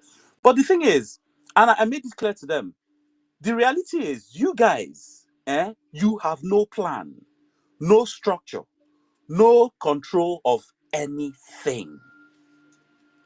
And then, on top of that, you still want to keep working within the same old failed system with no plan. Your plan is, oh, let's harass the governors to do better, like as if that has ever worked. And then, oh, let's get our own people into government positions. What was ABGA? Look at ABGA today. What was ABGA created for? These people think they're the first people coming up with these ideas. Imandi Gen Z that think somehow they are special and that they create is special above everybody else. That only them know the way. Gen Z,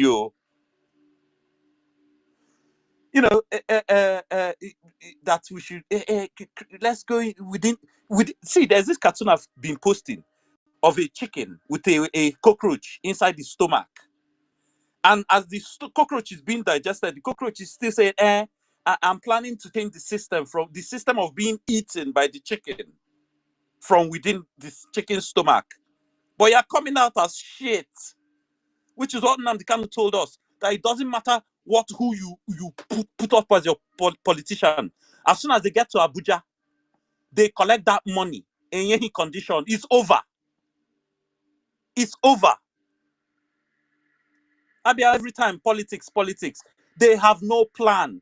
The structure self, the Labour Party is not as We're talking rotten. about regional government now, all of them. He lose here, but I got another place. He lose all the time, not taking any accountability for anything. The Labour Party is not as corrupt as a termite infested wooden pillar. As rotten. Look at the people that cashed out. No structure. And I've been telling them these things since Clubhouse. No structure. No plan, no control. They were shouting, we'll defend ballot box with our blood. We'll defend the they will just use comma and one mago. Put their own person inside there. Ignore your beavers, ignore your INEC, all the nonsense. Nigeria, the internet, election. To tell you how so much of a fake country that zoo is. Do you know that they don't even discuss anything about how to improve the life of the people or move their lives forward? Nothing. The only headlines is how Davido is fighting Whiskey. That's why I tell you, all these paid agents, they cannot sustain it with us. They tire of talking about defending one Nigeria. They start opening Whiskey versus Davido. I just they laugh. I say, Oh, big brother. what? What? How did these people get to this stage? How did they get to that stage? Is it that they discuss Bobrisky and Very Dark Man, or they discuss Big Brother, or they discuss how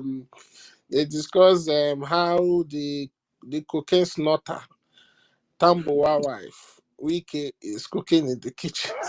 they discuss about, they don't have anything tangible to talk about how to improve the lives of the people. And you have one idiot that came here yesterday. He says his name is Fonja. When they fall on our hand, that one, you ask him, is there terrorists in Nigeria? He said no. He said they are not terrorists. The way you should call them is bandits. So ask him, what is the definition of bandit and terrorist? He tell you that these are people just stealing and taking people's properties and all that. Then somebody asked him, are they not killing human beings? He said yes. So what is that? He says banditry. So you see, you cannot defend Nigeria and come up looking smart. When you defend Nigeria, you look like a fool. You look at Abe governor, he's there talking about they bury Ojukwu with Nigeria. Ojukwu, that before they lay his corpse in the ground, one of his wishes was to put the flag of Biafra in his coffin. This one is not even a hidden story. Mazinam the Kanu mentioned it on his live broadcast. Right. Like, you see stupid idiots, Afonja, coming. Nah, when we leave, let Fulani turn them over and bend them well and give them basbos from their back, so that they will in their life next time they will never make that same mistake, because these people are just decomposed. And you have another one, because of her godfather is happy this period. So she's romancing the godfather well. He's giving her a lot of money to buy Gucci shoe, and she's using your money and be going to a restaurant and be posting glass of wine. These are the freedom. These are the Nigerian defenders. Eh? Chop by chop, Nigerian defenders. Zoo is gone. So anybody that is anchoring their hope on that kind of country, I don't know. Look at, I am happy keeping this space 24 hours. I didn't get paid anything, but the joy that we can keep it on, because these people have been keeping on space to the extent that that girl slept off in her own space. She slept off, and the space was still running. So I say, no, myself, I will try and keep our own space on. And lo and behold, Chukwokike blessed us. Just as we were about to leave, Elias came in and the whole energy rose up again. So, Biafra, you see that one, they tell you your reward is in heaven. No. Biafra, your reward is here on earth. Biafra, when you work for Biafra, you reap the reward here. So let's continue to do what we are doing. As I thank you all for joining once again. All the ministers that has come in here, some that has left us and go and come back, like Mazi Honorable Otunwamwanya. Yes, you have gone and came back. All of you keep going and coming back. So, me, sir, if I want to go under the water, I'm going under the water. I'll be back. So, Mas DK, I don't need see. Honorable Nakao, my son, please take I over. know, Eba. Don't worry. We fuga. Anyway, what I'm saying is that they don't gather again in the other space. So, they don't normally have topic. They don't have topic. They're discussing one and something now. Small time now, they will discuss. The thing will just stylishly enter. Somebody will start here. Something Biafra. The topic will quietly, corner. They don't normally have anything to discuss. Harry is there, all those they are gang up. They will now talk. The thing will quietly enter Simon Eba, and then they'll start again. Another propaganda now they are pushing is they say the Irobos, the Sokos, the Shakiri, the Afrima, the Esha, all our brothers in Igodo. They said that they are not our brothers. So Benin people say that there is their brother. They said that the Edoit people, they have been living together for so long. Yes, and they said they are married each other. Say they are brothers. When I know Kwano. So I bet where could they debunk these people? I don't understand, man. I don't understand, oh, my brother. I don't understand. My God. Uh, whenever they left, Hey. they cannot go. So anyway, And co-host, another take over, crazy one is please. some of our Igbo brothers just to have some sort of argument. Their own is, the only Biafra they want is an Igbo nation, an Igbo Biafra. And I'm like, man, these people don't even have sense. The first Biafra wasn't an Igbo only affair. So why must the second one be an only Igbo affair? They don't even understand the concept of a civilization. They don't, these are people that have grown up just believing, oh, we're a tribe, which is a utter disrespect to yourselves as a people, that you're 80 million people, a mere tribe. They don't understand that the civilization, that thing Nnamdi Kanu said, that if your culture practices that time, that two-piece wrapper, those 4 market days, and we all know about things like the languages, even the language families, and even the genetics. Now we know who we are. So all this, when did Igbo hate start? The whole Igbo hate nonsense, when did it, was it not did it exist before Britain came? I asked them this one the other, did it exist before Britain came? Who implanted the whole thing? Now used it as a weapon against us. The same thing. The people like Abe Governor will be throwing in his face. Oh, Southern Cameroon left. Is it not us and them joining now? Have we not squashed that stupid beef? Our eyes have cleared. We've seen that it was a colonial monsters. Are we not in full alliance now? See, 100% alliance. see, the future of Biafra, is in a new union. You see that thing they're doing in the Sahel? That's AES, Mali, Burkina Faso, Niger. Our own, to start with Biafra and Bazonia, and we're that looking east. I know, yes, because of all the historical link to West Africa, but Ndi Ronu, until they clear their own head, had they been ready? had it been ready. But we even have a lot of brothers in the East. There's the Bioko Islands, there's in Gabon, there's so many. There are some of our brothers in West Africa as well. Even Ivory Coast, there's a huge population there. Yeah, Starman, Yeah. I agree with you. Now our union, Ronus, before they will enter, they have to go through the psychiatric ward. They will take their medication. They will finish it well. They will not come back for re-evaluation before we not consider whether we're going to admit them into our union. Because Keep everything. it's better. Yeah, no, it's true. Because we have our brothers in Congo. Look at this basketballer. This basketballer that died, Dikemba Mutombo. I'm looking at that name, Dikemba. That's Igbo name now. That's Igbo name. That's not Igbo name. We have our brothers in Afara region in Ethiopia. We have our brothers in Guinea. We even have our brothers them in Gabon self. So we will need Benin Republic, yeah. Benin, yeah. so those all our brothers that want freedom.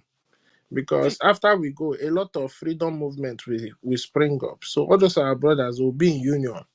Because we don't have to, because Ronus is one border away from us. No, they don't have to. After all, America and Mexico, are they not neighbors? Do they have alliance with them? But instead they have alliance with NATO all the way in Europe. So we don't need them. As a matter of fact, let them suffer. You understand? Because those people that feed us shit, they will use that same hand that they use in feeding us shit to eat that same shit. Because those people, they think, and Yoruba, Yoruba is not even an ethnic nation. Every territory they got, they were conquering people. If Nigeria was a level playing field, a lot of them will tell you they are not Yorubas. They are not Yoruba.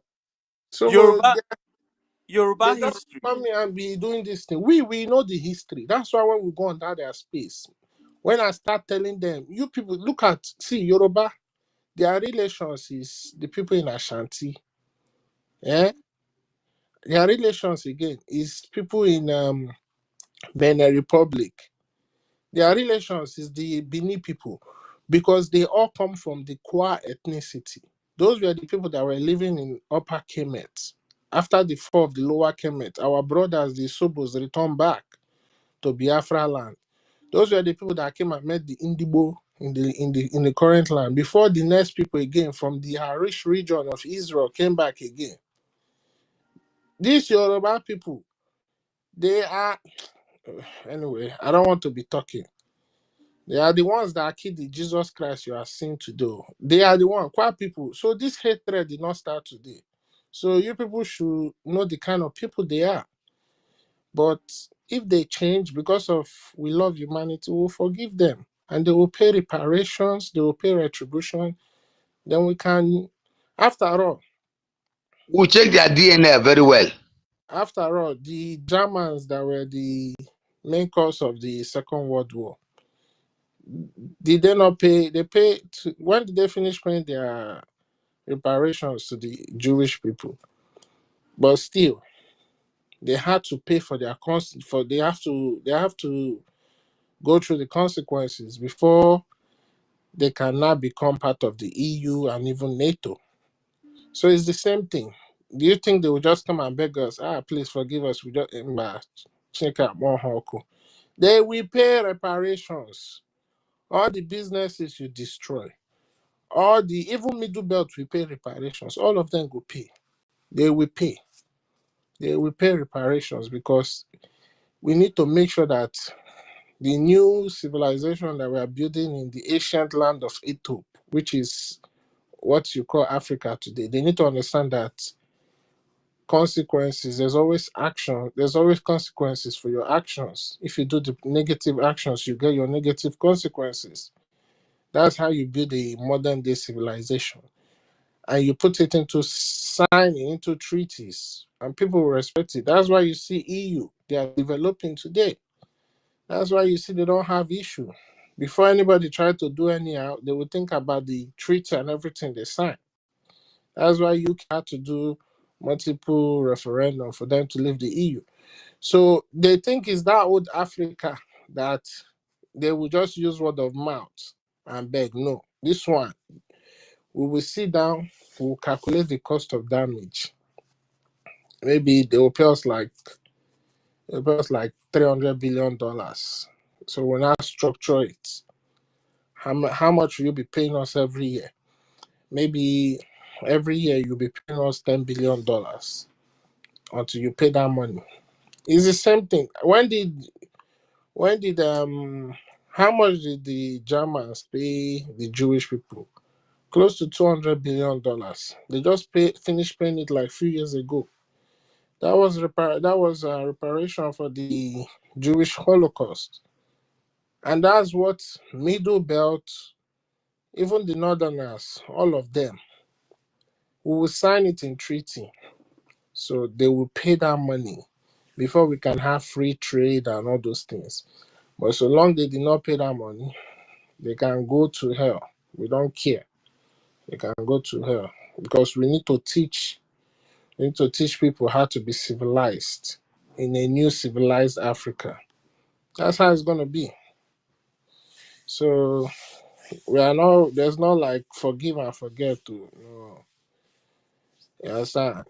The next one, an eye for an eye, tooth for tooth. If you do me, I do you back. So they need to understand that. So that's why I'm looking at them now and they are laughing. And all these our businesses they are destroying. They think that we see there's a separate court for restitution and retribution and reparation. That court is called ICJ, International Court of Justice. So even if they refuse that, they will not pay us that money. Before they can start up their own country, they need funding. So when you go and apply the body that is in charge of giving you funding, or if any country is giving you funding, before that money gets to you, they will remove the money of all the reparations and things that you are owing. So it's because there's no law in Africa. People just do things anyhow and do anyhow. But this time around, we are changing the dynamics. Everything is going to start afresh. That's why they should be scared of Biafrans, because we're intelligent people. We know how to use the law and use it to bring justice and in favor of everybody. That's how it is. So if they don't know that, let them know. So let stupid idiots like Abe Governor be going on space every day and be saying rubbish. Don't worry. His children will come to Biafra land and come and be sweeping our road.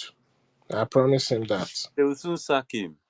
Shebi when Biafra comes, in job don't knock. Yeah. 2 more months. They will soon sack.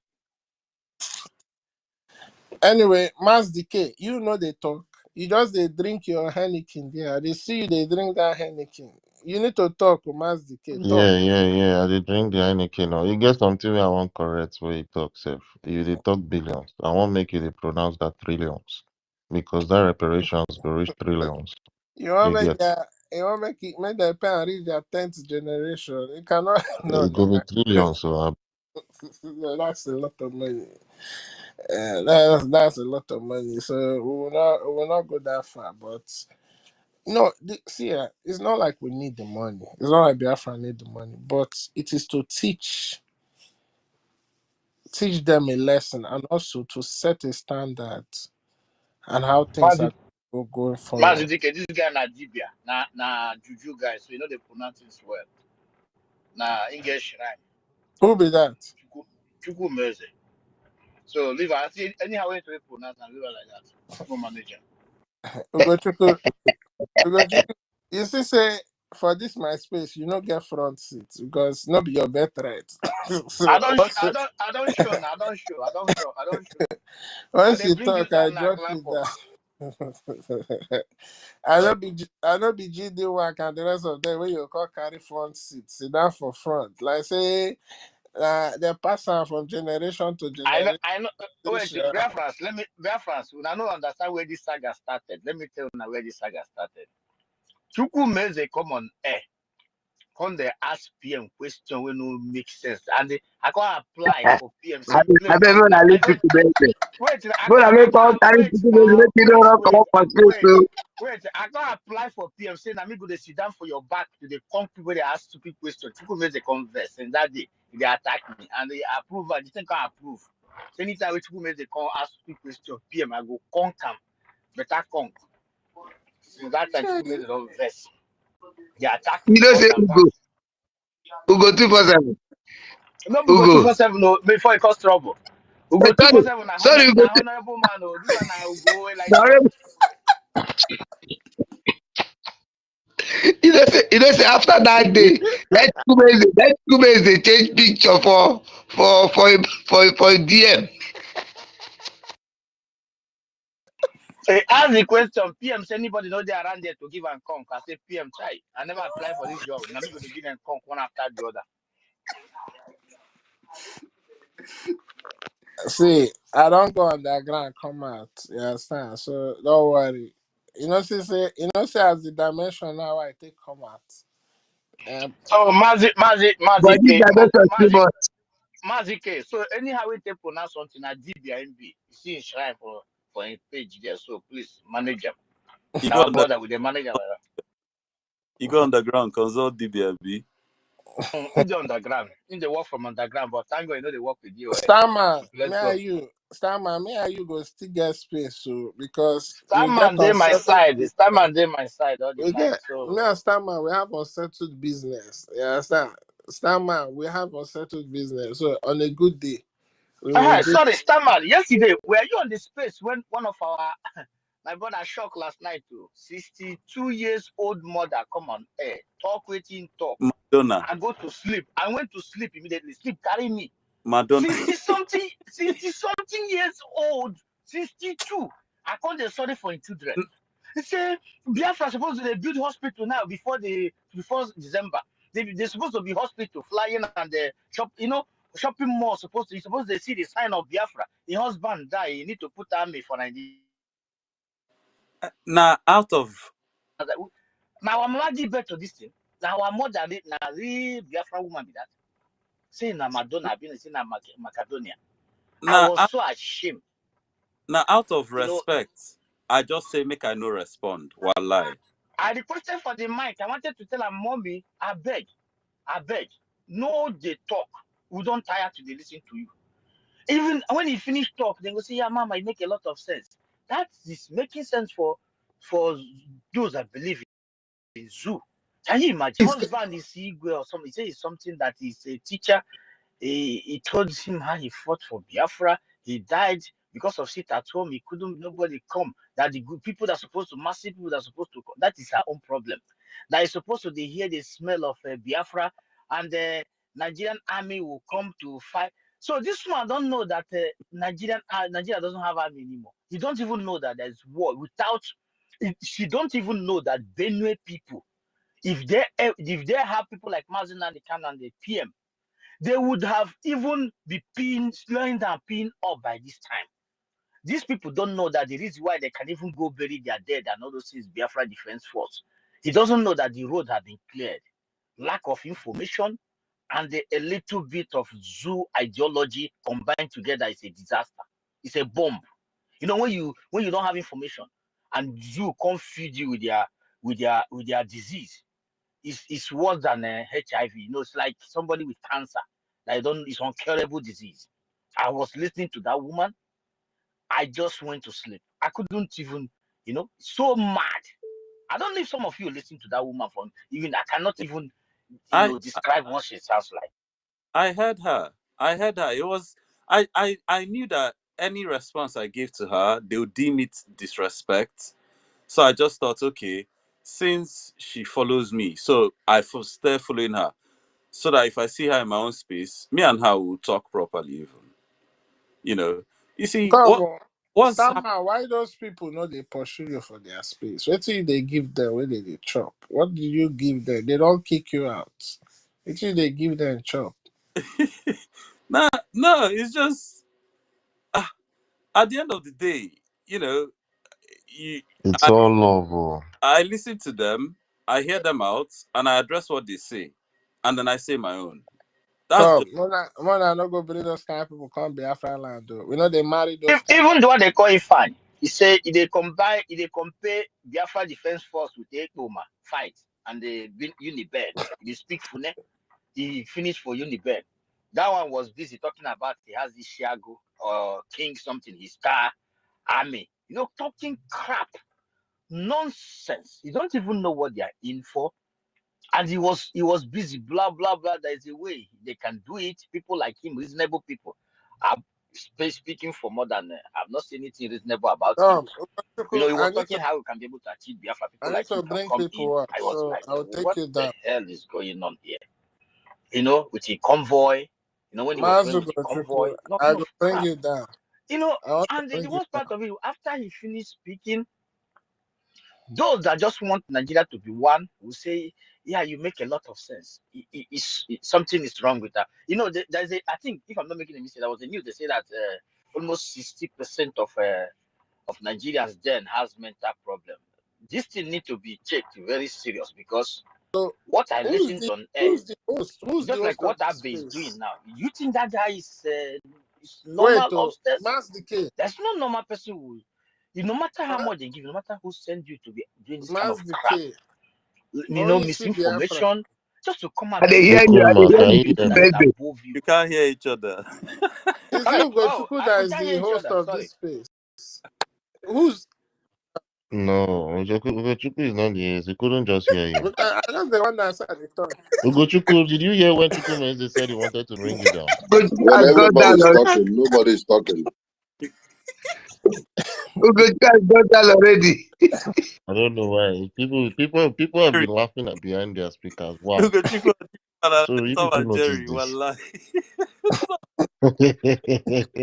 Okay, please let our honorable minister, Minister Ugo, speak, please. Then you can pass the mic. Mazi Christopher is here too, so you probably bring somebody down so he can come up. Like, I don't know. I'll try to give him the mic. Okay, you Mazi can Ugo, take you my can go. Okay, yeah, okay, I just heard you. Is it my own Ugo? Yes, Yes, my yes, honorable Yes, minister. the original Mazi Ugo, The not little the. Ugochukwu No, the other Ugo is original. Though. That is my brother. He is my very good brother. I know they can play. I greet you now. I greet all of you. One love, everybody. Chukwumeze, thank you. That care is every one of you. One love. I have been enjoying this space. I joined when our lobbyist was speaking, and I've been enjoying it since then till now. That is a wonderful moment. It has been a wonderful moment, and those that were fortunate or were privileged to ask their questions got their questions answered. I begin to think when I heard the lobby speaking in the space, I was saying, what a nation are we going to be seeing? What are we going to be witnessing? A lobbyist coming in your space, sitting there like one of you, taking your questions, interacting like you, speaking your language. Honestly, most of us that don't know what is coming, I pity them. I pity them. Those that are still on the fence and those that are still waiting to see something extraordinary or miracle, or those that are waiting to hear something like somebody will shoot 200 millions of bullets and you will collect their guns before they believe it's this. This is the real miracle we have been looking for, we have been waiting for. This is the real time we have been waiting for. This is the Messiah we have been waiting for.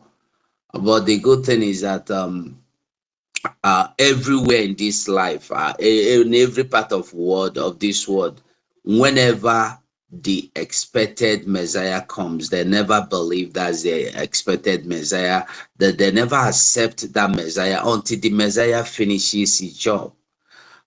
So many of us will be searching for what we don't even know, what we not even know. Even if they are under our noses, we'll not go see them, we will not notice them. And this is something you have been striving for, fighting, even killing other people to get. And that thing will be right in front of you, staring at you, saying, look at me. And you say, I beg you, come out here, you are not the one. So Honestly, I commend you, the host, and every one of us that has been here since morning. It's been fun and I've been enjoying it. Thank you. And we must remember that our leader, Mazenan Dekano, have made it clear, just like our Prime Minister have been saying, that you don't expect him to get justice. And he said it by himself that he know he's not getting justice. So he have to fight. There is no need of saying, let me play Holy Mary now. After all, maybe they will change their mind. No. Just how many days? I think about 3 days ago, just less than a week, I saw a video of a man from Enugu, a traditional ruler called himself His Highness. And he was telling the story how he worked with the Nigerian army to get rid of the people that say they need Biafra. And after they have succeeded in getting rid of those that we are saying they need Biafra, the same army came to his community and started arresting all of them, that they must take all of them away, that they are all Biafrans.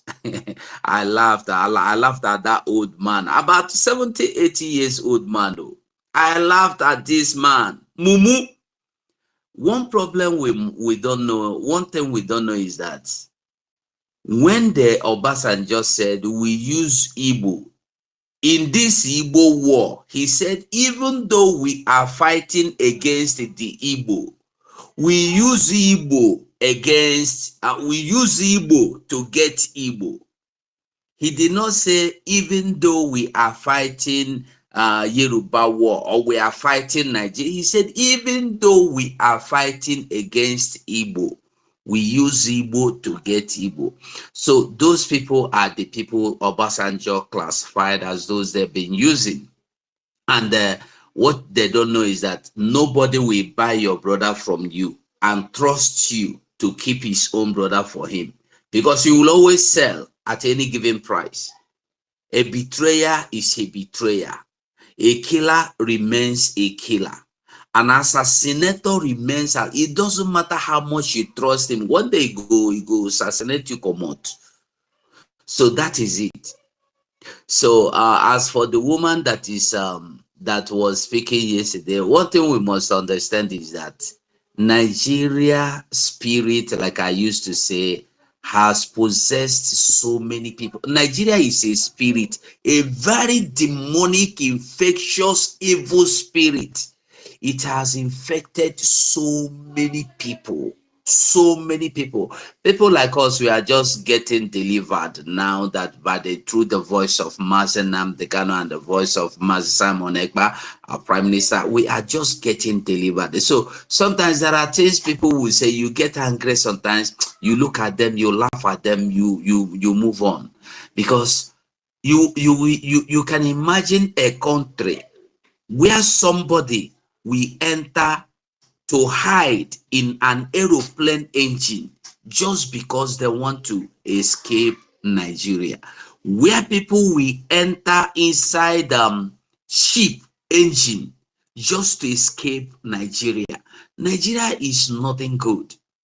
I heard the Mumu Afonja, what is his name, that say she wanted to finish our sister Amaka in Canada, saying, stop going to countries that are worse than Nigeria. Thank God. I say, which country is Nigeria better than? Nigeria is the worst country in this life. Those countries might not be good the way they handle you, and is because they handle you that way because they know you are coming from a dungeon. They know you are coming from evil forest. Ask yourself, the way they gather Nigerians and throw them inside those dungeons in Ghana, if no country values you, you don't have value. Do you see other African countries being treated the same way you were treated there? Those of us that have traveled and been in asylum camps, ask yourself, how many African countries you met in those asylum camps that were treated the same way you were treated? Just at the mention of the name Nigeria, the evil spirit will even possess them, that want to attend to you. They see you as every evil in this demonic thing that will kill, that will destroy. Nothing good. They are telling you it's Igbo, it's Igbo. Nobody knows Igbo too. Listen, let me tell you. I was in one correctional center in Italy, and we get talking with the prison warders, or we were just joking, and they were telling some we gathered like this, we were talking, and they were telling us how people and what people can do and what we bring them to recreational to that not recreational center, a rehabilitation center, the prison. They don't call it prison. So they were telling us about Nigeria, that they know Igbo. They say that anytime you see Igbo man in prison in Italy, is because that guy want to succeed. That they don't have time to make trouble. They are not like other people that will go to street and start fighting and cutting themselves. They are doing cut. That anytime you see Igbo man, he is fighting to survive. Who are those people that are fighting in the street, cutting themselves with cutlass? You know them. Afonjas. So the woman that is asking you to build the aeroplane and they build the mall and they build the airport and build the seaport and everything before you declare Biafra, before you declare Biafra, you don't blame the woman now. How are you going to blame the woman? Because the woman, when the woman remember, I used to tell us that when Biafra come, we need psychiatrists. We need them as many as possible. We need counselors as much as possible, because people will be cancelled. This environment we've been in, that atmosphere, Nigeria, affected so many people to the point that even they are in Canada, in America, that Nigeria mentality is still in them, still have them in possession. Honestly. Mazi Ugo, Hey. when after so many people have used their leg to trek down to meet through desert to what's they call this country, Libya, yeah, Morocco.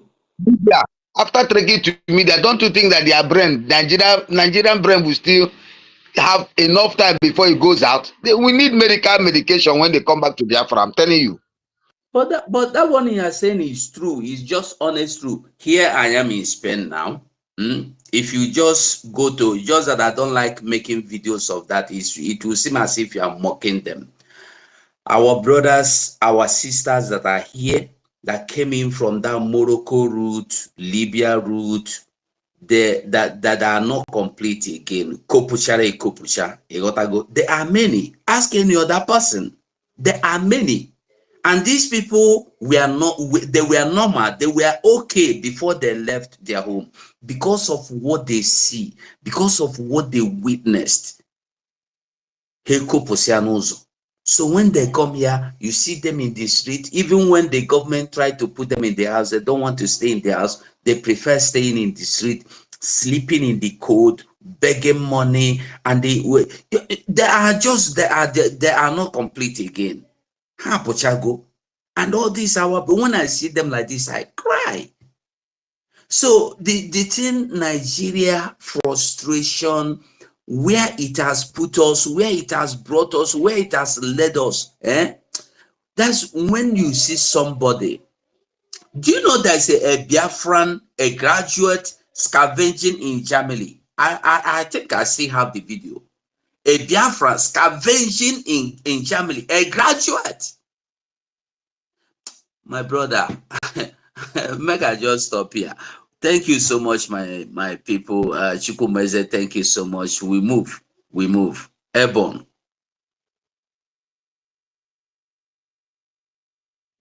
Thank you so much, our Minister, our Honorable Minister Ugo 247.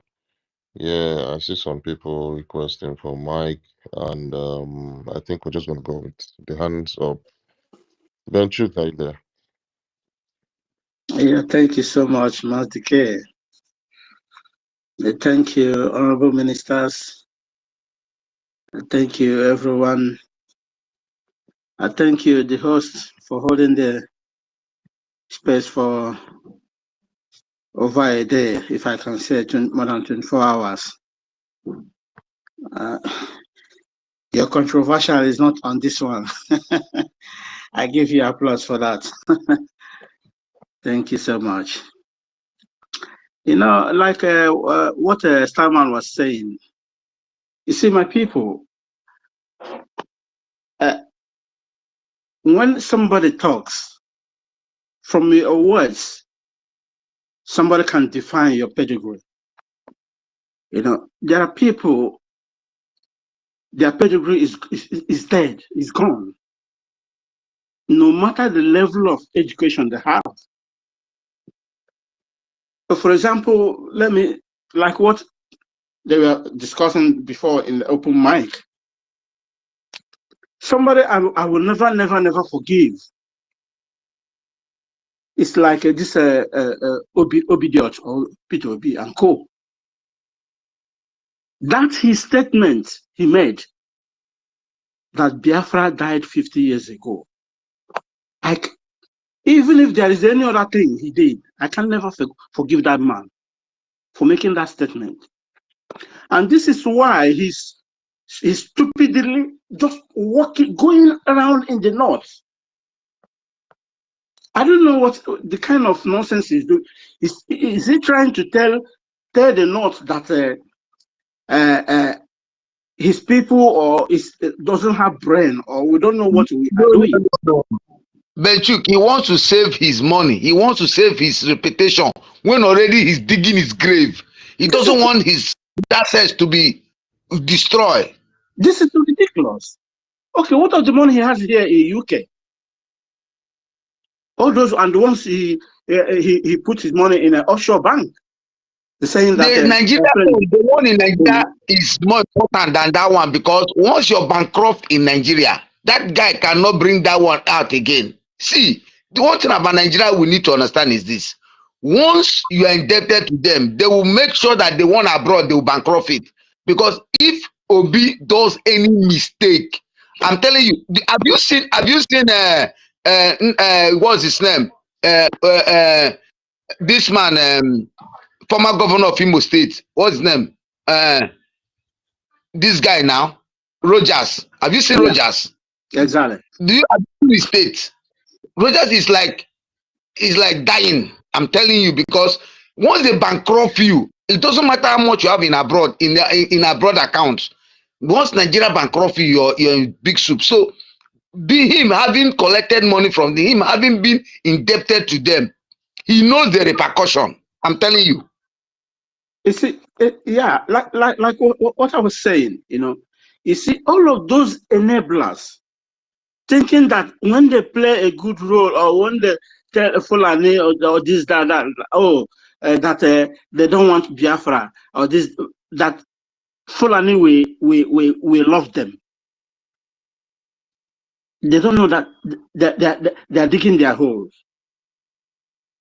for themselves, even for their family, you know. And the good thing there is, when someone who is not being predicted at all, nobody predicted that Simon will take this mantle and come to this level. It's like a surprise to them, you see. So anyone that is not predicted and achieving very great aim, please, that person needs to be applauded. He needed to be given that is a very big, strong support, you know. So our people, many of our people have sold their pedigree. They don't have their pedigree anymore. If you see what is coming out from their mouths, we tell you who they are. From where? One man said, tell me who you're from, then I tell you who you are. You know? So you find out that the people they Mirango and they friend with, when you mention the word Biafra, it looks like you poured an acid to their body. But very soon, You see, many will start committing suicide. Mark my word. Many of these enablers, and the moment the enemy saw the enablers, most of them start kissing the ground. Now they will know that yes, these guys are really in the business, in the reality business. We are no more playing anymore. You see. So Could you remember when Ojo Zokalo cried in the House of Assembly? You remember when he cried? Yes, I did. So many things made him to cry. When no water. So when he realized that, see, when the mother died, he couldn't allow the people to know that the mother died. The mother was his backbone, but when the mother died, he hid it. So when the Nigeria gave him backboza, because there was no mother anymore, he cried. He regretted. I wish my mother was alive, because he knew that he was no more body. He was not. They now have made him nobody anymore. See, Nigeria has happened to him. He's now very humble, very humble. This is what they do to them. Everyone knows that Ojo Zakalo was a Fulani blood. It's not. But that did not make him. You know, he's a Fulani blood. There's no doubt about it.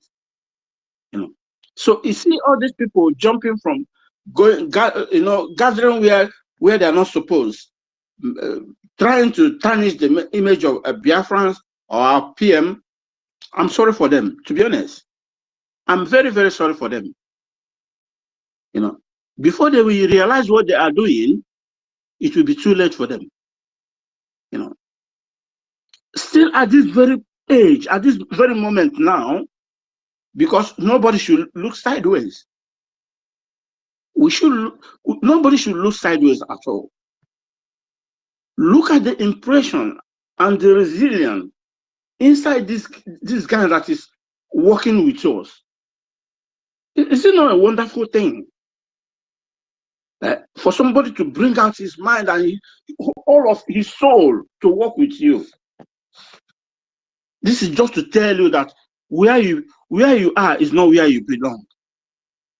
You have a status. You're supposed to be somebody, but you find yourself in a very wrong place. But some people are still in their brain. It looks like it's a childish play. I thank everyone in this space. I thank every Biafrans who is making it possible for every one of us here. We should not relent. They use media to bring us down, to bring our forefathers down, our fathers who started this race. But that thing they use in bringing us down, we make it now to be a reality. We have overtaken them. That is why they are running crazy. They can't control themselves anymore. You know, the clock is ticking. But how can they control themselves? Musa is confessing. There's no way this man can confess. Say, I've been defeated. No way. You know, that's one thing is very, very bad in many black people. Like Oyindu used to say, he doesn't know what is in the brain of black people.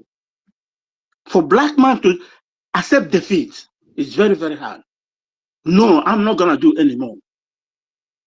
This thing is more than me. But you see this movement. The way his predecessors died, that is how he's gonna die. Mark my word.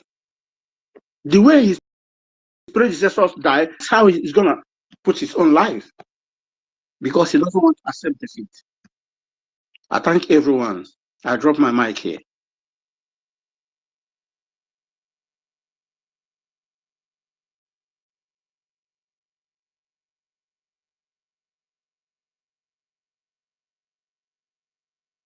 I cannot hear anyone. Yeah. Thank you for your submission. Alicia, are you not there? Yeah, I'm here.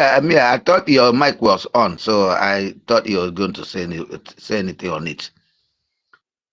Let's look at this guy that his hand is up. The creep. Mbatuegu. Hello? Okay. Oh, okay. I see Mbatuegu's hand up and Simon Ekpa. You say decrypt. I don't know which one came first, sure. Mbatuego is Mbati not on the speaker is no section. I more. can't see Mbatuego here again. All right, greetings everybody. Good afternoon here from the southern region of Nigeria. I enjoyed some of the things they said here, and that's one of the. Sorry, let me introduce myself. I'm Richard. So I also run programs for Africa as well. To see how to better the lives of Africans in general. So this topic, I overheard somebody talking about how Nigerians are suffering in countries like Italy and in countries like Spain because of unemployment and the rest of them. So I just have one question. For a new government, a new system to provide opportunities and jobs for the masses, I think the major problem for Nigeria here for the unemployment rate is the population first, and also the corruption. So let me focus on the population. I don't know the current number of Nigerians now, but I knew the last time they did census was about, I think, 2005, and we were over 100 million plus. And this is 2024, so it's over 20 years plus. And then maybe that number must have doubled or tripled. Maybe we're going to 500 million. I don't know. So the population is too much, number one, and we are having more immigrants into the country, which is quite making it difficult for maybe entities, organizations to employ persons. They can't employ over 200 million persons. And the other thing is the infrastructure. We have poor infrastructure in this country. Very sad. And the government are not also creating jobs for the youths. Though we have hardworking youths in Nigeria, we have people who are Nigerians are one of the most hardworking persons, Igbos, and I don't know. So I'm not trying to be Excuse tribalistic. me. Excuse me. Hello, the crane. Yes, sir. I'm coming. I want to come to this aspect of Hold on, Biafra hold on, side. hold on first. Please, are you for one Nigeria, or are you here for Biafrans? Because with what you're trying. He's here for one Nigeria. He's here for one Nigeria. Very, very clear. Okay. Yeah. So, Okay. Decrypt, we gave you your little time, and you diverted your submission down to. Sorry, you cut me off. I haven't landed. There's nothing like one Nigeria because Nigeria can never be one. Never. I'm not speaking because maybe I am half Igbo. Yes, I'm half Igbo. I really love the Igbo tribe. In fact, I speak Igbo. I don't speak my language. So the point is, there's nothing like one Nigeria. It can never happen because the country is so messed up. Number one, and number two, the tribalism in the country is too much. So the best part is everybody should go their ways. So that is just my take. So I was going to come on the employment issue that maybe when the new government comes in, not Nigerian government, the Biafran government, what can they do to tackle this unemployment rate? Because I was trying to highlight some of the statistics why the unemployment rate is high in the current Nigeria. I mentioned first it was the overpopulation.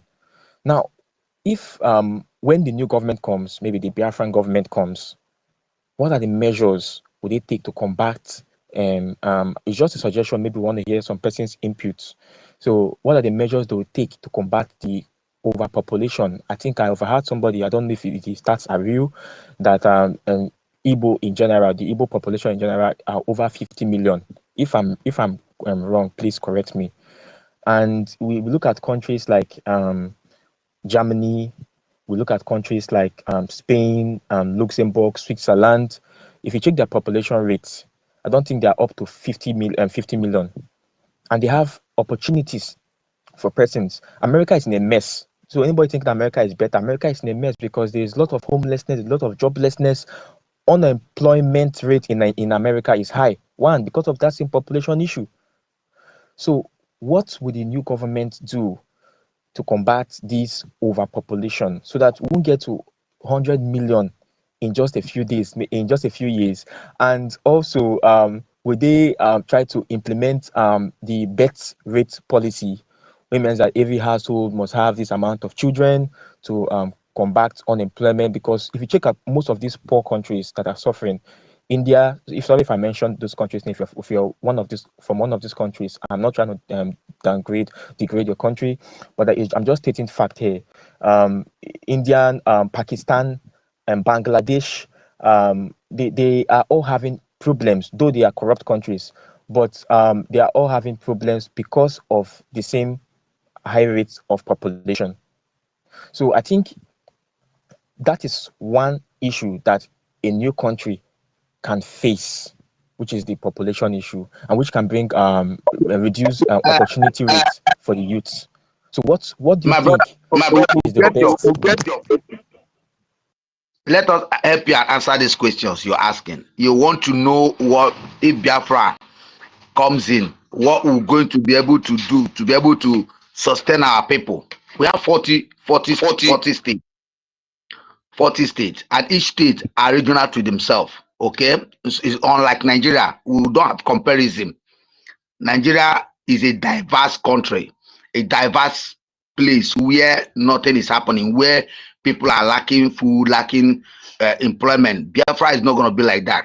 That's why, if you follow up very well and you want to get more, knowledge about the 40 states, which each state have the power of themselves to govern. The governor or the person in charge of the state, have these things to deal with the state. The state are how do I put it to you so you understand? The regional state, they use what they have. The employment would benefit the even the unknown which are in that state. It's not like in Nigeria where the Abuja had to bring allocation to Imo State for Imo State now for one governor to eat it. No, if each state are responsible for what happened to the state, whereby the state are lacking something, are lacking anything, the people now would write to the budget. Onishi, please. 2 seconds, please. 2 seconds. My brother that was just speaking, you made mention of US is in a mess because of job and all those things. Are you aware that China is almost 1.412 billion people 2022? India is 1.417 billion people. So United States you are talking about is 333.3 million. It's because of immigrant and lack of corruption that is dealing with America and people who want to do the service of the Islamic Jihad, from Obama and the rest of them and all those crap who are living there like a saint but doing damage into the system. So when you talk about population, our population is just a baby to compare to China. Is China struggling? Or is India struggling? Please answer me, please. Thank you. Sorry, my brother. Yeah, that's a good one. I wanted to ask something, ask a similar question. Especially I heard when you mentioned the immigration And issue. also remember the human resources of the Biafran people, and you know what they are capable of doing in every ramification. Thank you. Go ahead. All right. So Masuko, let me ask this guy. He has asked PM a question relating about Nigeria one certain time. Yes or no? Ask him. Because all the things he's talking about is about one Nigeria. He just diverted to this in order to confuse himself. He doesn't see. He has never come truly. I want to give him an answer, please, my brothers. I'm sorry to come in. I'm not supposed to do this.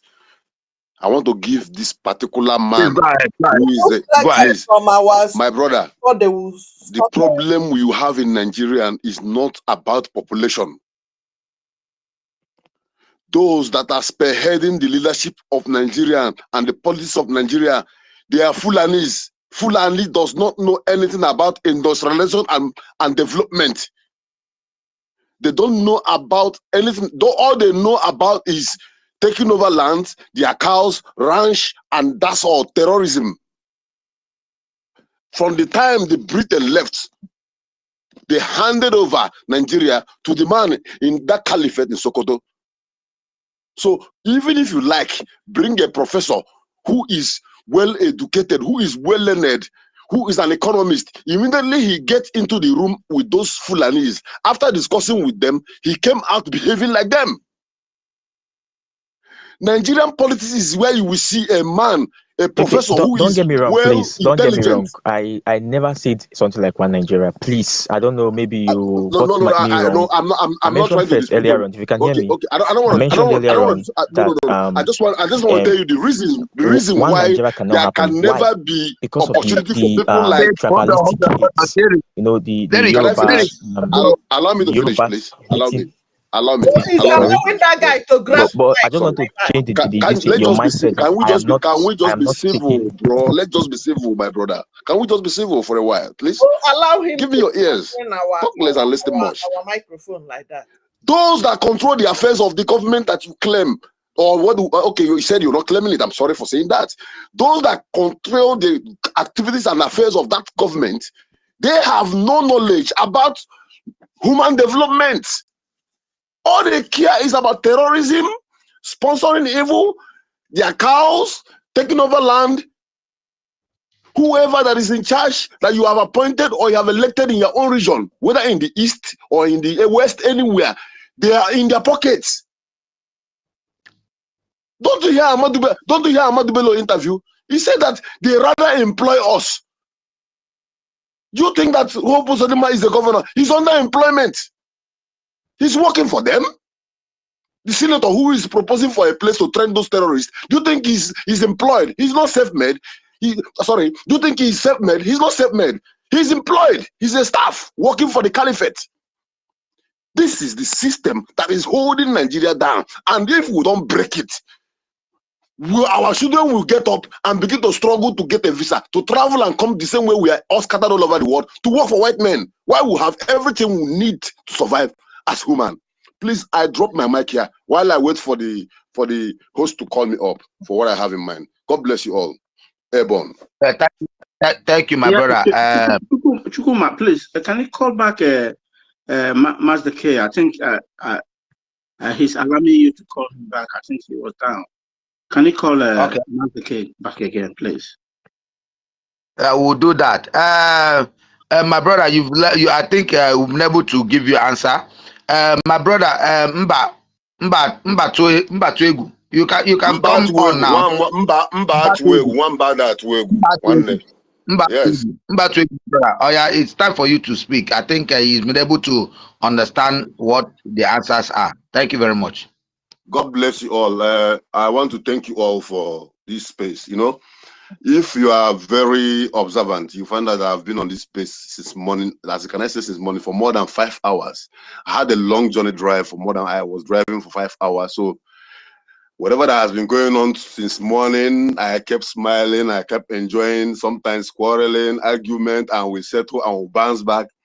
Even when the brother said in the morning we were talking about religion, he said that if when he went home to go and make some sacrifice or rituals for his she, that they found out that he cannot even buy local chicken again, that everything is costly, and all of us will bust laugh. Can someone remind me that? I know I was there then.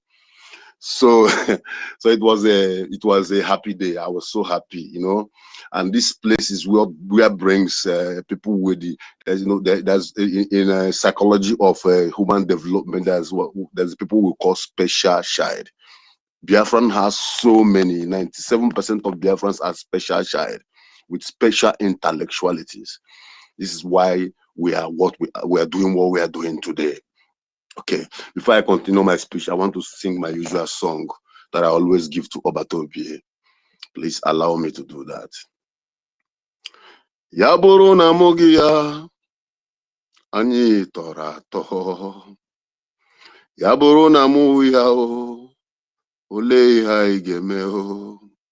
Okwaboro na moge Simon, ole ha igeme. Yaboro na moge Simon, Biafra furefu. Ebe amụrụ ya, ekene dịrị Chineke. Biafra flows in my bone marrow, it flows in my spirit. That sometimes when I sleep, I jump up from bed when I remember Biafra. And I sit down and I pray.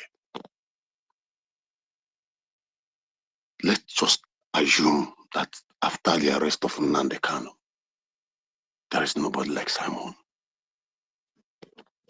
We will not be here today. That is by the way. And I respect him so much. Then we'll go back to the topic of the day. Nigeria is completely finished. It's been defeated. Like I was saying in the Van platform last time, I was telling Biafrans, look, what are you scared of? Who is going to fight the war after December 2nd? I mean, after December 2nd, who is going to find the war? Who will find the war? Who is going to fight the war? The Yorubas, their backyard is on fire. Fulani is dealing with them. Some have run away to the other side of the country. The people of Arewa, they are even finding a way to regroup and face the real Nigerians who are the Fulani, because the real people who are in government are the Fulanis. The real people who are holding the Nigeria in hand are the Fulanis. The real Hausa people, the Bagi people, all of them, they are rising up. They are preparing to strike to free themselves from that chain. Then, is it the Middle Belt who has been completely decimated, and the Gowon who's supposed to be there for them has run away? And this other man, I forgot his name, who was on a stage last time telling you to defend yourself, that the army and the terrorists, they are colluding. The foundation is already broken. The only thing is that in that foundation of Nigeria that is broken, there is a certain people who have refused their own foundation to be broken, and they are holding it, and they are fixing it, and they are fixed it by the contractors who are the BLOS. Because Simon Eber said, never, not in his face, will Biafra fall. That is why we are where we are today. Nobody is ready to fight this war. Yoruba is not ready to carry their, let's assume we arm all our boys in the street of Alaba and Ladipo and all the places. Where will you find Yoruba in Lagos? Because we are following diplomatically. We are following templates. We are trying to be civil because the world are watching. The whole world is looking at us to see how we are doing it. Not that they don't know. So Nigeria is completely finished. Whoever that is hoping that there is a new Nigeria or something will change tomorrow, that the employment and things will begin to change, it is never going to work. Even in the next 100 years, it will never work. In the morning, they were talking about religion. I told you I was listening for more than 5 hours while driving. And we talked about a lot of things that were kept in the dark. The general offer of Igbo. I'm taking everybody back. I don't know which those who are there in the morning are still here. A reverend father, I met a reverend father who told me that we are talking, and I told him where I came from. He's like, you Igbo? Ah. Say, you Igbo, yeah. Biafra? I say, yes, Biafra. You know Biafra? I say, yes, I know Biafra. He said, you guys have a lot of secrets kept. I said, what do you mean? You know, by the time we extend this conversation, do you know that in Vatican, I want BROG, please, let's make this inquiry. It's a big information. In Vatican, there is a particular sector in the library inside Vatican. No black man, no black reverend priest or bishop or anything is allowed to enter there. That which we, the Igbo, is looking for in order to clarify our identity before the whole world is hidden there. They know who we are. They took it away from us. They bring us down. Then they hand over the mantle to the oligarchy of Fulanis to control, to enable them suck the oil. That is the problem we are facing. That is the problem. When Gowon say that we use Igbo to fight Igbo, it is not a joke. It's reality. Ojukwu did not hide his parents' money. He brought out every damn money that his parents have and put it for that war. And it was so much that it was enough to fight that war and conquer it. Do you know what some people did when they gave them money? Okay, go to so place, meet so agents, get us this arms. They will take the money, some travel out, some crossover and live in the north and give information to the enemies. And the soldiers will wait and nobody's returning back. That was why I am happy with Simon Ekpa for this Eduakanonu promise, internal Eduakanonu, because no no na agwa nke no na ama na azu dị na ngiga. This is not the time of somebody put us again na papia jikwe we buru onye nka na mmaji. We don't need no sotovo, no mercy. We don't need any pampering. Any that is in do, imana get bitu kuyi na eme ni si ada sindo. We have suffered a lot. We have suffered a lot. Sometimes I will look up to heaven now. Tears will drop from my eye. I will be like, look at someone who graduated with first class. Look at what I'm doing. Upon all my intellectualities. Upon all those things I'm bragging on these years of campus. Where is it? And people are not seeing this, and they feel comfortable at their home, and they believe that, you know what, let's believe Nigeria is going to change like Peter B and his cohorts. The time has come, and that time is now. And that's December 2nd. Mark this word and mark today's date. The time will come when you say, you are a politician, and the person, no, I'm not. They will begin to deny the identity with Nigeria. Because the people have waken up. We are waking up. No mercy. It is no longer like that. And it's not going. How long are we going to continue like this? How long are we going to watch our land taking over from us? Whatever I told you that is in Vatican comprises of the kind of there is mineral resources in Igbo land that has never been tapped, that the world have never been discovered. They are in Igbo land. Go and meet a climatologist and he will tell you that the first sample for discovery of gold is red soil. The first layer you see, then you begin to suspect there is gold deposit in the land is red soil. When they buy any by Georgia, when Biafra they assume that these people don't even know what is beneath their ground. That's again why you did a Niger data. One day, I'm a professional pipe welder when I was in Niger. I work with so many companies. I work with Saipen. I work with Tota Fene. I work with CBGL. I work with Dewu. Every swamp in Niger that I enter the creeks in the name of trying to look for living. Sometimes we'll be there and militants will meet us and blah, blah, blah. They kidnap white men and leave us behind. And sometimes I will plead based on who I am, which I cannot say here. Come in a signboard. I'll be signboard for Niger. When you pass through all these things, you will know that our country, our land, Biafra, is blessed. And the Britain who came early, they found out all this, they know. Hello? Onyisi, can you hear me? Yes, I'm trying to round up. Oh, just a minute. There is something that guy that asked questions said, and you guys didn't actually hear him very, very well. He actually mentioned the country, and he ended up to tell you that Biafrans are not up to 50 million. But he's a liar. That is lie from the pit of hell.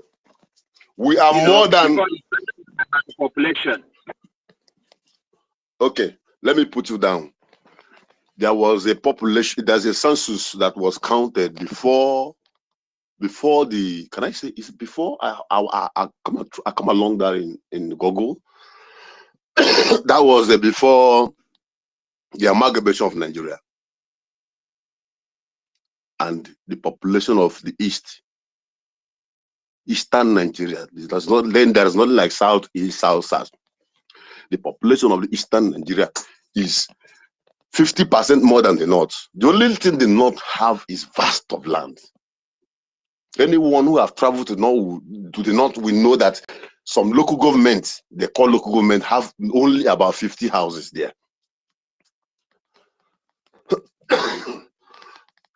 Sorry.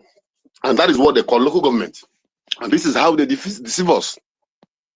That is why they put their people from Niger in trailers to come in during counting or during voting in order to increase the population. We know all this. The guy don't know what he's saying. Biafrans, we are more than 100 million. Even only the ones abroad, only the one that is scattered all over the world, we're up to 50 million. Check the ratio of those who believe in what Simon Ekpa is doing, our PM. Then take that ratio and compare with those who have voted. Then take the ratio to those who do not have electronic devices to vote, or who do not have the means to vote. Then take the ratio of those who are still in politics, believing in the middle, believing maybe in Nigeria. Then take the ratio of those who are also in Nigeria. Take the ratio of the last set of people who don't even care about anything. Bring them together, we are more than 100 million. I'm telling you, I'm an analyst. We are more than 100 million. I don't believe what he's saying. And population is not the problem we need. How can I say the population of India and China? China, for example,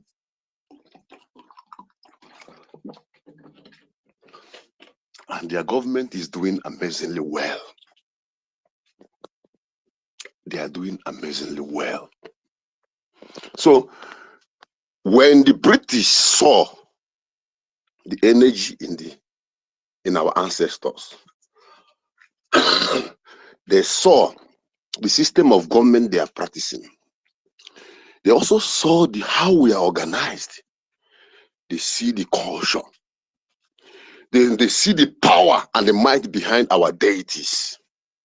That was why then people, they were buying. And when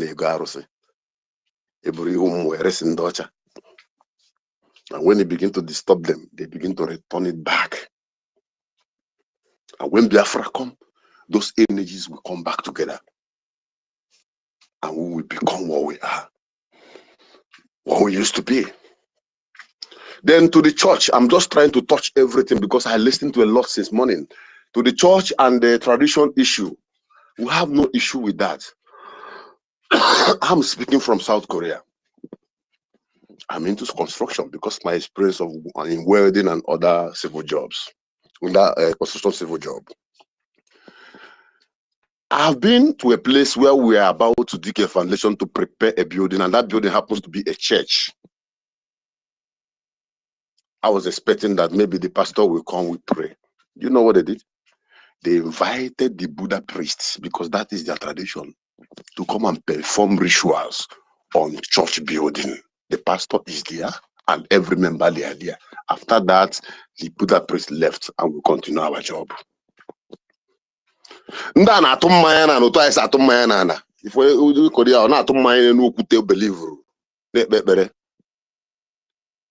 hold their culture so firm, so tight, and that does not.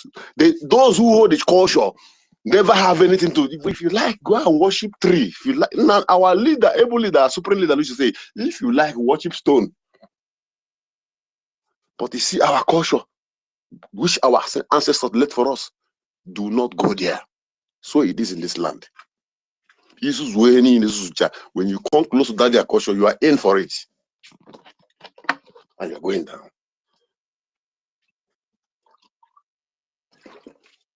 Sorry, when I speak from my heart. Sometimes it chokes me. Sorry. So yeah, I think, okay, yeah. So. Any problem I worry. Those who are supposed to be threat to us, they have used their hand to bring Fulanese terrorists who have destabilized them. Before they will recover from the damages they have caused to those people and beg them to join them to come and fight us, we are already home. That is the observation. And again, in what we are doing, do not feel that all is settled. So many battles, most especially social media battles. They are coming. They are preparing. They are warming up. When you defeat them here, they re-strategize. They fall back. They bounce back. We strike them again. The only happiness I have is this. I can remember the time I will go on social media and I will see what they're saying about us, and I will look around. Nobody's countering it. The only man speaking is Mazen Nandekano. But today, if Afonja release just one post one thing nonsense about Biafra or Igbo, you will see more than 50 countering from different posts the next day. And it gives me joy. And what does that say? We have conquered the media platform. That area is conquered. We have secured our land. BLA has done that. Our prime minister have, through the lobbies, have pushed the narrative to every ears that need to hear about us. The only thing we are waiting is what? 2nd of December. And when the time comes, then the television we have bought, we will on it and we'll put Netflix, not NTA, Netflix, and the whole world will watch. We are heading there. I love you all, my brothers. At the end, we are going to gather not only on this platform. Please keep this record and the names, because a time will come where all of us, one day, with family and not now. One of those days, we fight, we try, and that will be the story. That will be the joy.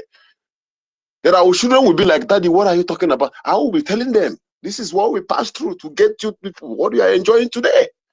And this na Hachukwu Kabiama. Ise.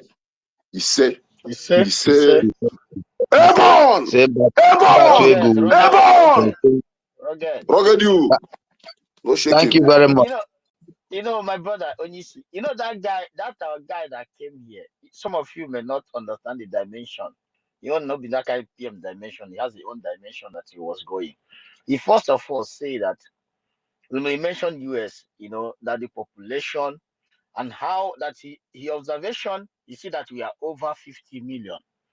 That population, he mentioned Germany and Spain. Then he was trying to tell you that Nigeria, he first of all put Nigeria down. That was not, I don't know either. I guess that was not his ambition about the population, that they cannot be together. First of all, he used population. I want to tell you that how is Biafra is going to curtail population to make things work. Then that was when I brought billions of Indians and Chinese that is doing well, and also because I forgot to tell him about the GDP of the GDP of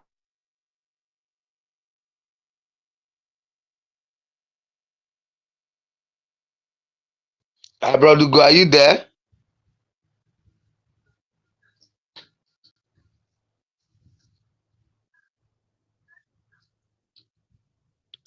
Brother Go?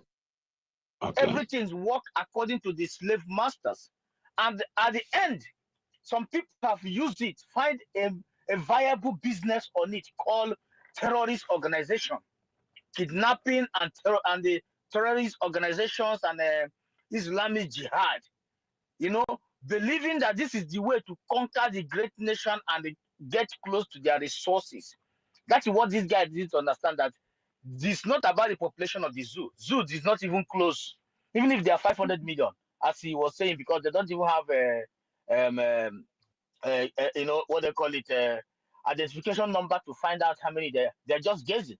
I think on the Google, if I'm not making a mistake, last time I checked was 214 point something million, 214.6 million, something like that. But the thing is that he don't know that he was trying to like tell us that forget that Biafra has the human resources, not just that, and Biafra has one ambition to, you know, to better the lives of their people and work their ass off for the motherland. to create a better environment for the people. But this is not in the mission of Nigeria. Nigeria, there is no Nigerian. Everybody in power is a criminal. Somebody said it yesterday on air. Some people was triggering because their fathers and their family members are part of this high criminal. Him that is being sponsored in school or in business with the money stolen from the people was so triggered. Our brother, I don't know if is it a Stam? I don't know who was that.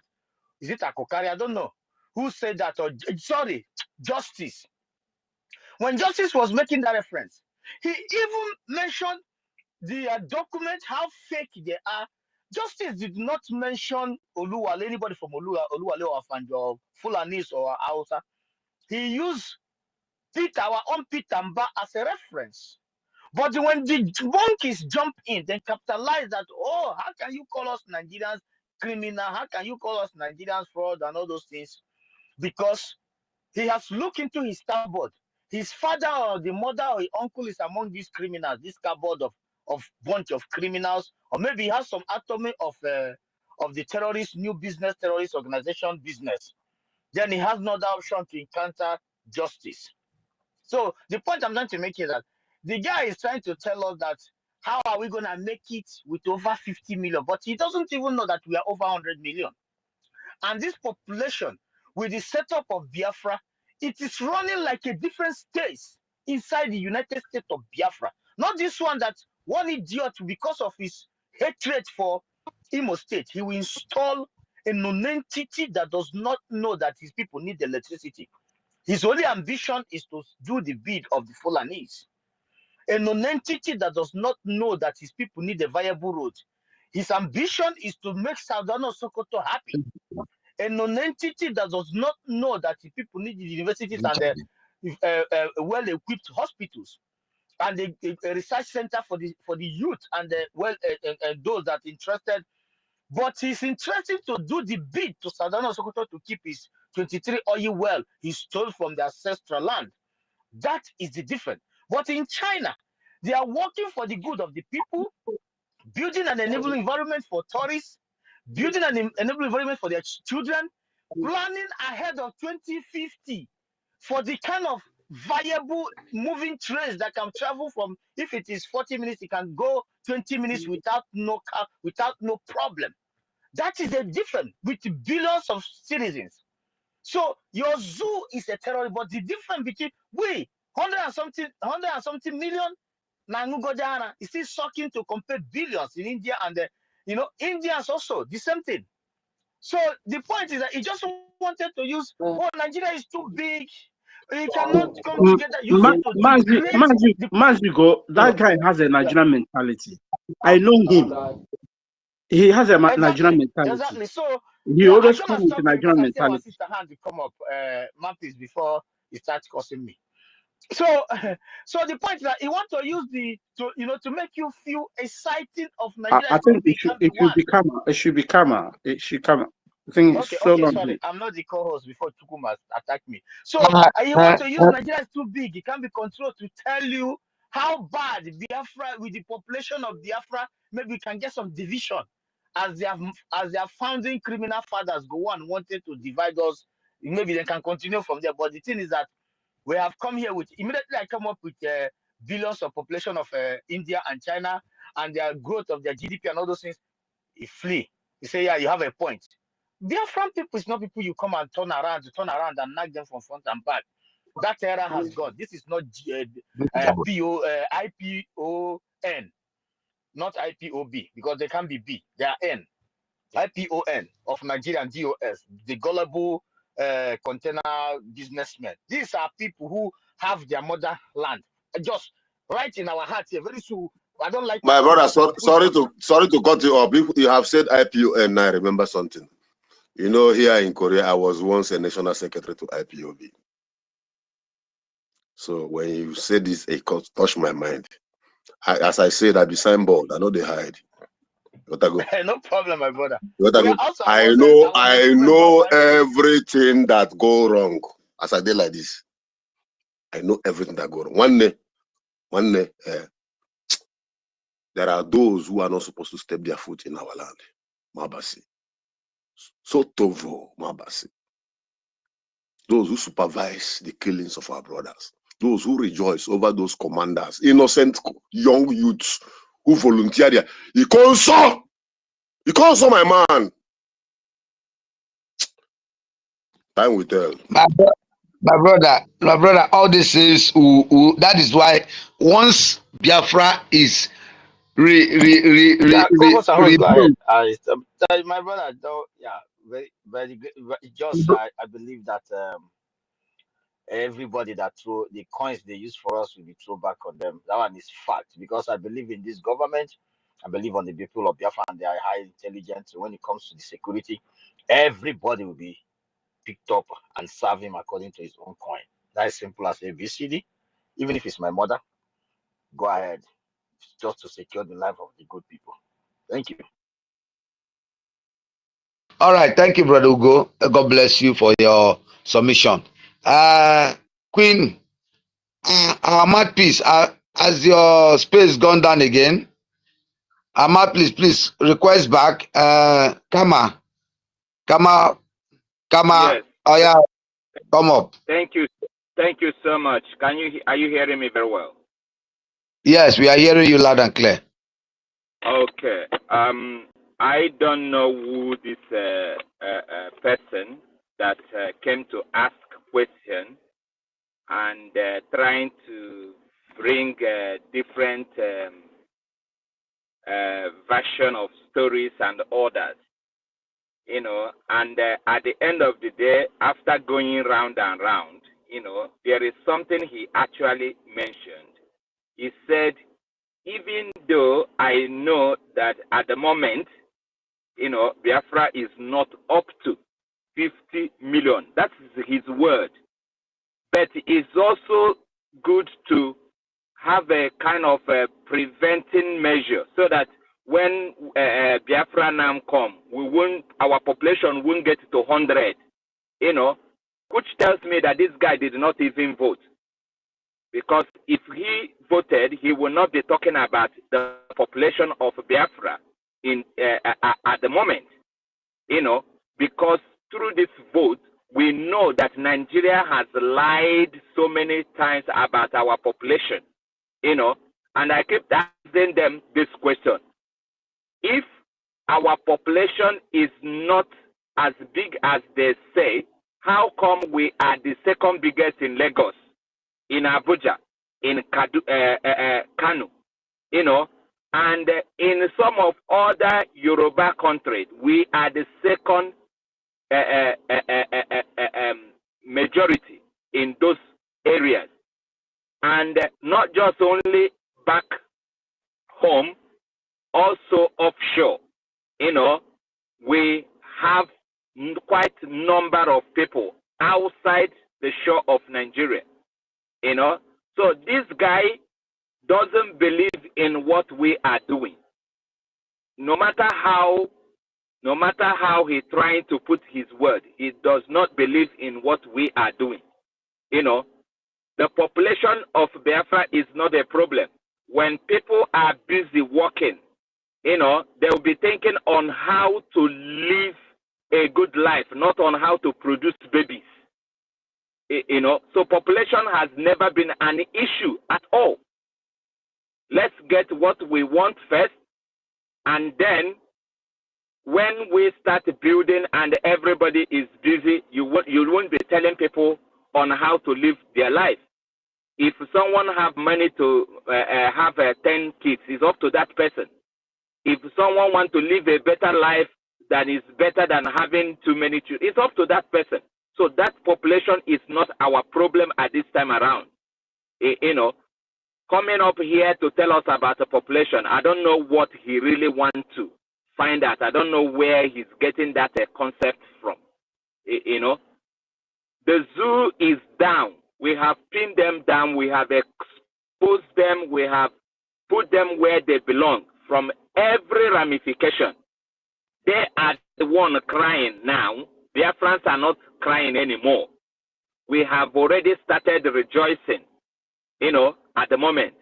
They are the one every day through their own general And I wonder, when they said they are general, general because they killed Biafrans, because they didn't fight any war anywhere that I'm aware of, but they call themselves general. Through their so-called general, we can say that Nigeria is gone. They don't have anything, nothing. So let's finish them with everything we have at the moment. If you know what you can do to support this government, let's bury this country called Nigeria. Now is the opportunity. They have nothing. Even countries are running away from supporting them.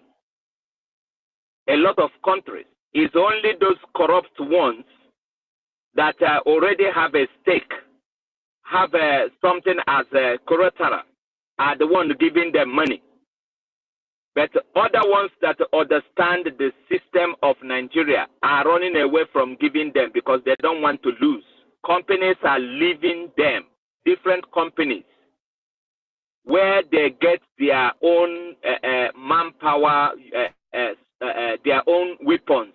They are not getting it anymore. The only thing they can produce is krishi and nothing else. That's the only thing they can boast of. And the Musa is exposing them. Every time this man opens his mouth, he's exposing Nigeria, completely. Opening their nyash completely. If you know what you can do to support this government, do it. Do it. Let's get what we are looking for and trash this so-called the giant of I wonder which Africa. Somebody said, how can we fight the almighty Nigeria? I told him, check the generals that went to the EKOM fight that brought peace in Africa. Check their names. Majority of them are Biafrans. The Fulanis did not go, past that they are Nigeria. They didn't go to EKOM war. It's all our brothers that went to Liberia and other countries in Africa to liberate them.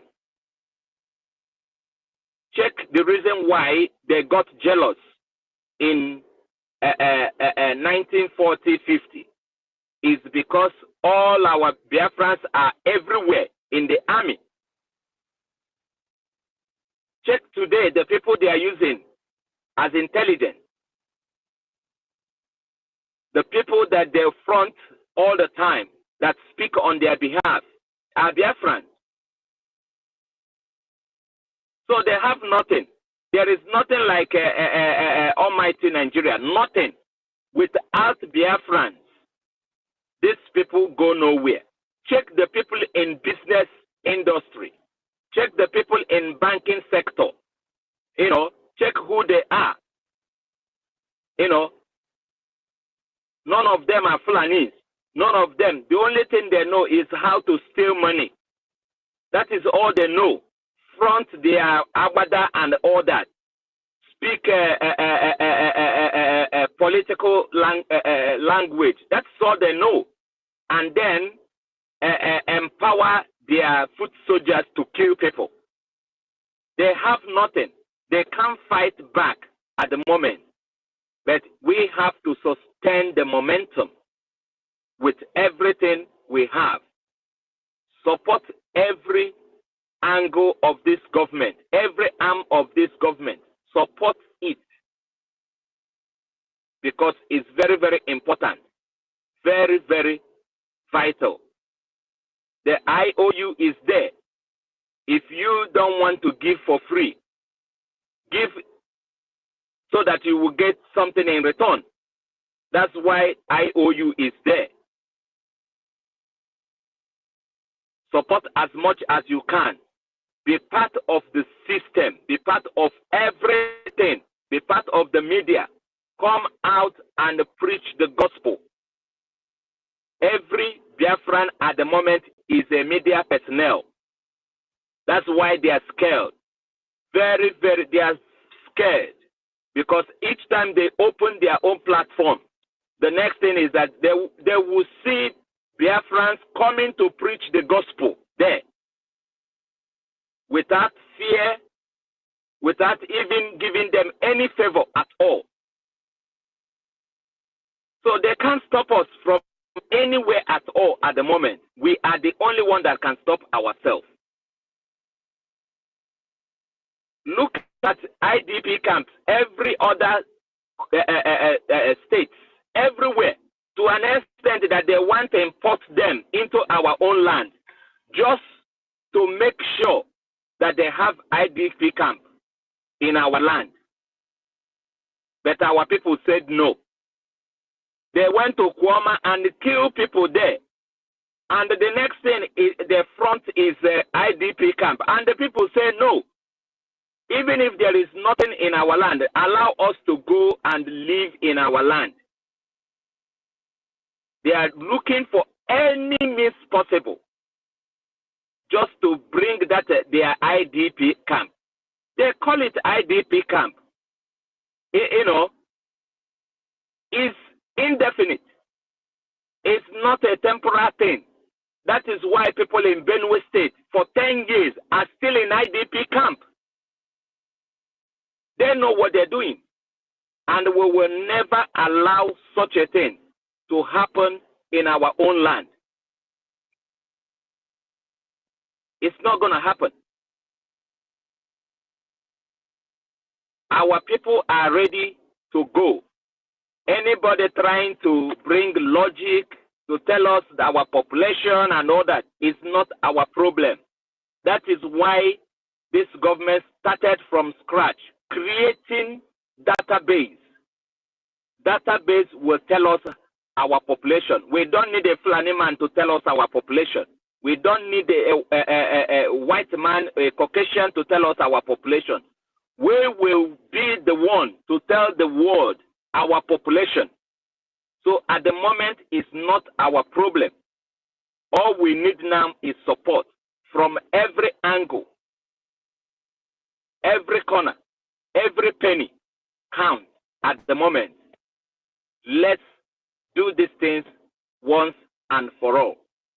When we get to our land, you know, anything we want, we will settle it there.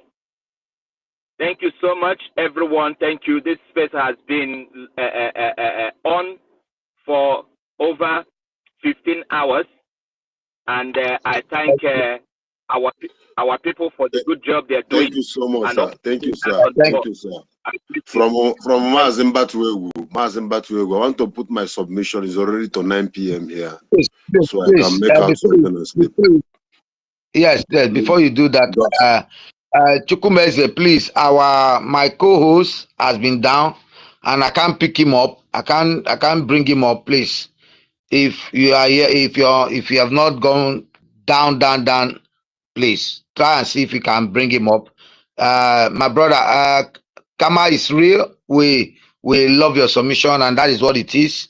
We'll get everything done once Biafra is redeclared. Once we come back home, we'll put everything on place. So, my brother, Mbatuegu, okay, make your submission. As you said. Thank you so much. Kama Israel. Thank you, my brother. You've made a very great point, you know. Thank you so much. Biafrans, I thank you all, you know. I don't know how to sustain my happiness since morning. I've been listening to my brothers, you know. I'm so happy. I guess tonight I'm going to have a sweet dreams. And the last thing I want to tell everyone listening now is that we must have this in our mind. When a man dies for a cause that is just, inasmuch as that cause is not yet achieved, the spirit will never be accepted in the realm of the spirit. I repeat again. When a man dies for the cost that is justfully, the spirit will never be accepted in the realm. Why am I saying this? You see, all those people that were killed in Biafran war, those children, those women, their spirit is roaming about. The only thing that will give them rest is that the reason why they died finally come true. Like the ethics and might of the Norwich, who are the Vikings, who believe that those who died in the war are accepted in the celestial realm of Asgard, the great hall of Valhalla. According to the research, that's my own knowledge. Those who believe this, they are not Igbo, so the Norwich are telling you this. That those who died in war, their family should not worry because their soul will be accepted in the celestial realm of Asgard, the hall of Valhalla, if the war has been conquered.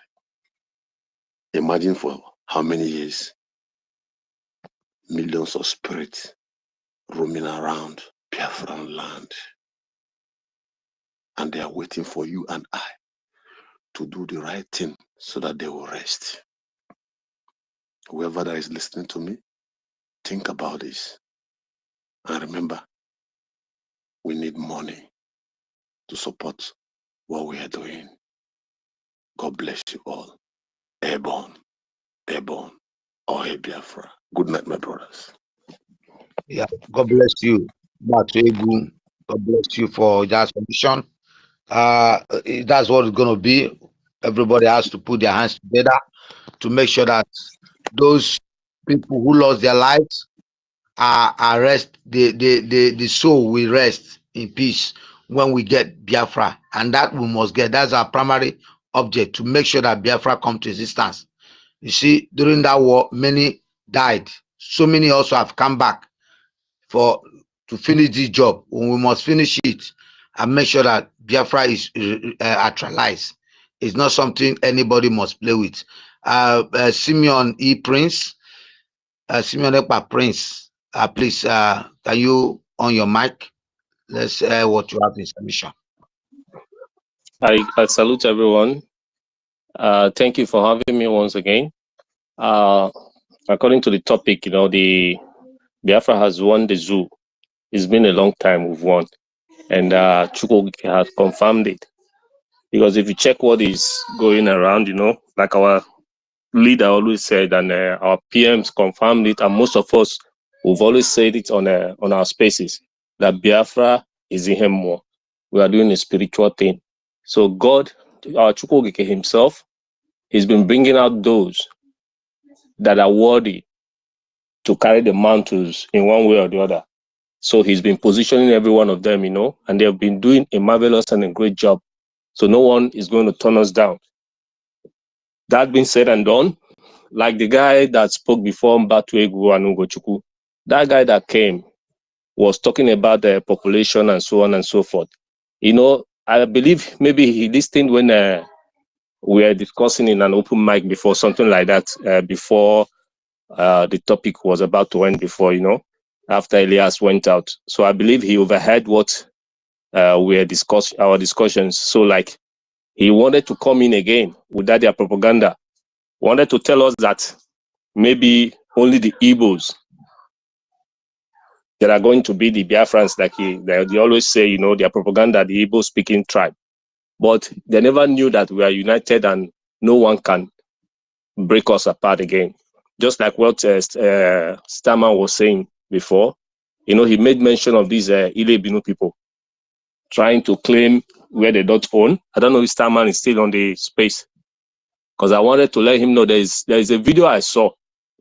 It's about their so-called Oba of a thing,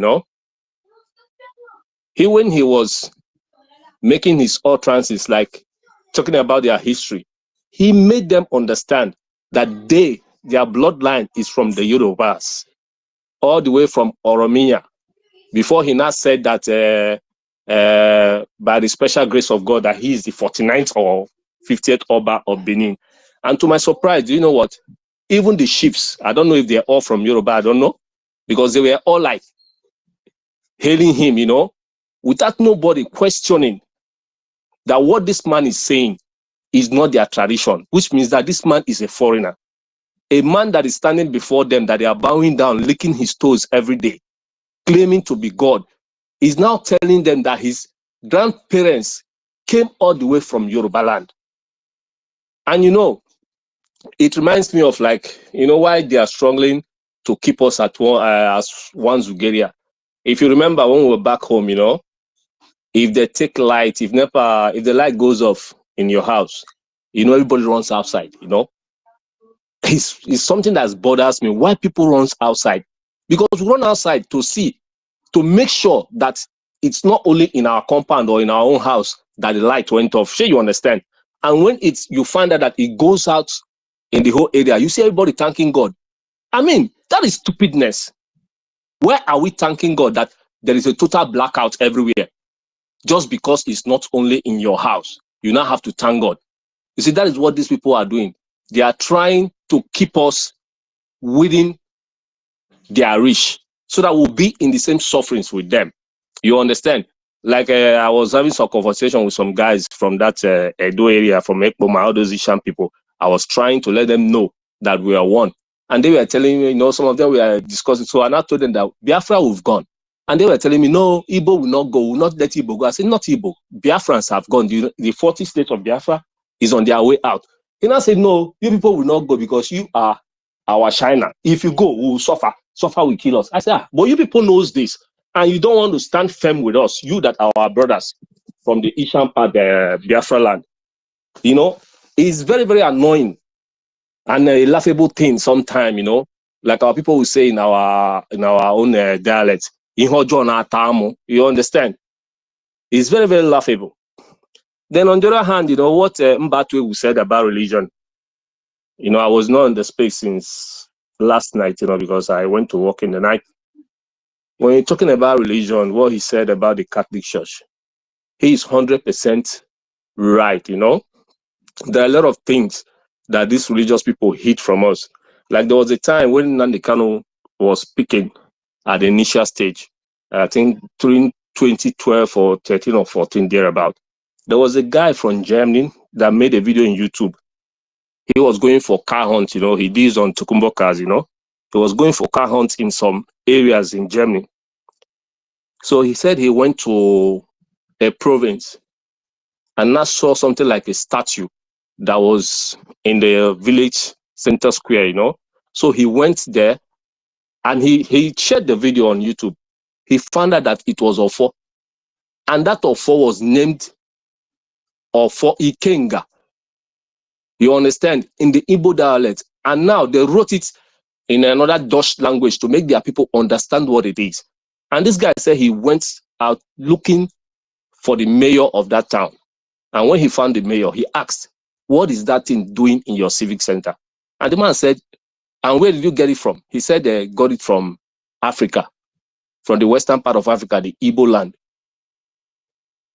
Then the guy asked, why do you people keep it there? Because he saw flowers, the way they are beautifying the thing. And they now told him that that thing is protecting their land.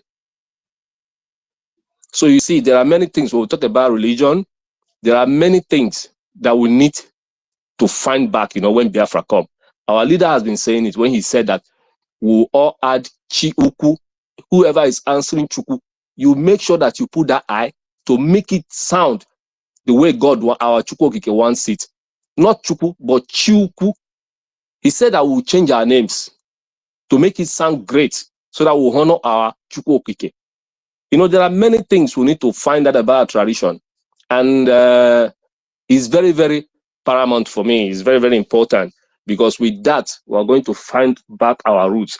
With that, we are going to raise those guardians, those people, those things that Chukwokike kept in our lands that are guiding us.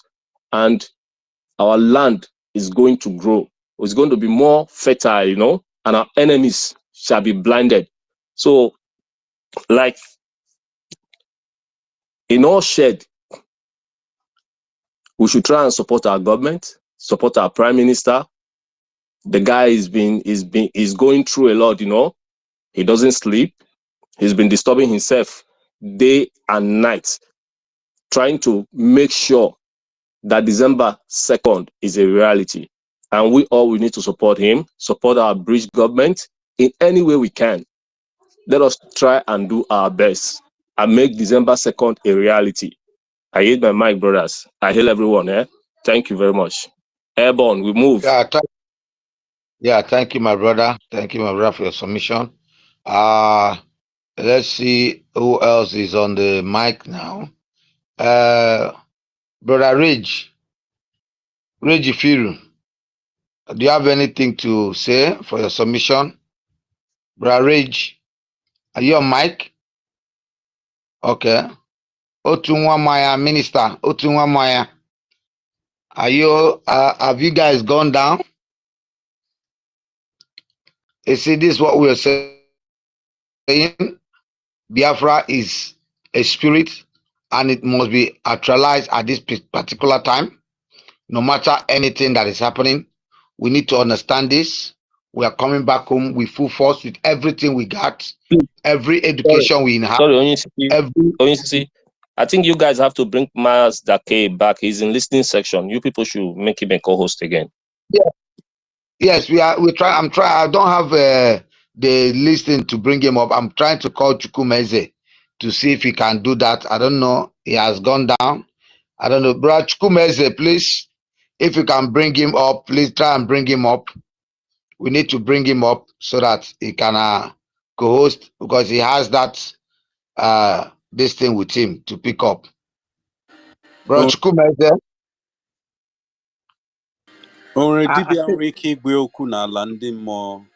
I think Chukwumeze is in another room. Can you send? Do you try to send the speaker to Mazda? Did you try? That's what I'm trying to do. But I can't get him up. Okay, but let someone, Starman, please, if you're there, if you have anything to say, just come up. Let me see what to do. Starman. Yeah, I'm here. Okay, please take up the mic. Yeah, there was something Ben Chuka was saying earlier about P2B. And, I mean, he was so spot on. See, the way P2B behaves, not just him. You see all these people that their head is still in one Nigeria or new Nigeria that are still doing politically correct. If you look at the way they behave, it's like you're at a dinner table and you know that many of the people at that dinner table don't like you. And at that dinner, they're abusing you, calling you slave, calling you cannibal, calling you all sorts of names. But you're still there doing politically correct. Oh no. But and you're eating with them at the same dinner table. You're eating with them, doing politically correct. Oh no. Oh, I can't be seen to be abusing anybody. They will abuse you. Slave, you laugh. Fake laugh. Do you know what my mom used to say? That I used to call that kind of behavior? Iji angu poison. To be honest, I've still never quite found the perfect English translation to convey the real meaning of that saying. Iji the best I can do is using the eye of shame to drink poison. You are surrounded with people on a dinner table that you know hate you. You are eating with them. They are abusing you. They are not even hiding their abuse. You are doing politically correct and still eating. And you're wondering where your problems start. The running stomach plus dizziness, everything that is, that comes with being poisoned. You're wondering where it comes from. Yeah. So, and P2B is the epitome of that. That guy, when that guy came out, I saw what he did to, the consciousness. People like, me and Justice were involved in on Clubhouse. I saw what he did, how he divided it. And till today, I still, that guy, the day I catch him, the Akam thing, the slap where I go slap that. Imagine slap where you give person in head behead. Imagine you use slap behead person. Because that guy just, I mean, the ultimate. Someone even I was speaking to someone the other day, and that a friend of mine, and he referred to P2B as the Igbo Afonja, as in went to like sell everybody down the cliff. That guy, and the obedience. They keep trying to wash his image. What's his money doing in tax haven? Ashebi, he was Ojuku's boy. Why Akuki Eneruhuno? Why Keji on a tax haven? Foreign land tax haven. But Obi, Jesus, Obi. Starman, sorry to cut you off. Go on. You go ahead, please. Go on. Do you know what annoys me so much? This guy used the platform of Ojuku. What is that their political party? Abga, which Ojuku formed, and he's there. There's no atom of movement, atom of anything at all to say, okay, let me give this man a kind of like I said, a kind of a respect. Someone I use his platform to come out in a limelight. Then that respect you will give is to say what that person has started is a dead. It's a dead man, a dead something. What kind of a slap on the face is that? And our leader once said that they have a hand in the death of Ojuku. It might be true, brother. No. And some idiot are still there, talking obedience. If there's any way that idiot will cancel, that is, erect his name as an Igbo man, he will, but there's no way. Fulani tell him, whatever you do, you are a Biafran. That's why they don't believe in him. Thank you so much. Go ahead. And his followers. I mean, I call them, those rats that the Pied Piper. That storybook where there was this town that had a rat problem. The king sent for anybody that could solve the problem. They will pay him huge amount of money. All sorts of people came. None of them could get rid of all the rats. And then this particular guy came with a flute. And the king said, since the king had seen so many people, and obviously they'll pay you after you deliver now. This guy started blowing his flute. All the rats followed the guy. He lead all the rats enter bush. Peter Obi is the modern day Pied Piper. That's why I call him Peter Pied Piper Obi. He misled all of them. And look at them now. They're now in the middle of bigotry war. And yesterday I was asking Harry, do you think Peter Obi will get the same vote he voted? After I've been seeing videos of plus Yoruba people that voted for him that said their eyes have now cleared, that Peter Obi was being used against them. Is it the same people that will now vote him? These stupid obedience, they started believing their own bullshit that Nigeria, some sort of Messiah was coming to save Nigeria. Look at if he was a Messiah, why did he lose the election? Or is this second time against incumbents he will now win? When has popular candidates ever won election in Nigeria? Like as if we don't know it's selection they do. Even when popular candidate wins, like Ihedioha, don't you see the magomago that happens? Even the last one, suddenly internet no work, beavers no work. I may announce midnight results when everybody's asleep in Hubli. And these people want to keep trying, from inside a failed structure. Anyway, like I keep saying to them, Nigeria is a failed state with a failed government, and the effects of that is that there's a power vacuum.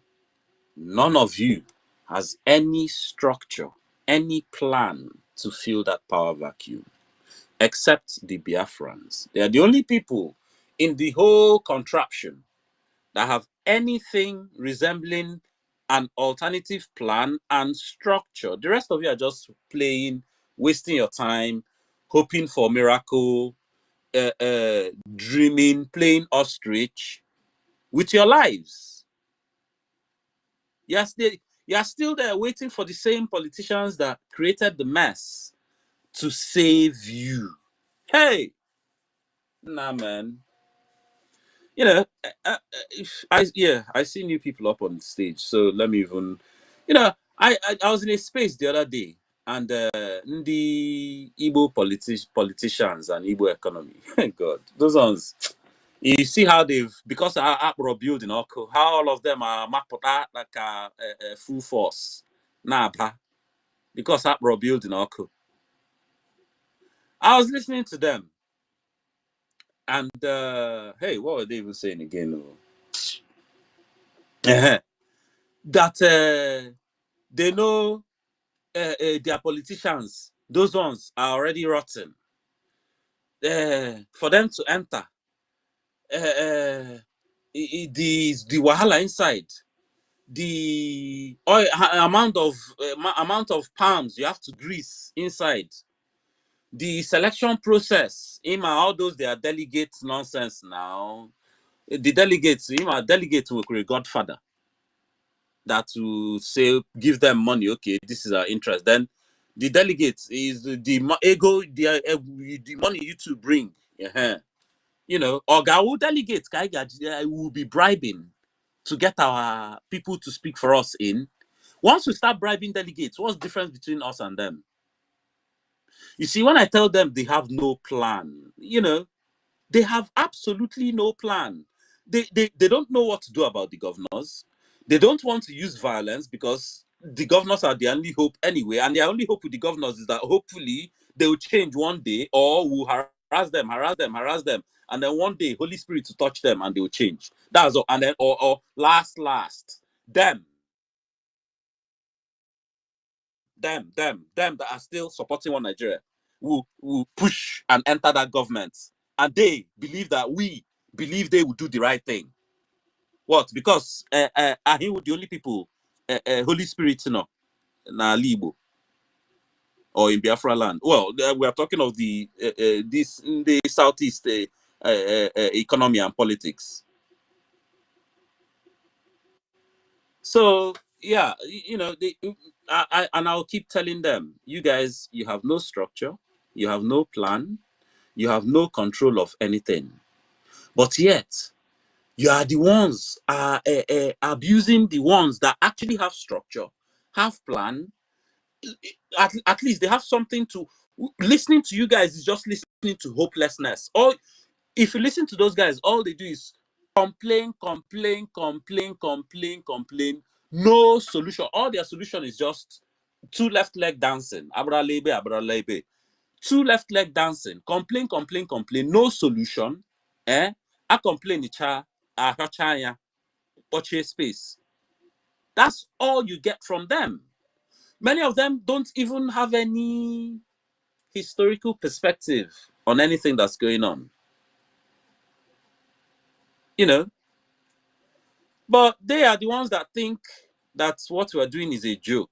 Meanwhile, the joke is not only on them, they are the joke.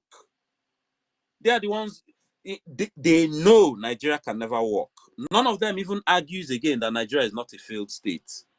None of them even follows any of us to drag that argument again.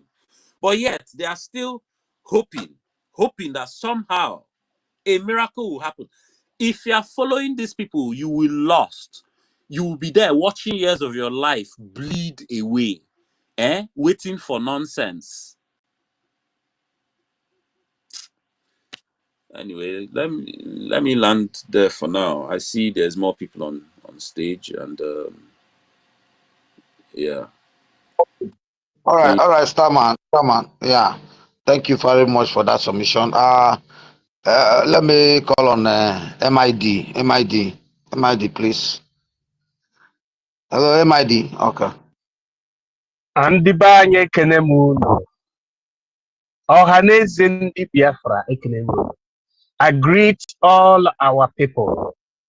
Our people are the Biafran impeccable and holistic people. Very, very holy people. I greet all of you today. And let me take the vibe from the caption. Biafra has, practically won the zoo. The zoo media, the media war, 100%. Okudioba, our alliance, red stalls the zoo diplomatically. An applause once again to our able lobbyist Elias. Thank you very much, brothers and sisters and lovers of freedom. May we use this opportunity from the military wing of the Biafran Republic government in exile to appreciate everyone here present, especially the anchors of the program. All of you are doing fantastically well. Everybody here present is recognized and panegyrized because all those historical dictum concerning the way all of they developed economies fought for their freedom is now happening before our eyes, in the sense that now Biafra is applying the same principle step by step that led to the freedom of all of that sister developed countries. So kudos to all of us. I start by recognizing, our sisters here present, followed by Chukwumeze, the host. Onyeisi, Simon Ekpa, and Simon Ekpa, His Excellency. Hi, Starman. Obura, that is what we like. Benchooks, Honorable Simon Ekpa. I can see Mazi Dake, Emeka, Mr. Snow Americano. I can now sopre na Biafra land. You know what I mean? Frank, I can see Sister Stella, the lady with the lamb. A Christian, Nkiruka, a Chima, Ifi Esther, Guinea, Think Tank, Simon Ekpa everywhere. Biafran executive, C Prime. Just like when we used to beacon on the Saint Erasmus, ora pro nobis, Santi Augustina et Matia, ora te pro nobis. Okay, we are all gathered here because, look, Biafra has been approved from the heavens and from the beneath. I can also recognize the presence of Iwunne. Where it says they be no fear now, where it says they be no fear.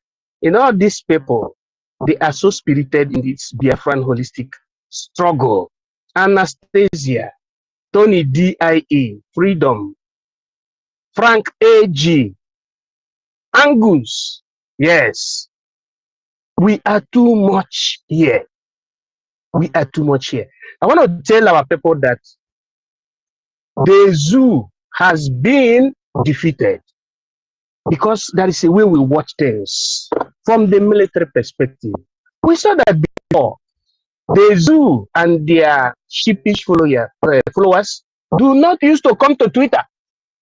That is a very, very acute verification. But now they are even sending teenagers, people that have no experience in Nigerian formal politics.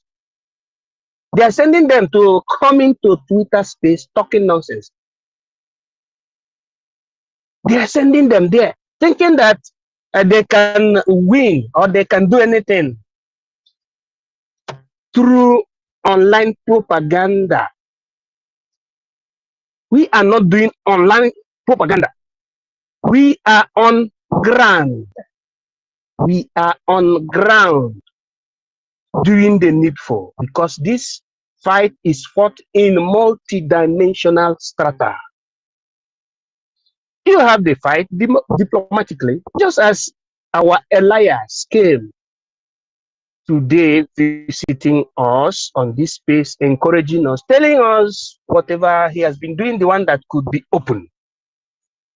And at the same way, you hear that the Boko Haram founder, unfortunately, the vice president of the zoo, out of desperation, or what you call desperately, went to Finlandia, supplicating the Gubernaculum Finlandia to helping them to the continuation of their idiocy. But the advanced nation have the rule of law as a kind of base of their action, because human being or person as a representative is nothing before the people. That's why we say the prevalence of the rule of law, meaning that the advanced nation make use of the rule of law, the law before every other thing. When the Finnish foreign minister told the zoo that, yes, we have heard your complaint, but the law will take its course, the zoo couldn't fathom that particular position or dictum, but they only hope on that their unilateral system of a political application, which means the use of force, not the use of reasoning, neither the use of the prevalence of the rule of law. Now they waited till this time that the Biafran redeclaration has been scheduled. Come the second day of December 2024 in Lahti, Finland. This Boko Haram founder, Shetima, went to supplicate genuflectly to Alex to the president of Finland. Then he has to respond him for the fact that he knows that who is before him is somebody that doesn't understand the rule of law. People that support, dualism of law. Law is one, and its application is one. He still repeated what their envoy said to Nigerian government prior to this time, that the law will take its course. So, brothers and sisters and lovers of freedom, there is nothing the zoo can do again. The zoo have been defeated. It is left for our people to add more gear to our support to this government and to the person of the Prime Minister, who is representing the supreme leader, because the supreme leader cannot represent from the dungeon. It is only a free man that represents. So any sensible Biafra, any well-meaning Biafran must understand this particular thing, that it is he or she that is free that will lead, and our Prime Minister is leading holistically. I can also take this historical, reference, now, so that our people will understand that, look, the stage we are now, which is the function of the government in exile, has been the stages or the stage that all other developed economies pass through, like America.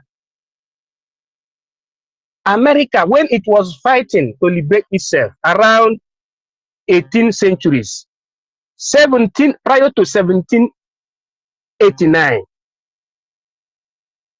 America did form the kind of fantocho government, meaning government in exile.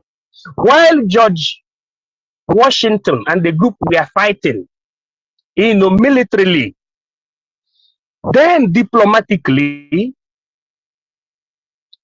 the diggers and the levelers, it is a coded language, went and made sure that they set a kind of cornerstone that will lead to the writing of the Constitution of the United States of America. The same thing happened in France around almost the same period, although America predated that of the France. You call it the Glorious Revolution, 1789, after the death of Christ. You have the group of Robespierre and the Sans-Culottes. They organized themselves. Some were fighting in the front, whilst the other or the rest were busy preparing the Constitution. Thus, the reason why they said that the France or the American government substantiate in 4 pillars: liberté, égalité, fraternité, et démocratie. That is what the history said. And at the same way, I cannot forget countries like the Republic of Italy that formed the government in exile from 1943 to 1945 in a place that is called Brindisi, southern Italy. That was the capital of the government in exile of Italy. Okay, and it was headed by Umberto Primus or Secundum. This government in exile is very, very legal because it means that your particular territory is under occupation and you cannot exercise your political and civic franchise freely because of the effect of occupation from the government of Nigeria. So you form government in exile. You organize your electoral processes or referendum in our own case, and the international community recognizes you, sees what you're doing based on your collectiveness. I can also remind our people that country like France, during this time of their forming government in exile, formed their capital of government in exile in the Great Britain, and it was headed by the likes of Charles de Gaulle. That is what the history said. And after they all succeeded, today France is one of the 5 permanent members of the Security Council of the United Nations. America is already the leader of the Security Council. The same thing happened with USSR, which is presently Russia. The same thing also happened with the People's Republic of China. So the level we are today is the level of socio-political development, because the Charter of the United Nations said, as I quote Article 1, paragraph 2, that the United Nations recognizes equal sovereignty of nations, both big and small, and the right for self-determination of peoples, including their preservation and self-defense. So, Biafrans, this is the template, international law, and we must be happy and be hopeful and support, steadfast. We support this, our government, because this is the only way. All other people that are talking, quoting Bible, quoting a native doctor or whatever, don't know what they're doing. The only way is the template of international law, the templates being put in place by international law. That is the template used for nation building or for creating new states. Thank you very much. I'm still on the way as I yield my mic. All must hail Biafra. Ebon. Thank you. Thank you, our brother. Thank you, MID. for that submission. We are very grateful to have you on space again for that good submission. Benchuk, bro Benchuk, are you there? Bro Benchuk, are you there? All right, Starman, are you still there on space? It's all right.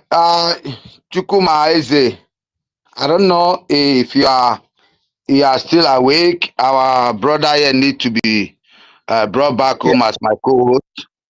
Brother, I'll come back. I'm driving at the moment. I'll come back in a few minutes. Eh? No problem, no problem, no problem. Starman, what about you?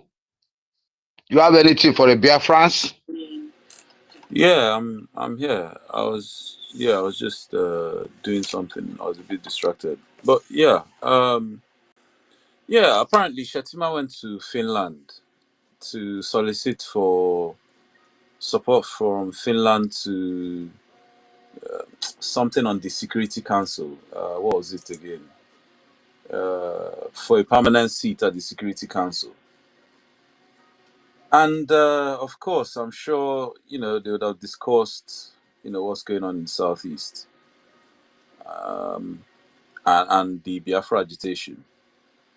I think all this one is just at least the Nigerian government using style to create some sort of opening for, well, I hope for their own good, create some sort of avenue for negotiation, because that's the only way to solve this whole thing. Because Nigeria might think it's us they are doing, but I mean, for a failed state to be declaring war when they can't even pay their soldiers is the most absurd thing ever. So I hope they've started counting their teeth with their tongue now, because with our diplomatic moves going on in not just America, all over the world, even, I think they in the zoo government, they are in the know what's going on. Everybody knows Nigeria is a failed state. Even that international index, that number 15 Nigeria is a lie. Nigeria should be higher up there, maybe like number 8 or 9 or 10. Nigeria should be higher up there with more points.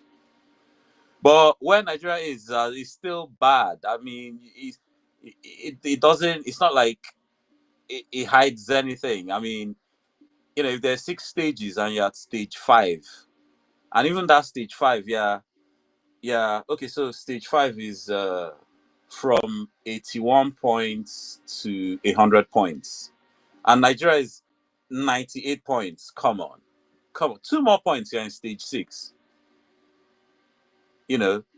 And so far, the only country in stage 6, as of last time I checked, is Somalia. And Somalia has been there for a while. People think societal collapse is, it will just happen. Everything will happen in one day. Everybody will run helter-skelter. No. Sometimes it happens very quick. State failure is a process. Sometimes, due to certain factors, it will happen very quickly. Sometimes, it will happen so slow. It will be drawn out that, people who don't even know how to identify a failing state might not recognize a failed state. And Somalia is clearly a failed state. And again, if you look at that list of failed states, like the top 20 states there, apart from maybe 1 or 2, they all have a part of them that wants to break away. It's almost like an intrinsic feature of failed states, of state failure. There's always a part that wants to break away due to some, irreconcilable factor.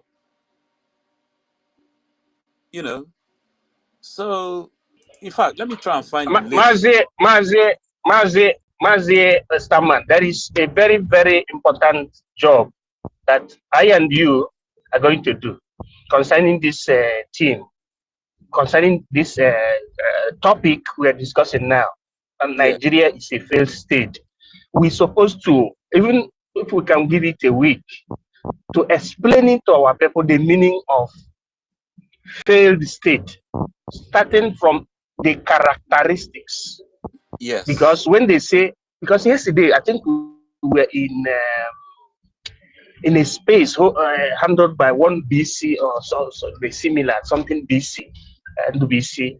Yeah. That's one Nigerian is there. So they don't. I saw that they don't understand the meaning of what we call country becoming a failed state or pariah nation. That one is another grammar.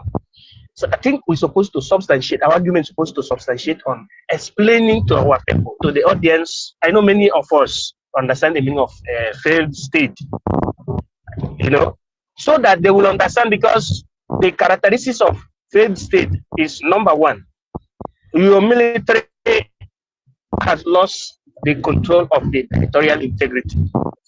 You see, many people infiltrate your country, that is, the enemies infiltrate your country through the boundaries. They also elongate their hands into your administrative system.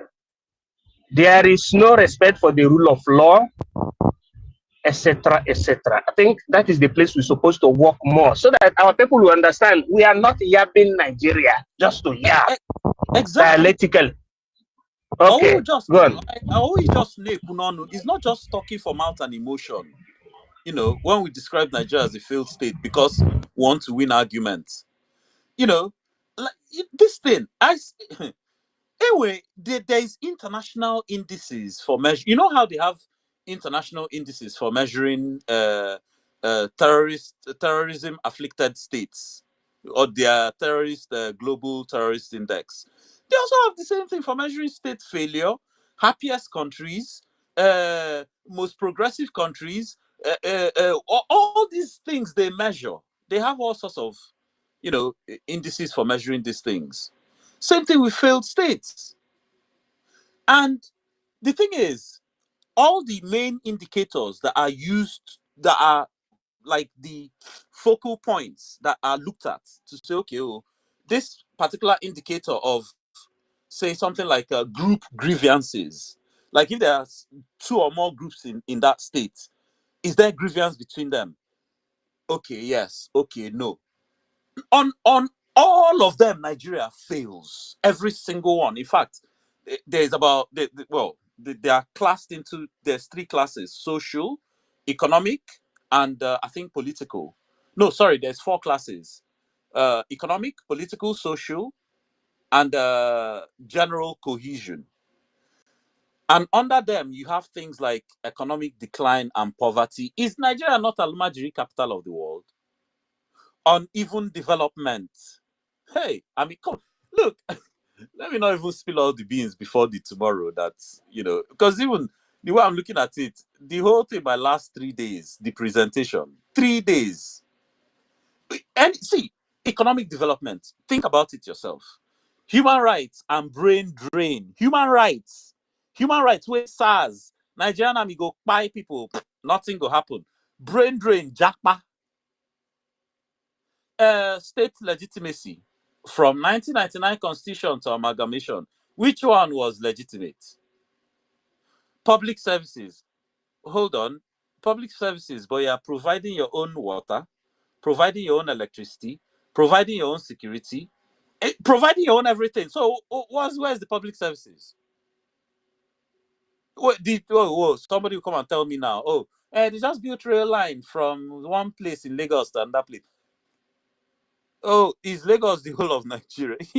That's kind of stupid arguments people used to come at me with when I used to do this presentation in Clubhouse. And this My brother, breakdown no be person, food I prepared for them. No be person where they are alive. A person where they are go fit enter tree. You understand? Person where they are alive when I fit enter tree. When hunger will kill everybody. Say they build road line. Come on, people never fit. They go protest, carry military, and police they kill them. You understand? See, Abe governor know why he no take up my challenge, because they are seeing me destroy Nigeria. Me and my guys, justice them, Royce.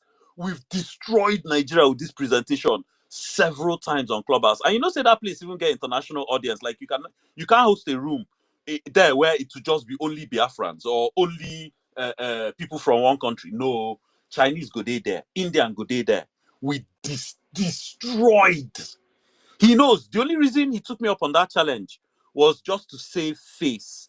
That's why since I've been hounding him for almost 2 months now, I've been hounding him. Abe, rise to the challenge. He keeps deflecting. I should bring my picture. I should bring my picture. Anyway, we'll go. That's the only thing they know. Bring your picture. Bring your picture. Anyway, we'll go still, because I was already planning to, do the space regardless, since nobody was taking up the challenge, which was why he wanted to save face and take it up. But I'll still do it anyway. I mean, look, like I said, any indicator I can call on that list, depending on the article you're reading, the one has 12, one has 14. It doesn't even matter. Any one of the 12 or 14 I call, Nigeria fail every single one. Is it demographic pressure? If we don't have demographic pressure, why is Fulani heads? Why are they telling us farmer headers clashes? And then telling us, it's foreign Fulani. Where are they coming from? Refugees, internally displaced persons. Not be refugees, they won't come dump on us. What happened to the place the refugees came from? Why they no return them there? Why they want you say there's insecurity in the southeast? And I never solved that problem. And I never solved the problem of where the refugees come from. And I won't come add one problem on top of another problem. Refugees, and do you know how many internally displaced people Nigeria even has? And this is the one that has been counted, 3.3 million. Do you know that's bigger than some ethnic groups in Nigeria? Do you know? And more are still coming. More are still coming in. And that's the internally displaced. That's the ones in Nigeria. How about the ones in Chad? The ones in Niger? The ones in the other side, the other side of Adamawa in Cameroon? The ones in Benin Republic? How about those ones?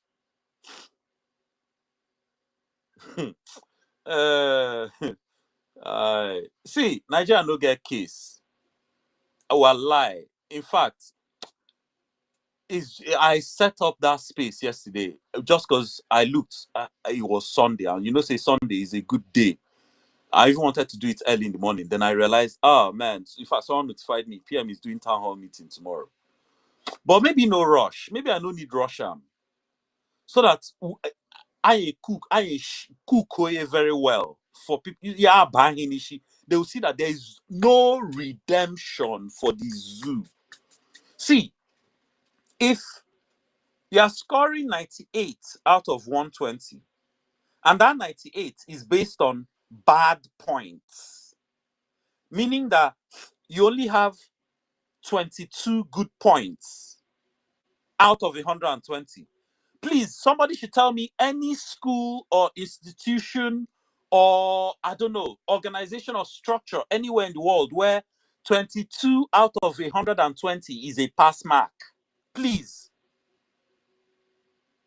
In zoo is a pass mark. But that is true now. In zoo, number one is a pass mark. Is A is zoo. In the zoo, in our quota system here now, they will reduce it for Nigeria. You see, before I even go to Nigeria's quota system, because of the miseducation of the zoological Negroes or niggers, for them, I guess is when you score that complete 0 over 120 before they recognize fail. Before they recognize that this one don't bad pass mark even self now fail. I'm talking about Nigeria's quota system. I mean, when people like me or people like me, I just they echo the giants before me. Nnamdi Kanu, His Excellency PM Simon Ekpa. When they say that Nigeria was built on the back of the Igbo man, quota system.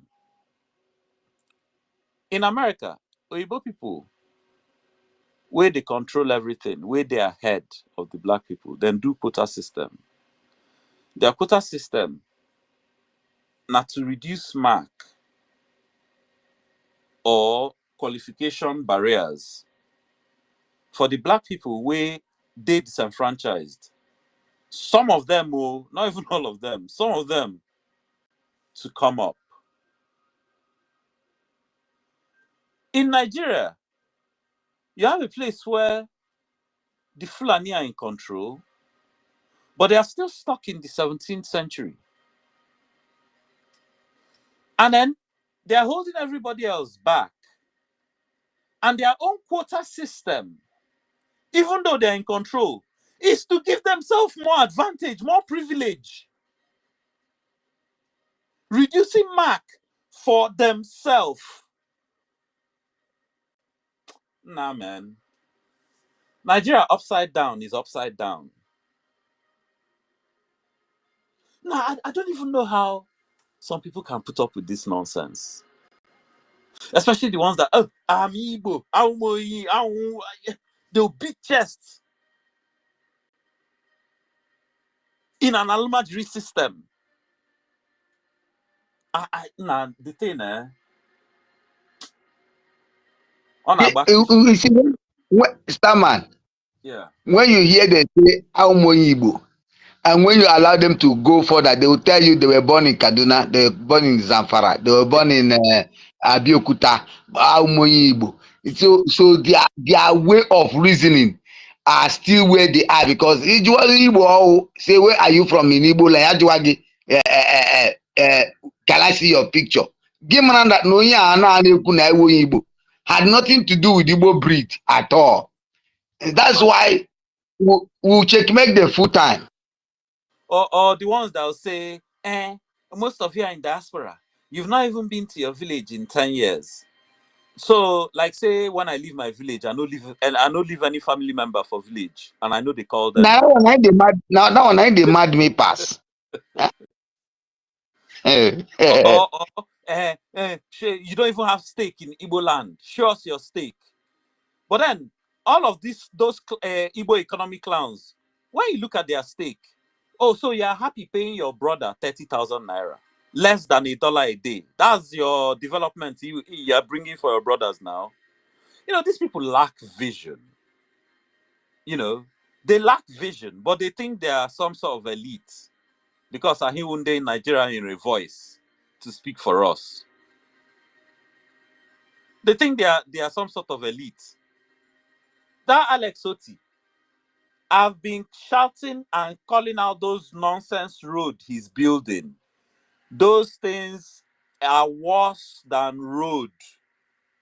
None of them will last up to 5 years. None.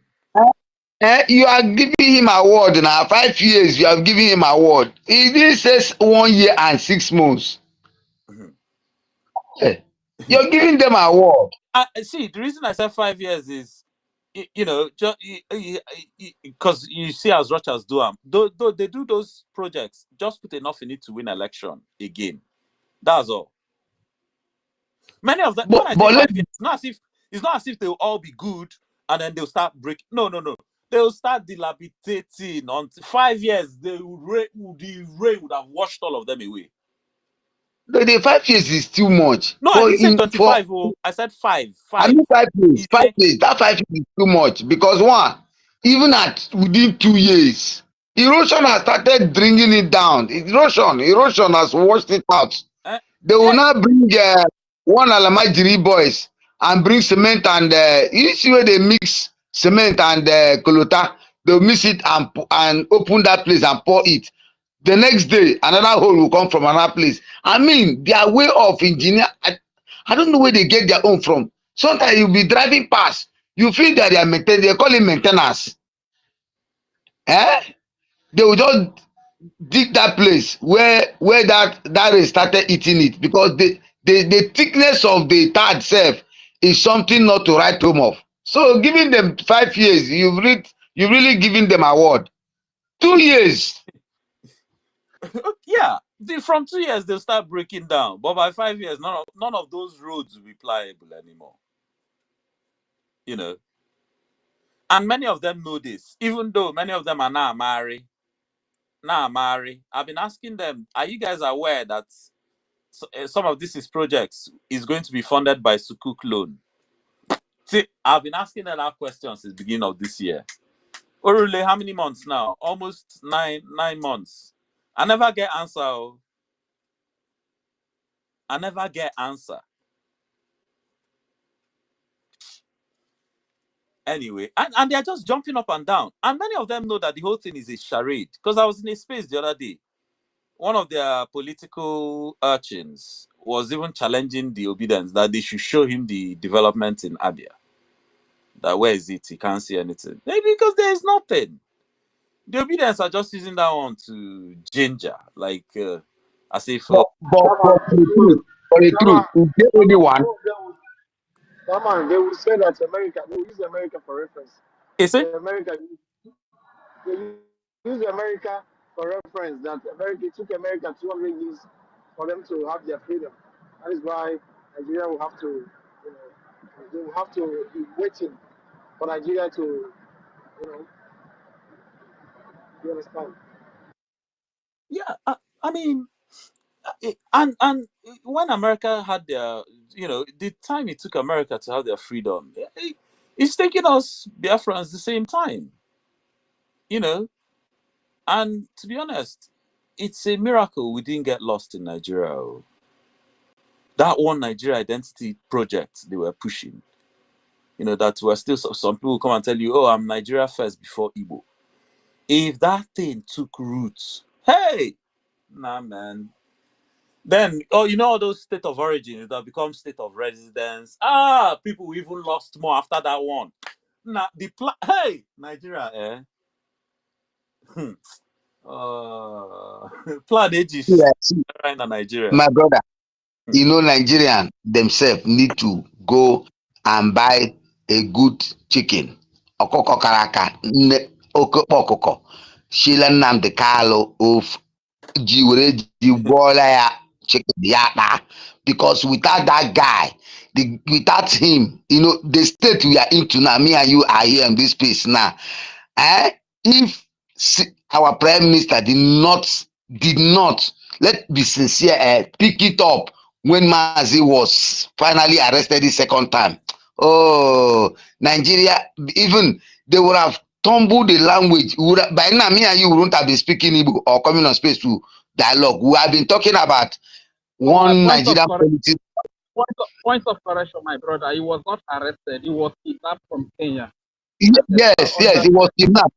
Yes, my brother.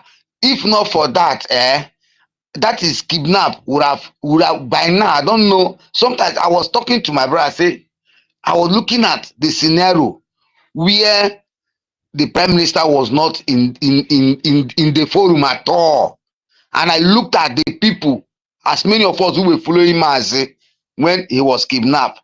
Everybody ran for his leg because after the threatening, after everything, the space changed. People started talking, and celebration on space. I was like, celebration, until God, Elohim, remembered us, told us, nah, look, I have a remnant. And then from nowhere, the prime minister started, coming in, everybody. They were like, are you for real? Is this guy coming? They say, oh, no. It's like, we need to call this guy, Ekperimao, or we need to start calling this guy, Nigeria agent, so that ideology of Nigeria, which they are still bringing, those are their old chapter. We are like, oh, thank God for everything. If not, by now, as me and you are celebrating on this space of declaration of Biafra, I don't think that would have happened again. I'm telling you the gospel truth.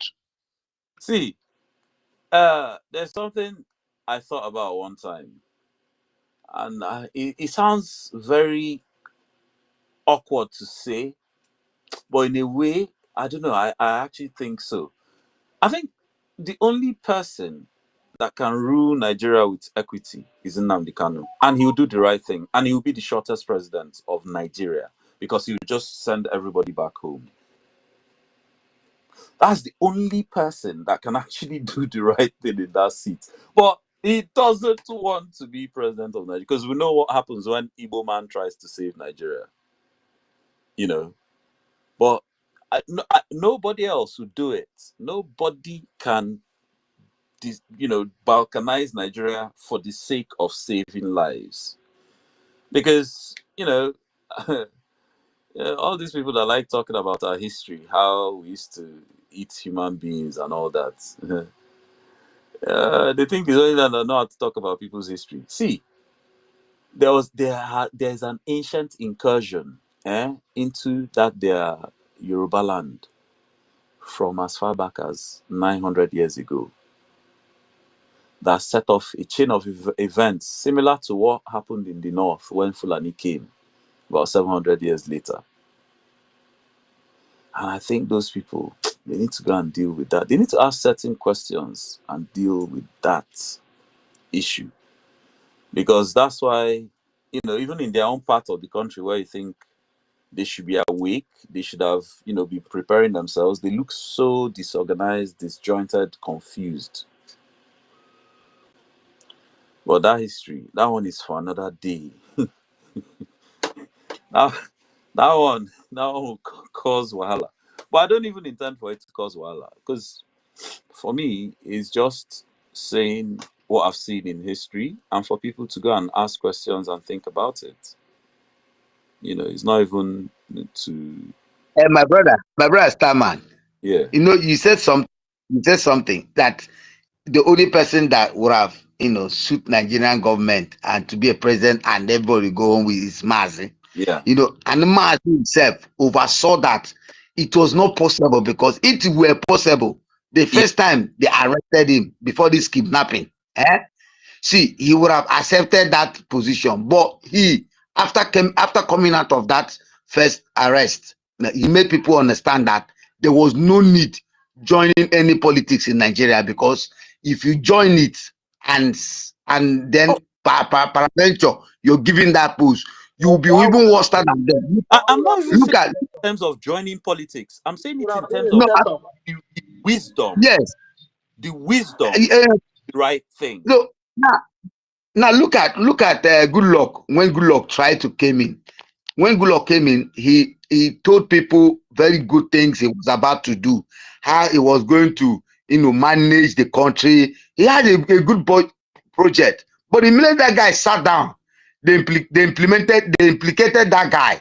The guy ideology, the guy ethic died immediately, and they had no option that to call him a female president, a woman rapper, when there was nothing woman in him. They bankrupt the guy ideology. That so when I listen to some guys who will say the only way they have something to do was to take you home, for you to go and join one of your governor and do one thing and try to, I try to look at them and say they couldn't go back to the hand of the time past when Goodluck Ebele Jonathan was opportune to be a president, and the opportunity was for him to do so many things. But what could he do? He couldn't do anything. When the Alamajiris were surrounding him, more especially, what's his name? Ishuku, Baba, we call it Obasanjo, and the other ones. How could he do it? So they don't look at time. They don't know what they're doing. When they come on space, you see the rant, try to talk, try to, be political right. Sometimes I wonder, where are they coming from? And when you talk, they'll ask you, they travel to Owerri, they travel to Anambra, they travel to this, and they saw that this happened. I keep asking, where did they even travel to? Are you getting me? So sometimes I'm marvel so much when they come on spaces to talk without no evidence, without nothing. Well, they were traveling to all these places, and the so-called unknown gunmen no attacked them. They no attack them all. No. But then when they reach where then they go see all the attack and everything. But then they will travel again. They not attack them. They reach. So you see, all these political urchins. In fact, see, the insecurity in the southeast is obviously sponsored by the federal government, contracted to the state governors, who are using it to try and delegitimize Nnamdi Kanu and PM Simon Ekpa, who they know are now more popular and more powerful than them. So they are trying to, because see, yesterday they were blaming. I was in Harry's space. They were blaming oh, stop your sit at home, because when you are doing it, it's affecting us. And I'm like, wait, you guys, no, you stop the gaslighting. I decide of my own volition to sit at home because I want to protest against the Nigerian government. You do goat head, strong head, say you know sense it at home, you come out. Something do you. How is that me? That is my, how is that? Say I know come out from house. How is it me that did you anything? And then you, just to blame me, you ignore the Nigerian government, you ignore all their actors that have all the incentive to kill you, and you be blaming me. And some one of our brothers was also like, why would we even be killing them? That claiming that we want to save them. But what exactly is our motive to kill them? Meanwhile, Nigeria government has a long track record of constant slaughter. In fact, yeah, I used to have a nickname for Nigeria. Giant meat grinder. Nigeria is a giant meat grinder. Do you know for how many years people have been dying every day in Nigeria? Just needless, careless, nonsense death. Just like that, just dying. Nigeria is a giant meat grinder. And it's going to get worse. You know, I mean, you have a runaway population. The Almajiri population is estimated to grow from 13 to 25 million by 2040. And you're not even building any schools, any infrastructure to develop this human capital. And you want to leave your children with them. Hey! You see, when I say this, so in this self-abrogated intelligentsia that we have, they don't have sense. You send your children to all these universities abroad, but then you expect them to grow up finally and live in the same country with a constantly growing population of Almajiri that is rapidly turning to banditry. And that is why Charlie Boy told them, anyone that want to jagba, oh, that him is not jagbaring anymore again. That is ready to die. He's old. After sending them on the streets. See, jagba, all that one go soon stop. If soon the new trend go be jagba from Europe, jagba from America. I did tell you the truth. Shebi, they say all the race riots. All the Oyibo crying every day on this same X, crying every day about immigration. They are tired of our black asses. They've had enough. They don't want again. Come on, think about it. For how many years and how many of us who keep jackpying into their country? Jackpying, like, you know, after a while, that's how go tired now. Nobody so Ndironu, they are crying. We too. And I know Fulani, their own coming to your own countries on a mad level. But yeah, we are tired of it. So Ibutu is tired of us.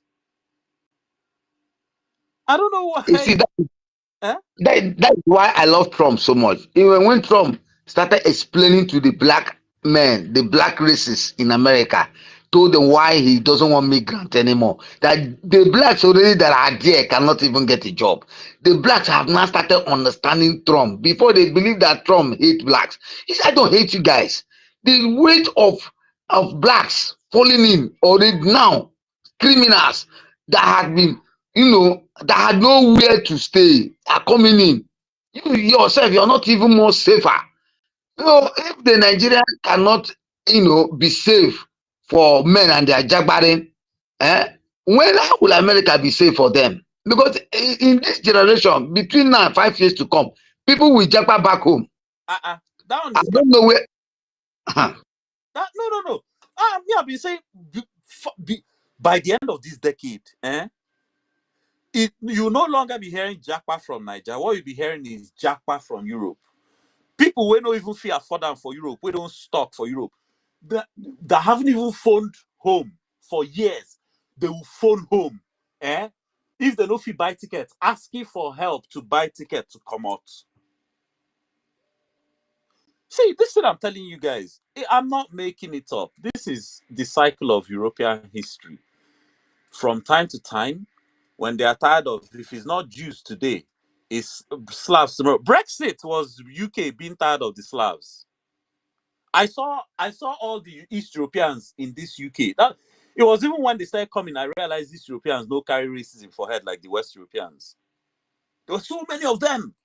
I still remember I've made friends with so many of them. I realized these people are just, many of them are just jolly people. Yeah, some of them are still racist from, just proximity to the hardcore racists in the West. Yes, but many of them are jolly. And then I started seeing as well that they were the easiest ones for, especially our guys, to marry, in the sense that they just got along more.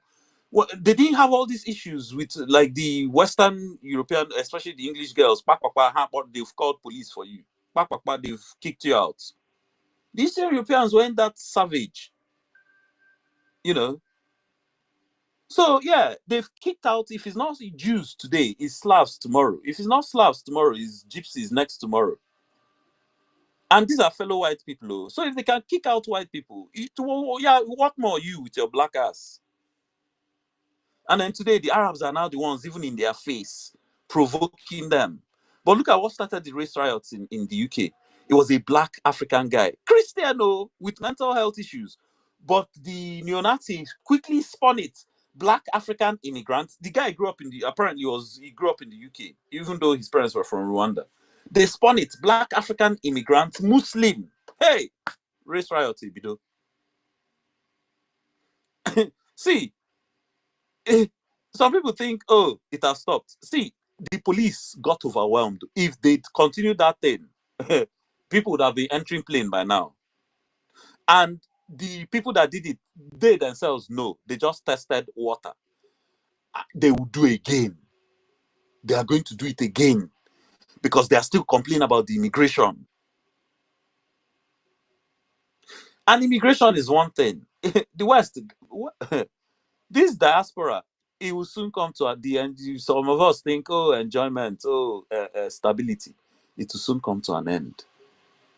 The dollar get wahala. We see the wahala they are brewing in Ukraine and all those places, all the wars going on. Every other headline, every other day. Are we on the brink of World War III? Say these things, war. Now, person go make one mistake or just one miscalculation. The whole thing don't set. Especially the magnitude of this global war. Read wrong signal. Read and wrong. Say, like say they don't launch one of those big bombs.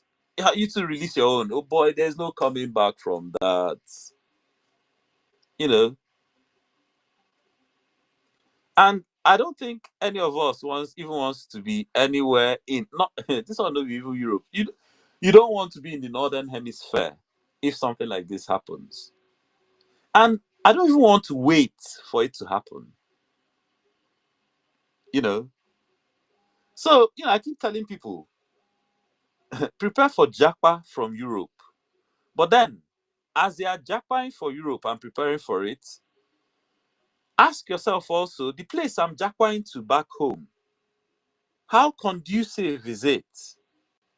Have I fixed it? Am I Japaing home to meet another Wahala? Maybe by the time I reach home, there's jihadists and terrorists everywhere. telling me swear by the Quran, recite Allahu Akbar, or else it will bust your head or chop it off. Ask yourself that.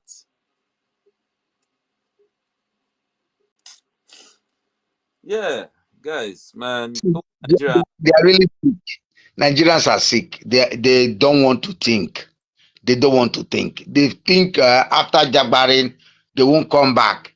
That maybe by the time they will have Jagbared, that the America will be like that for the next 10 years.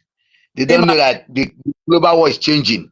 Him and one saying his stay and then passport. They think, oh, I'm now an American. I'm now British. See, me, they even bought me for this Britain. So my own no beside Jackpot can't collect passports. Then bought me for this Britain, So I was one of the first people their Labour British propaganda nearly caught when they came up with that term Black British. You know, they were really promoting it and with political correctness. I remember one day I was in a pub. I was in a pub with some. No, I wasn't with the Oyibo people, but I just overheard this group of Oyibo guys, and what they were saying. You know, there are certain things that happens in your life that switches you on a certain level. What they were saying wiped out the whole myth of my passport in my eye in one day, in one afternoon.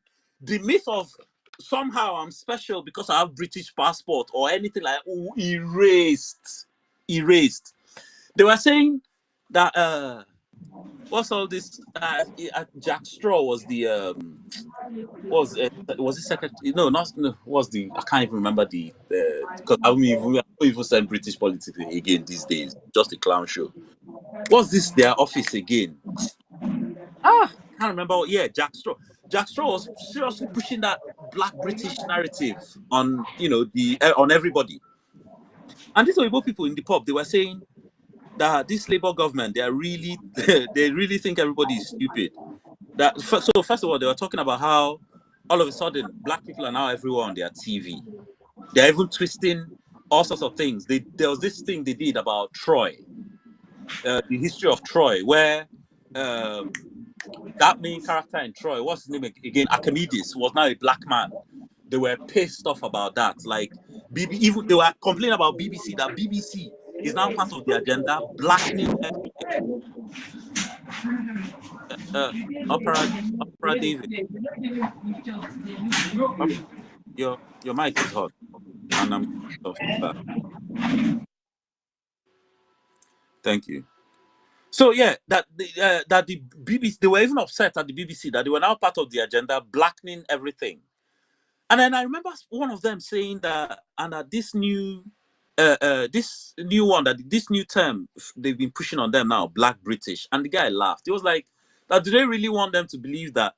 Oh, just because we came here on off a boat, or they gave birth to us here one generation ago, we're now British.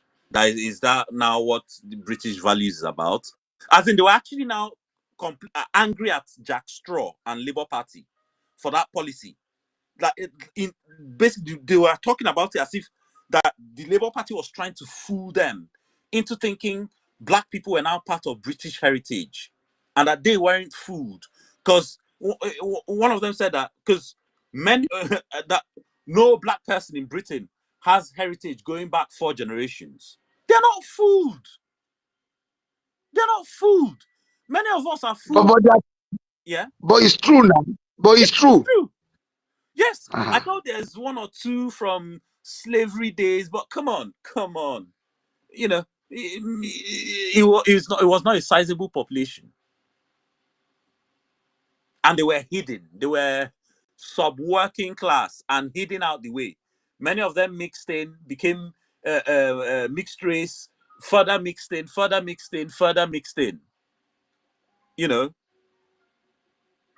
But many of us, when first of all we jackpot, our head will swell. You get paper or finally the passport. You think, your own don't better. Dual citizen. Meanwhile, the dual citizen, after they arrested Nnamdi Kanu, was this stupid during Theresa May's time, I think. One stupid one of those their home secretaries came out with a veiled threat, pretty much to anybody they perceived as a threat to Britain, including Biafrans. They said there was a way they phrased it, but basically the whole thing, you could clearly see that there was now a two-tier system of British passports. So they said they had the right to revoke your passport if they deemed you a threat, or listed all the criteria where they could revoke your passport, and they could even just email you to notify you about it. And immediately you could see that they just created a two-tier passport system. And eventually, some of their solicitors, some of their human rights solicitors, said complain about it. Because what that meant was, okay, so a white person does something now in that their criteria of why they can revoke your passport. Okay, you take his passport. Where are you throwing him to? It's still his ancestral land is Britain. You can't throw him anywhere. But someone like me now does something, you revoke my passport. And according to what they were saying, and this was all, remember that girl that went to Iraq to go and join ISIS? Is it Shahida something? It was all stemming from that case. That they could revoke. Yeah. Thank you. What's that name again? I've forgotten that name. Yeah. That they could revoke her passport and not admit her back to Britain and send her back to where her parents were from, which I think was Pakistan, which her human rights lawyers started fighting. That was a threat to people like me as well. Like if I should come out against the British government in a way they don't like, they can take my passport and throw me back to the zoo. That was a two-tier. That just pissed on the whole, oh, you're Black British. It pissed on it. And so nobody should be surprised why, even the racism can't keep itself in check when a Black person is holding the so-called British passport, a Black person in the name of Nnamdi Kanu. Suddenly they've forgotten their own citizen. If that was a white man, Britain will be all over Nigeria's case like a rash, calling them all out everywhere, international community, everywhere. If that was a white man being treated like that. Would that person stay more than 48 hours? The zoo would have released him now. It wouldn't be under 48. That matter wouldn't have been discussed. Ha. With food, it would have been negotiated. Everything,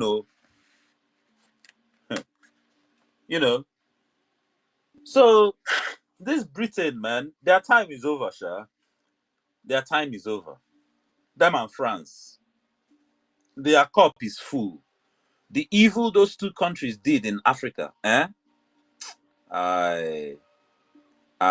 don't think there's enough karma in this world to pay them back. Two of them. There's not enough karma in this world to pay them back. These two people destroyed entire civilizations. Literally everywhere they went, they just destroyed. Imagine stealing 2 continents. You thief 2 entire continents from other people. And the funny is that many of their generation are no more speaking their indigenous language anymore. Yes. They love their languages and they are speaking French. Even as they speak French, they don't even regard them. I mean, so naive that even that's they want to do us. So you start speaking another man's language, and at the end of the day, imagine somebody telling you you're learning Yoruba language in school, learning Hausa language in school, then they raise Igbo out of their curriculum, and then at the end of the day, they bring you French and English. At the end of the day, the children will wake up not be able to speak their own mother language at home. Is it not madness? Well, yeah, English is I think we talked about this some time ago. I saw this article they had one time. I think it was Cambridge University that wrote the report about how Igbo was an endangered language. It's so funny. They planned us to a T. They planned even how our language would die, But here we are today with not just a renaissance, but a resurgence. You know, it's almost like that statement. You know, the Igbo-ness in many of us just awoke and decided to counter that. You know, all of a sudden you start seeing all these YouTube channels teaching Igbo, you know, and look at the awareness we have going on today. Igbo language ain't gonna die. Igbo language is one of the oldest languages, you know, so yeah, many imperial languages have died. Latin is dead, you know. So Britain, in their hubris, well, that's just what happens when, you know, you think too much of yourself. The reality is, when the real history is rewritten, that great in front of Britain, they will remove it. They will remove it. Yeah, because there's really nothing great about what they did. It was just sheer barbarism and criminality, low life criminality all over the world. Them, France, Spain, Portugal, Netherlands, those three, those five especially, and then Germany. Yeah, we always forget Germany because those ones, they missed out on the whole slavery episode because they were busy fighting themselves before they finally, all the Germanic tribes unified. But then by the time they unified in the late 1800s, they looked around. Oh, sorry, in the middle 1800s, they looked around. Wow, we've missed out on the jamboree. What's the other empires running now? Oh, it's colonialism, and that's when they got in. Well, all of them, Northern Europeans. Well, apart from the Spanish and Portuguese, Southern Europeans, those ones stole a continent, South America. You know, these are the kind of people we're dealing with. Like, you know, we're on this planet today that favors them because of their history of criminality. But that time has come to an end. There's no status quo on this planet that remains forever, especially when it's built on an imbalance, an imbalance such as injustice. Yeah, it's just not going to stand. You know, so yeah, unfortunately, you know, the colonization wasn't just physical colonization; it was also mental. You know, I try and you know, think of ways to help decolonize people's minds. And one of the earliest examples that happened to me myself, that I like always use as an example, is something that happened to me twice. The first time when I was a kid, and this is just to give you an idea of how things like, you know, other people's religions, other people's education curriculum and systems actually shape the way we see the world. And in shaping the way we see the world, makes us begin to see the world in alignment with those people. Because that's how they see the world, and they're comfortable with it. And then if they get you to see the world like that and get comfortable with it, you just agree with them and go along with them, especially as they are the ones showing you. So when I was a kid, I watched this film called Zulu. I'm sure we all know what happened when Britain went to South Africa. They fought the Zulus.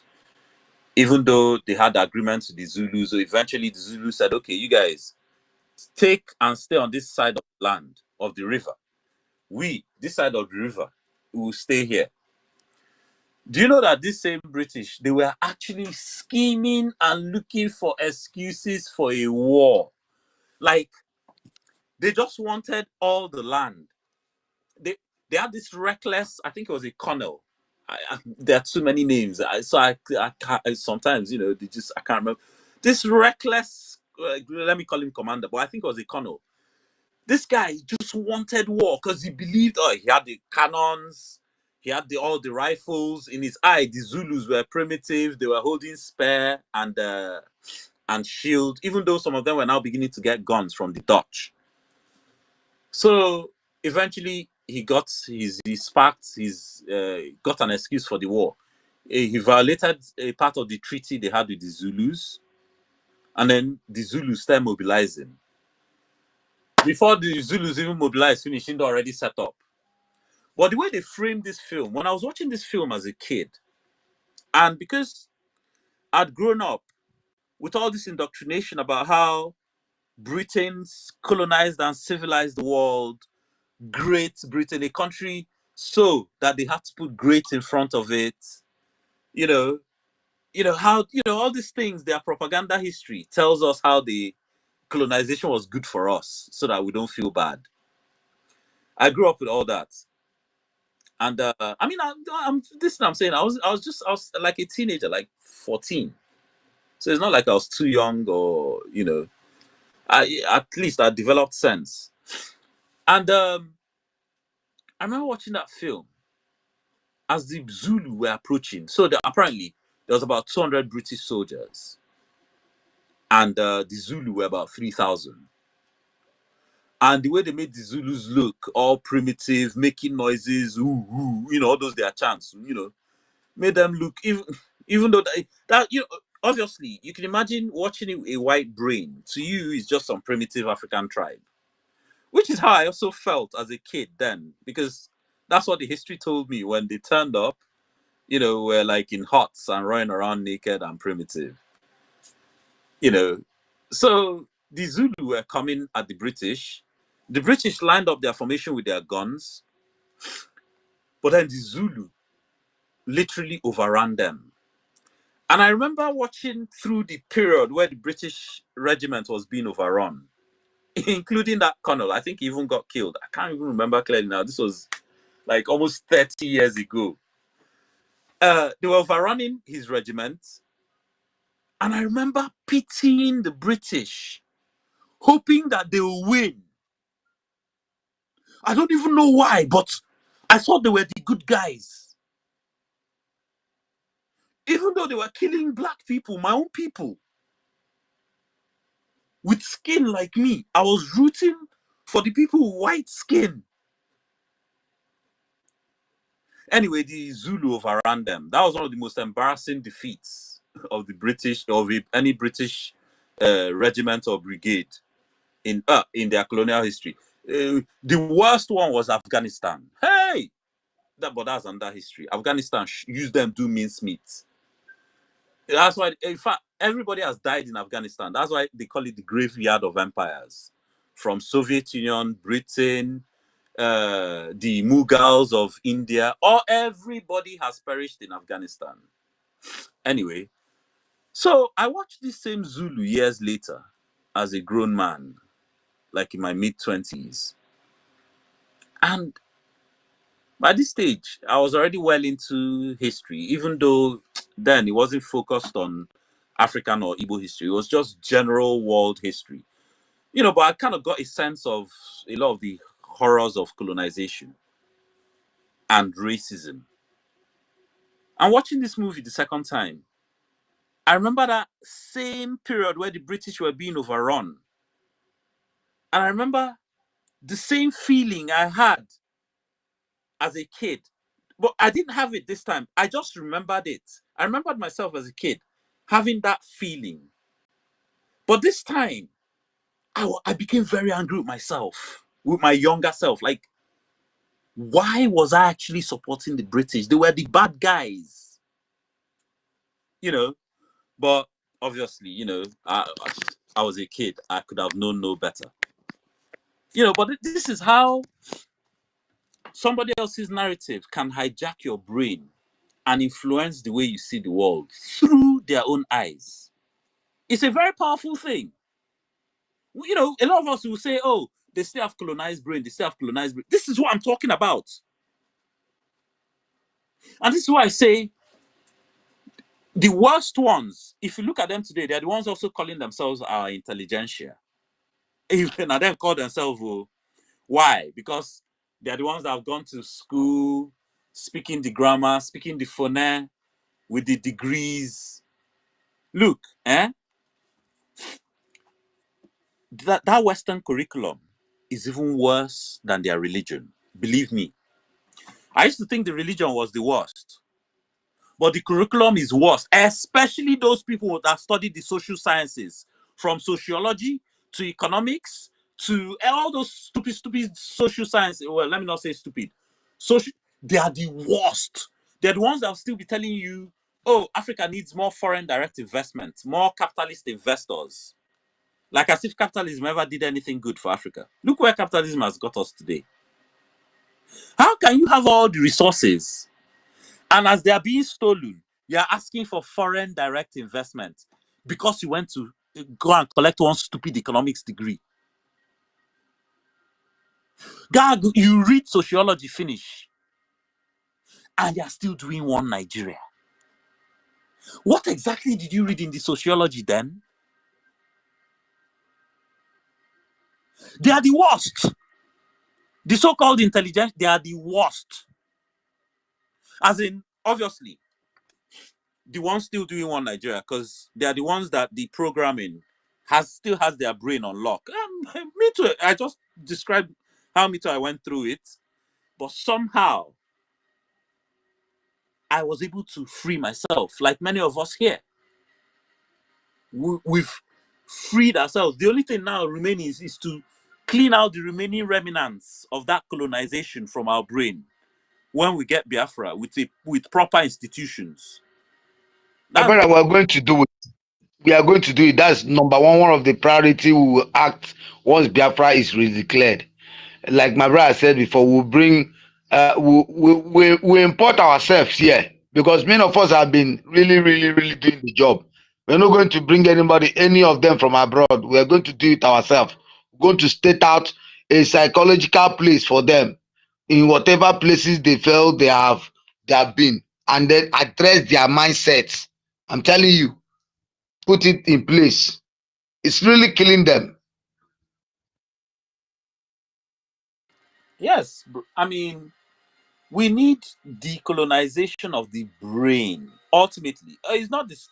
No, let's get political freedom first. That's political and economic freedom and sovereignty first. Then we can take our time and clean our brain, reorientate ourselves, refocus our culture. You know, but yes, it's a process we need to go through. Really. Sorry.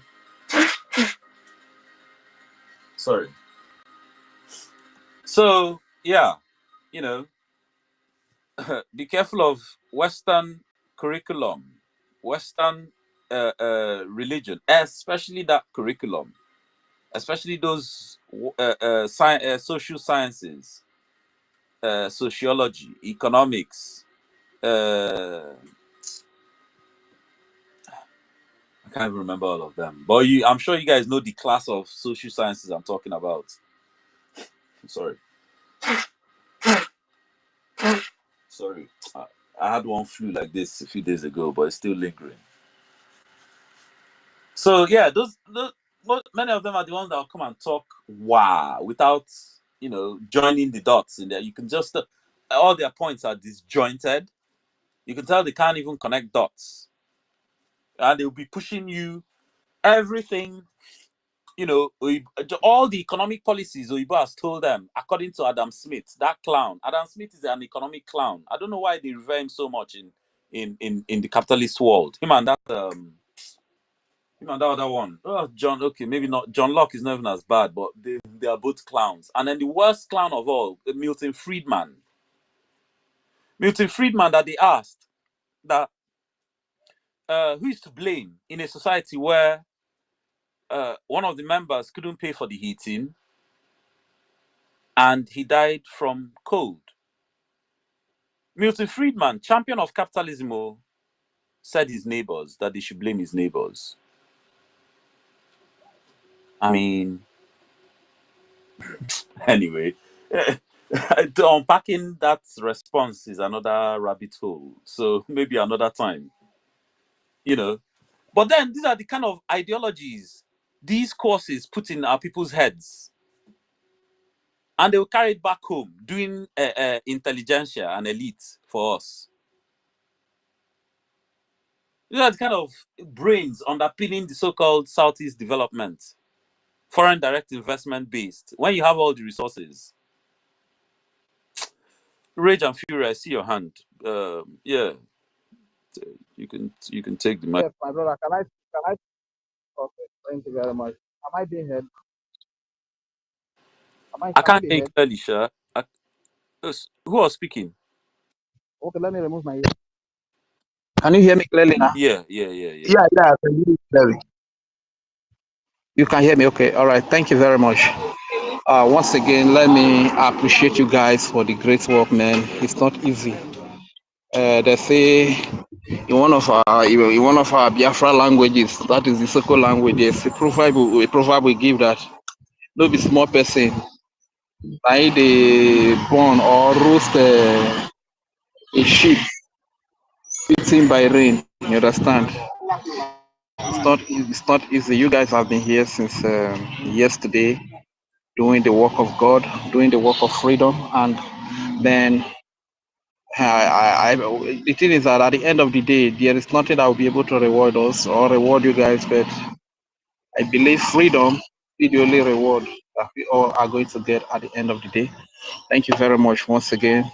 Though I spoke briefly before when Elias Derasulis was here, but I was in a rush kind of. So now let me just greet the house with special greetings to great Biafrans all over the world and lovers of freedom and the friends of Biafra. I greet you specially, and to the People's Prime Minister, the Honorable Prime Minister for the Biafra people, His Excellency Simon Ekpa. So we greet you so much. We greet you so much. Honestly speaking, words are not enough to appreciate you. Likewise, our leader Mazina Dekano is leading from the front today. He was kidnapped by Nigeria government and is suffering in DSS dungeon today after he has won them in their own court. Special thank you to that great man, our father, and our leader, Mazina Dekano. I also want to say thank you to the Biafra Liberation Army, the Defense Forces, resistance fighters, and every armed group that is defending the children of Biafra and the women of Biafra, and even the land itself, from the south to the down to the southeast as they divide us, which is the old eastern region, the entire 40 states of the United States of Biafra. I want to say a very big thank you to the People's Army, the army that the common man can stay with, and they are confident that their lives is safe, their life is assured. Unlike the other side, when you here in Nigeria, when you see Nigeria police or Nigeria army, you don't need to commit anything. The moment you see them like this, you take cover. Wisdom demands that you take cover. The moment you see them like this, that is what wisdom demands, that you take cover. Otherwise, my brother, your eyes will see what you never wanted to see. So thank you very much to the People's Army. To our great lobbyist Alliance, thank you very much once again for visiting us here today. It was a spark, and I can feel the excitement in every Biafran from their voices, from their gesture. You know, I believe if all had the opportunity to speak, everyone would troop in here to tell our Alliance how much we love him. So that is the way it is. Thank you very much. And Biafra has won, as the topic said. We have always won because our leader said he's going to defeat Nigeria with the truth, nothing but the truth. And we stand by the truth. No matter what you try to do, you cannot hide the truth, you cannot cover the truth. Sometimes I begin to wonder if truly Nigeria thinks that the world is not aware of everything that goes on here in Nigeria. Is that what they think? Are they really thinking so? That the world is not aware that everything that is happening in this place, that the world is not aware? Are they not aware that the world knows that they use the Nigerian military and the police to kill innocent citizens, innocent civilians, women and children, youth, elderly people?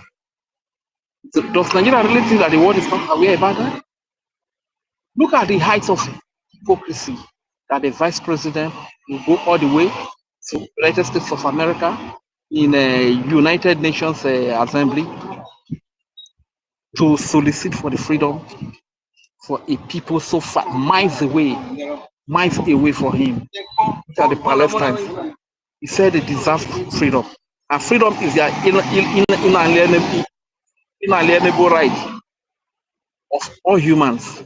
He's soliciting for their freedom. Yet, he is meeting with the Finnish president on how to gang up to kidnap our prime minister. Honestly speaking, special greetings to the Finnish people, to Finland, to the nation of Finland. But when they say what power should be measured by your integrity.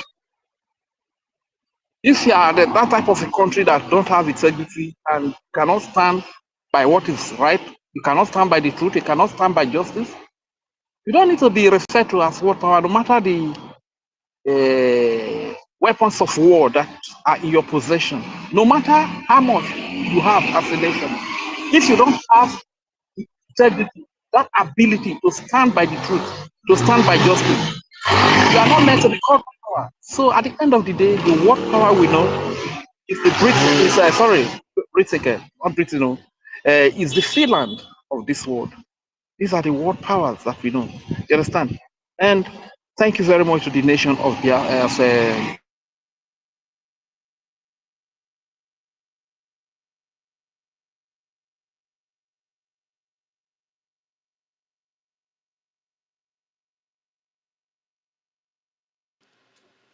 Rage. Rage. I think we lost Rage there. Okay, let's look at this Rage, brother that man. just came in. Opera Dennis. Opera D. Yeah. Opera David. Opera David. Yeah. Yeah. Opera David, are you around your device? David Opera David. Opera. Your background is always very noisy whenever you're on mute.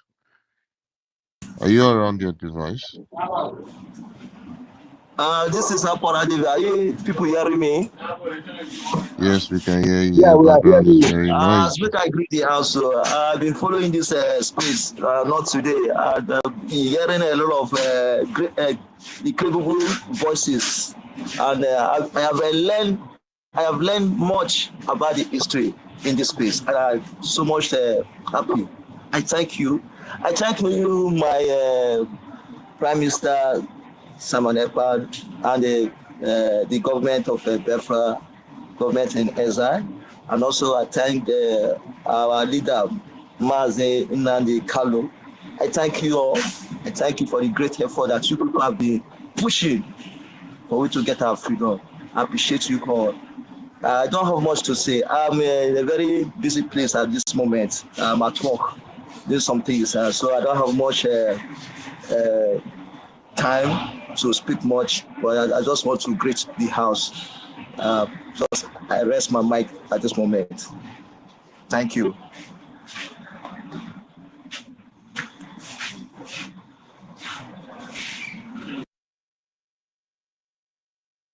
Okay, my brother. Thank you for coming in, for giving us that wonderful say. I never knew that I was cut. That means I was not heard. Yes, we didn't hear you. Is that Kama? Okay. Oh yeah, come on. We didn't hear you. You were off. You can continue now. You did not hear me at all. Then he stopped. Yes, we didn't hear you. So we're wondering what happened to your mic. You were speaking, and then suddenly it was like he just stopped speaking.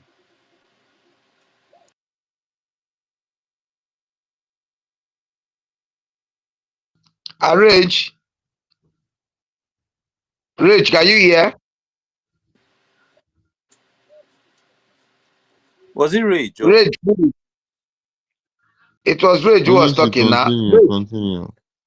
Okay, my brother. So, in as much as we've really, done much today, I just believe that many of them are on this space. They're listening to us. Nigeria can never do good for any of us. I think all of us should be hoping to see a better nation. Those who have traveled, those who have yet to travel, those who are yet to jagba. I think what we should be thinking of now is how to, fix yourself with the Biafran government and the Biafran government at home, and see how to support it and make it come to reality. But our Prime Minister said it won't take more than 3 months. The worst 5 months, Biafra will be officially home, and everybody will come home and invest and do all they could, all they know how to do best, because it's a better place for us. It's a better place, a free land, a stable land. The geographical aspect of it is what need call for. Because if you're home here, you enjoy better than that way we are running over to, where we cannot be regarded, where we cannot be respected.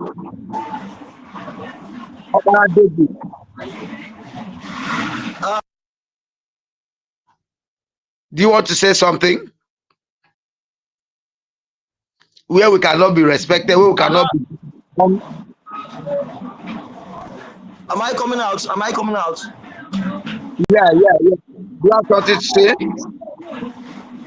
This moment, I'm a very busy place at this moment. I know if I'm talking, people will be hearing some noise on the background. That's why I said I'm a very busy place. When I'm less busy, I'll come on here. I normally follow this place. It's all right. It's all right. Some have already taken note of that. Now you always are at the busy area, so we understand that. When you are less busy, you can come on the space. No problem. You're welcome. Thank you so much. Thank you so much. You're welcome. You're welcome. Yeah.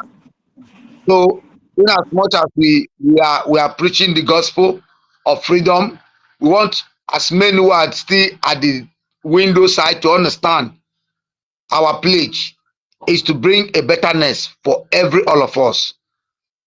For us to have a better place, a better home, a place we can call home, a place when you come back you sleep, a place where you come back, you eat good food and then take care of your children, the unborn and born ones, take care of your families, feel happy, feel at home. Because if you allow yourself to populated by this zoo afonjas, you see that, man, you continue to jagba, you continue to run away, you continue to be marginalized, you will become inferior, and losing your language, your mother tongue, is the worst of everything you can ever think of. To deny yourself of who you are, and that is what we don't want. This generation doesn't want. We want to keep that breed going. We are so happy when we hear ourselves speak our language, come back to what it is. I don't know how you can. Many people are so happy today seeing us coming back to who we are. Identifying ourselves back, listening to our origin. It's a very great thing to have.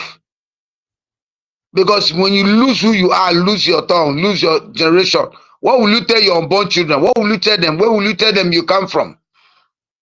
The histories have been erased from this useless country called Nigeria. They are not teaching anybody anything, except when you listen to us and you begin to, go back to research. Then you understand that, no, this country does not mean good for you. Overlook all the government officials you see, overlook all those politicians, overlook those idiots who come on space and tell you one Nigeria, we're looking for Igbo nation, we're looking for this, we are looking for that. Anything outside Biafra, anything outside we supporting the government, anything outside the BLA we are dealing with, we are working towards to actualize this cause of Biafra.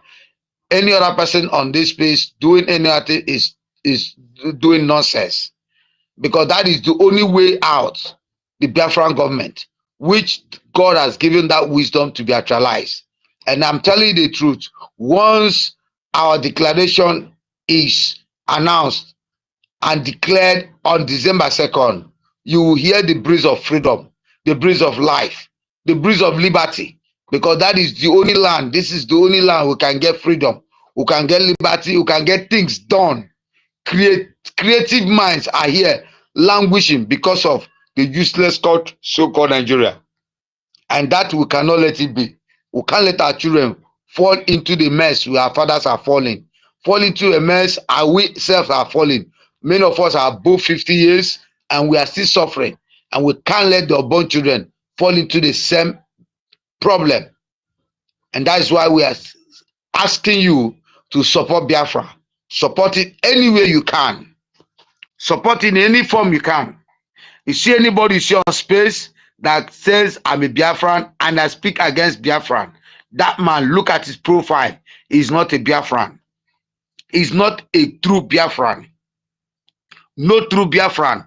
No bloody Biafran denies who he is at all. No true Biafran does that.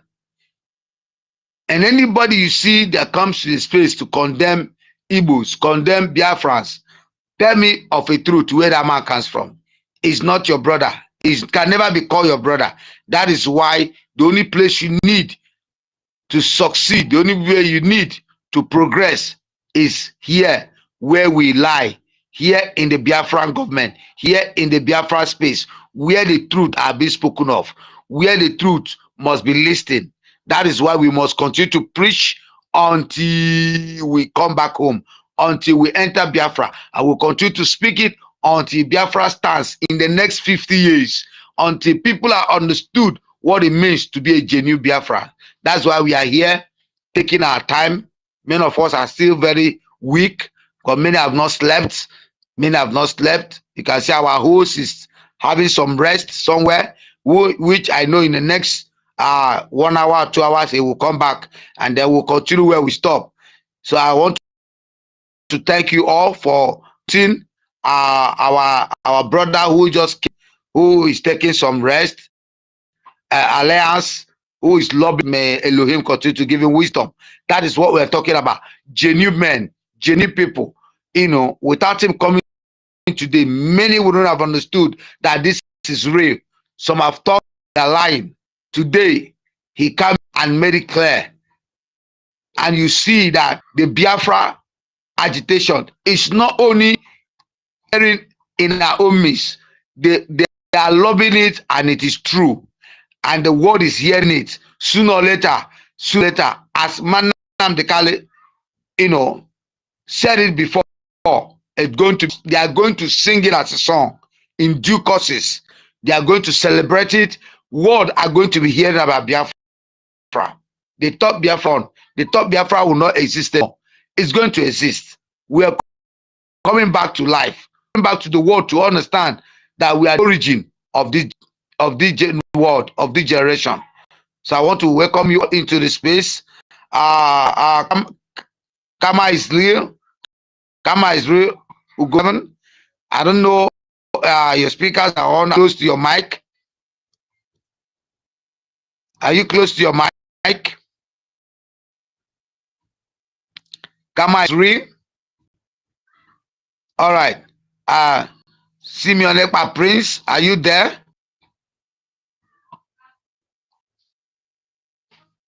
The two Simeons, are you there? All right.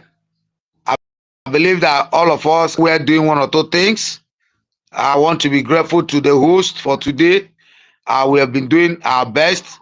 My brother Starman, you'll be upgoing doing. Chifotu Mwamwaya, I commend you for being on the space. My brother Mazi DK, I don't know. I couldn't bring you up because that is not in my position to do that. I've been trying to do it, but I couldn't get it. It's like you went down with it. And our brother Chukwumeze is he went under, but I believe he will still come out from the under. So I want to thank everybody who is on today listening to us, who has been part of this journey for freedom, who has been fighting for the due cause of freedom of Biafra, who has been putting their resources, their wisdom into actualizing this cause. Elohim will bless you all. Mostly our supreme leader who is there, you know, praying every day, because we know in a due time he will celebrate Biafra with us.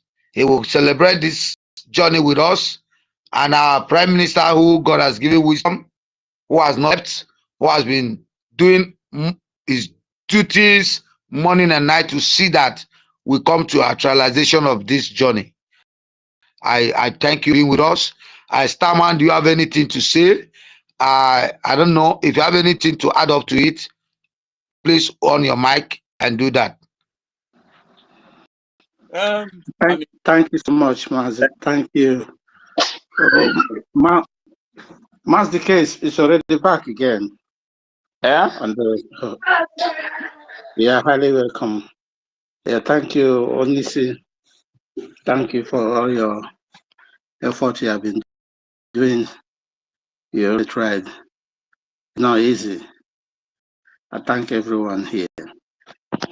Yeah, Biafra, I just wanted to shout to everyone here. You know, every time sometimes they will just come and tell us we are seeking for political solution from this ocean and that. Then they will just come to conference. We are looking for political solution for Mazi Nnamdi Kanu. You know, holding Mazi Nnamdi Kanu in dungeon today, do you know who is the highest contributor there? It's Hope Uzodimba. Hope Uzodimba knows that if Mazi Nnamdi Kanu come out today, tomorrow, he might be looking for his head. He spent all all the money he got from federal government.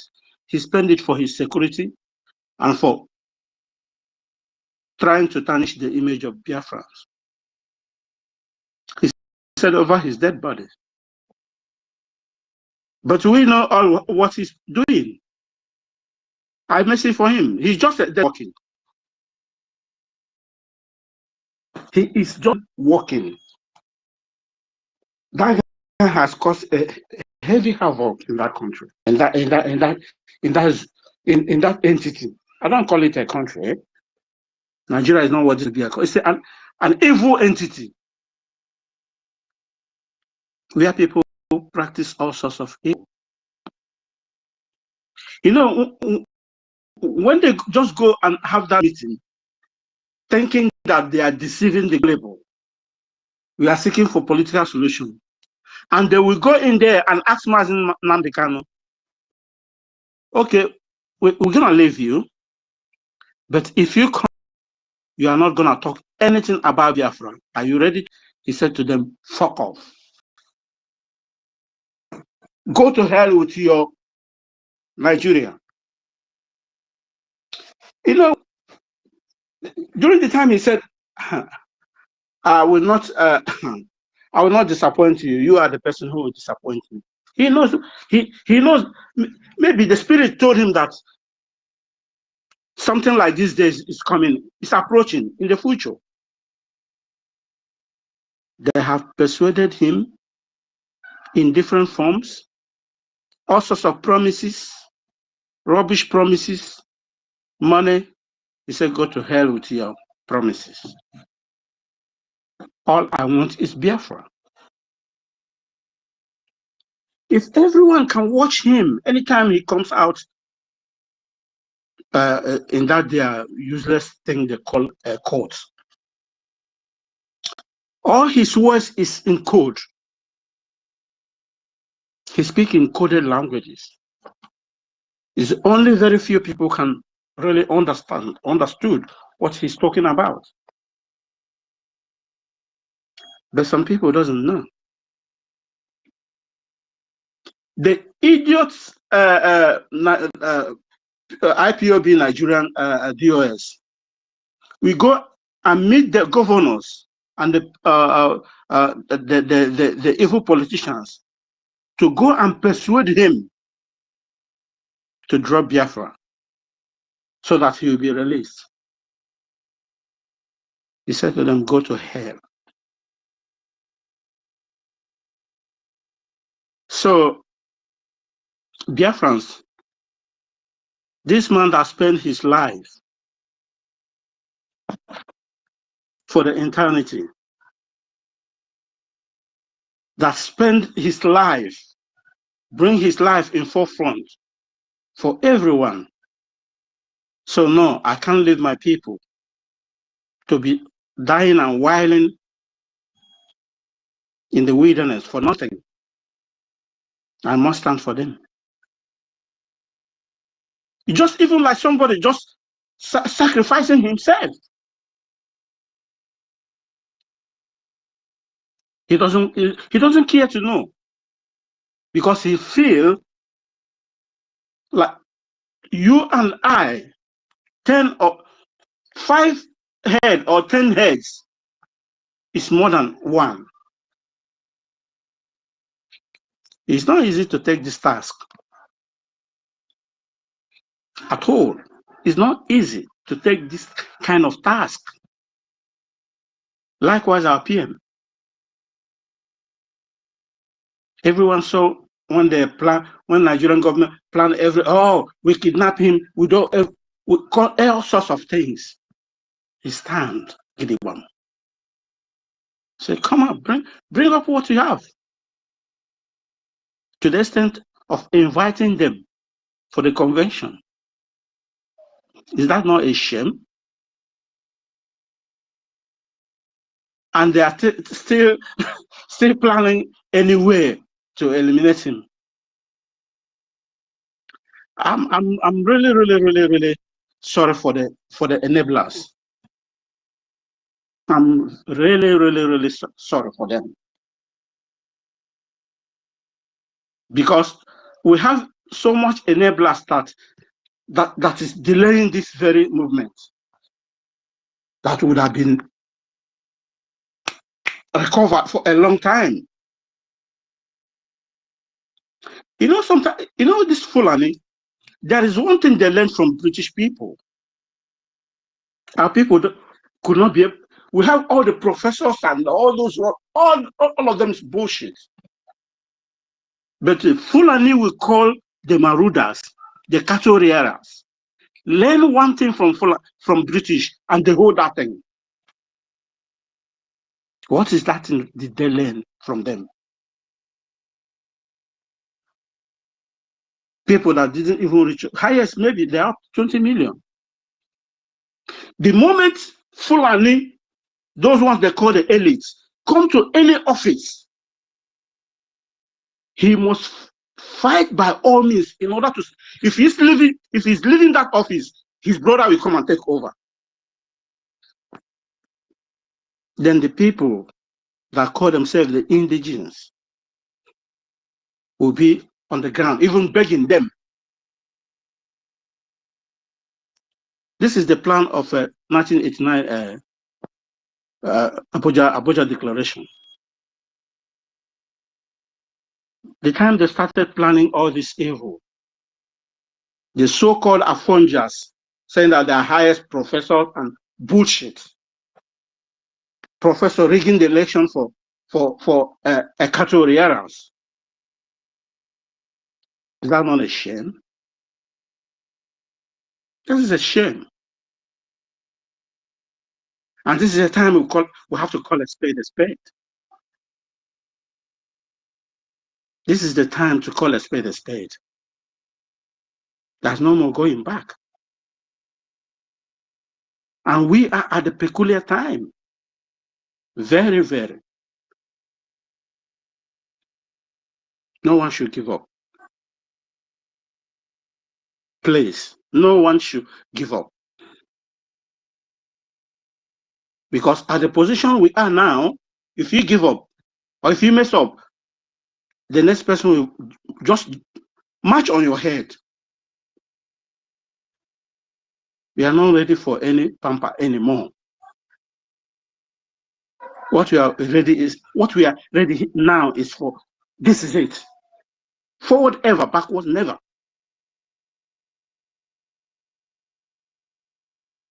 I pledge you, Biafrans, please do what you can be able to do. in order to make this journey get more easy and lighter for the person piloting it. It's not easy to take a task. It's not easy to take a task. This is a task you take. You know that how. Just use yourself example. Most of us here in, let me call of, say, in the front line, have sacrificed all we have. Money, life, your way of behavior, your lifestyle, in order to achieve one thing. You see, how long shall we be standing or waiting, living in a foreign land, singing a song that is not our song? Study whatever you can be able to study in abroad here. Do whatever you can be able to do. You are still an alien. You are still an alien. There's nothing like a home. Home is home. I can see, our Honorable Minister will go 247. And someone, Ted Guy, you are here as well. I dropped my mic here because some would like to make their own input. Thank you. Yeah, thank you very much. Thank you for that submission. Ugo 247, are you close to your mic? Ugo 247, are you close to your mic? Benchooks, are you close to your mic? Okay, if you're close to your mic, can we get your submission? I don't think Ugo 247 is close to mic. What of that guy? His hand is up. Ted Guy. I'm not seeing Ted Guy. Okay, Ted Guy, his Okay, mic is I'm on. seeing him. Yeah, I'm seeing him. Ted Guy, can you omit your mic and give your submission, please? Thank you, brothers and sisters. Good afternoon, good evening, and good morning from here. I greet you, Chukwumeze, my brother, Mazi DK, Onyisi Biafra. Greet each and every one of you. Benchooks, my brother, I greet you.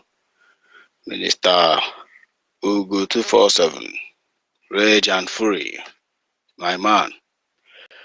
Starman, I greet you. Emeka, I greet each and every one of you, please. Protocol duly observed. My submission is going to be very brief because when Benchooks was talking, I feel like crying, man. You know, he talks very slowly, and everything he say hits me like it's like a straight bullet, man. Like it hits me so much. Like he's just making sense.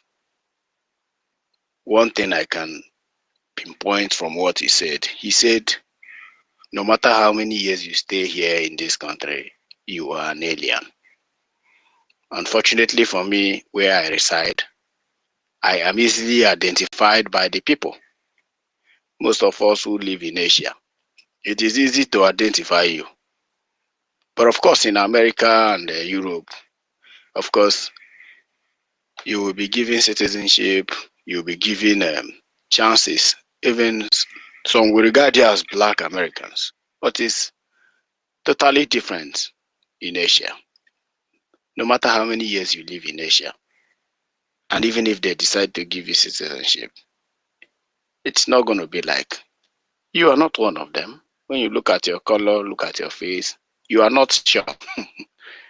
You know, you don't look like them. So already they might not say you are an alien, but you yourself, you know you are an alien. So, and another thing he said there is no place like home. Anytime I remember Biafra, I feel like crying. Like, I feel like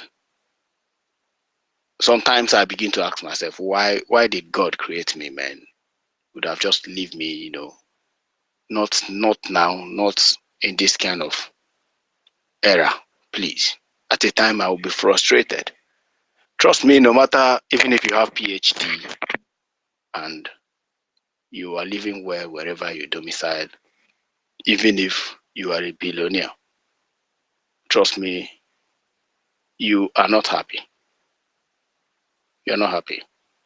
What will make you happy is when your children speaks your language, when your children, you know, will prepare one day and say, let's go and see grandma, let's go and see grandpa. And just a stone throw, they will drive and go and see their grandparents and they will come back.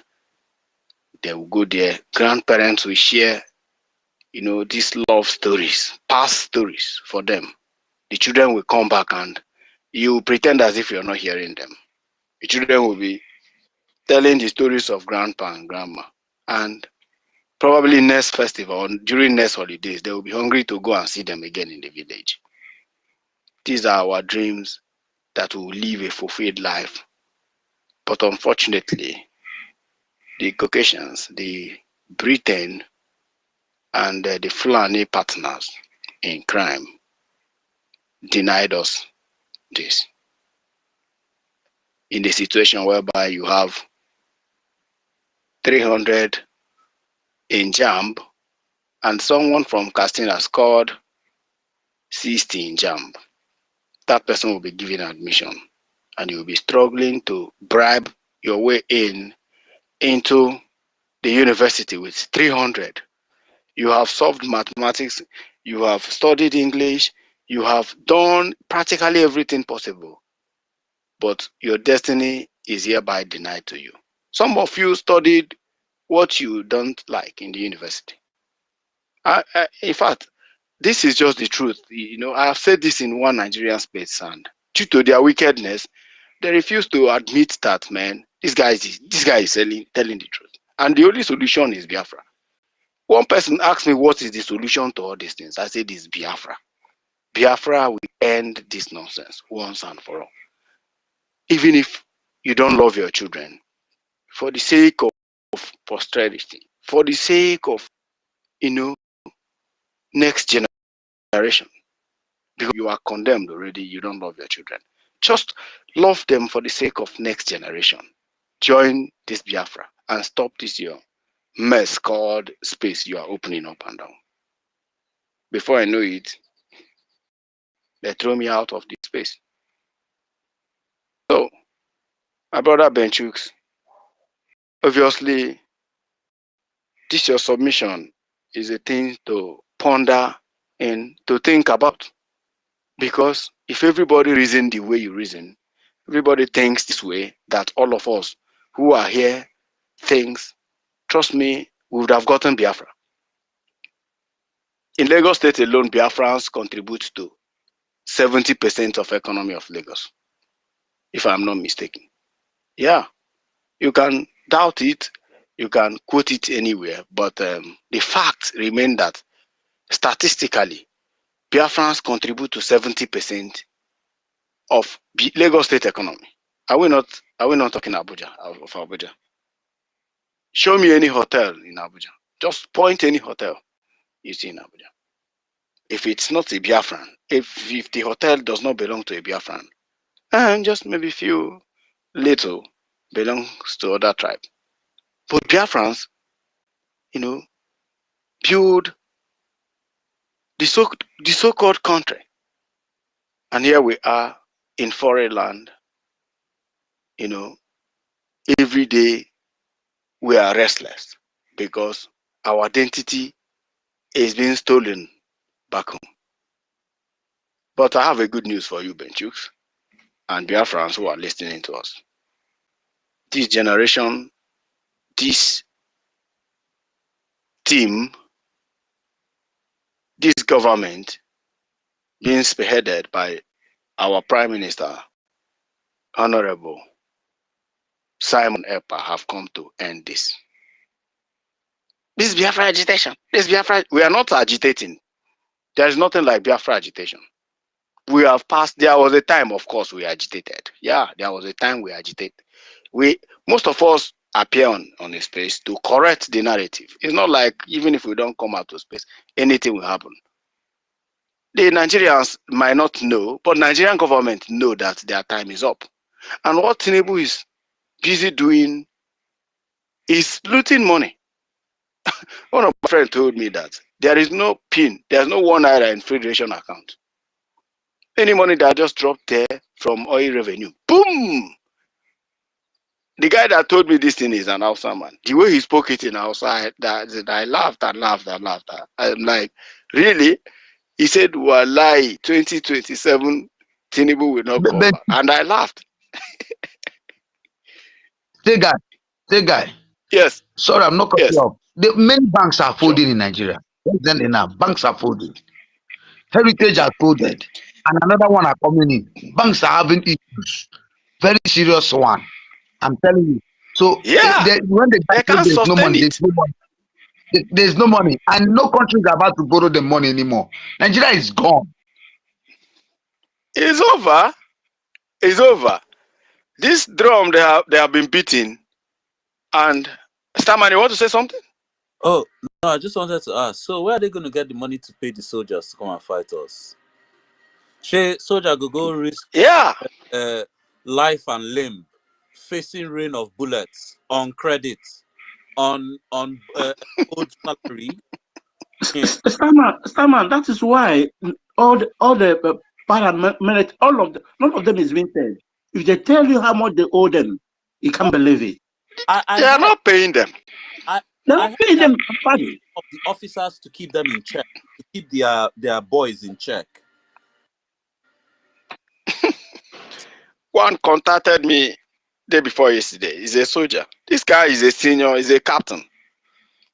He said, tech guy. I said, bro, he said, I have resigned, but don't make it official. I said, what? You have resigned? He said, yes. I said, where are you now? He said, he's in Ghana. I said, captain, now wow.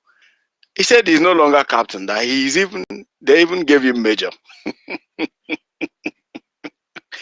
I'm like, so what are you going to do? He said, bro, please, that visa you talked about once at a time, is it still available? I said, bro, well, I'll get back to you. Let me just make some inquiries. Since you need visa to leave Nigeria.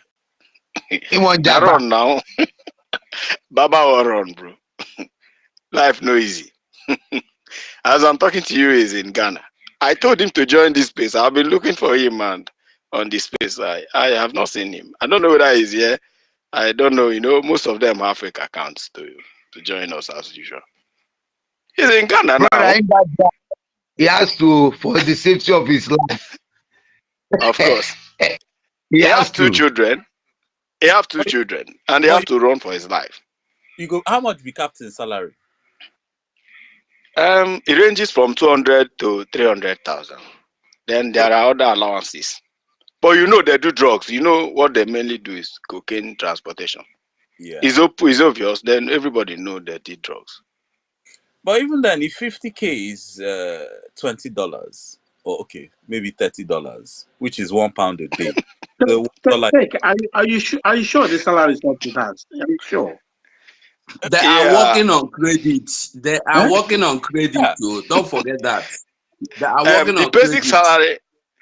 Yeah, my minister. The basic salary of a captain. The basic salary is let me check my system. I think I have the catalog here. I know the basic salary of just recruits or private is 50K, which is about $30. Yeah, look at it here. The basic salary of a captain is 165,000. You see, I'm sure. House allowance. Yeah. Yes, house allowance. I'm talking about the accumulation. The accumulation, everything should be like that kind 400 to 500, because there are other benefits. You know, study leave and blah blah blah blah. Deception job contracts. That's 240. I have it. That's 240. I have it. Yes. I have the catalog. Like I have it in my system. The way they structure their payment. So you begin to wonder, Salman, like how do they get money to buy all this flashy car? In those days they drive one of the most expensive cars. Where do they get this money? Is it from salary? And It's a you wouldn't bunkering know now. that. The bunkering. Bunkering. Take guy. The Yeah. bunkering. The Yes. bunkering. I know. The I trailer know. they seize. Uh-huh. That's exactly. And those who are posted in the north, like northeast, Yeah. deal That's why they are mainly all on. here. They want to have oil will on their own. And Once they come to Ghana, they're so happy. Babangida's just Exactly. work and his boys. You know. Exactly. Let me tell you how it's being shared. If you are posted in the northeast, then you join the armed struggle. So you'll be trading with the terrorists, the Al-Qaeda in Maghreb, the Fulani herdsmen, the Boko Haram. You'll be their customer because you just have to make your way out, and you must be very smart to deal. They make a lot of money on that too. So, but if you're posted in the south, as they call it, bunkering, or like seizure. If you are posted somewhere like Ogun State, Lagos, and that area, you know, you know, you'll be targeting the Biafrans, the businessmen who import things and all that, impound on them and seize some of their money. So if you are posted within Abuja and Kaduna, the central of Nigeria, drug. That one is $1 million business. Drug. You join them and be distributing drugs.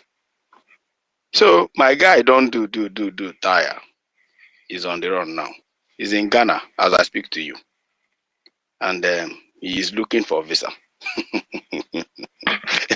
to leave the damnable black country. Why am I saying all these things? If we are serious, just like Benchuk said, if the Igbos, the Biafrans who are in Lagos, wake up from their nonsense, Biafran restoration would have been a history. By now, we should be, trying to restructure our country, organizing our country. Like we would have been celebrating. By now, we should be celebrating like 10 to 5 years anniversary. But here we are. Ndị Igbo ada agba ọsọ mmiri ma ọ bụrụ ma ọ ma ha gwogwo. Come out to space and join space to hear the real truth. No. Even if they would come to space, they will join one Nigerian space where they are talking nonsense, abusing each other. How long are we going to continue this? I don't blame them. I think I no blame them. You see, many of them there where they Lagos. And many of them already their business they for X and they no hide their face. So they no get any option than to come there. So when we come there, many of them they happy. So they go there on the listening side. They no one get problem. You understand? So if now we like this, nobody won't die. You know, everybody won't leave. Bro, but this thing you said now, let me counter you. Most of us who are here, this is not our name. This is not our picture. Not everybody sabi Because Joala. Not everybody sabi Joala, my brother. I know, I understand. But if you tell yourself the truth as a Biafran, trust me, you cannot be on the listening side always. Unless you are a hypocrite, man. I'm telling you. Unless God don't punish you, like maybe you are not a human being. You don't have a voice.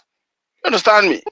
What do you mean by they are afraid or they are ashamed? They will be on the listening side. Come to Biafran space with a fake account. If you don't know how to create fake accounts, I will teach you how to create fake accounts. Nobody will track you. Nobody can hack you. Nobody will do anything to you. And you will be here voicing. This is not my real voice. I will go and I have AI that I can give you. You can change even if you want to be sounding like Donald Trump. So, but the world have to hear our voice. That is Yeah, they just the have truth. to. That is the truth. Yeah. Yes. So AI can do everything. Come here. My pain is every time Biafrans gather to speak out, you will not see them.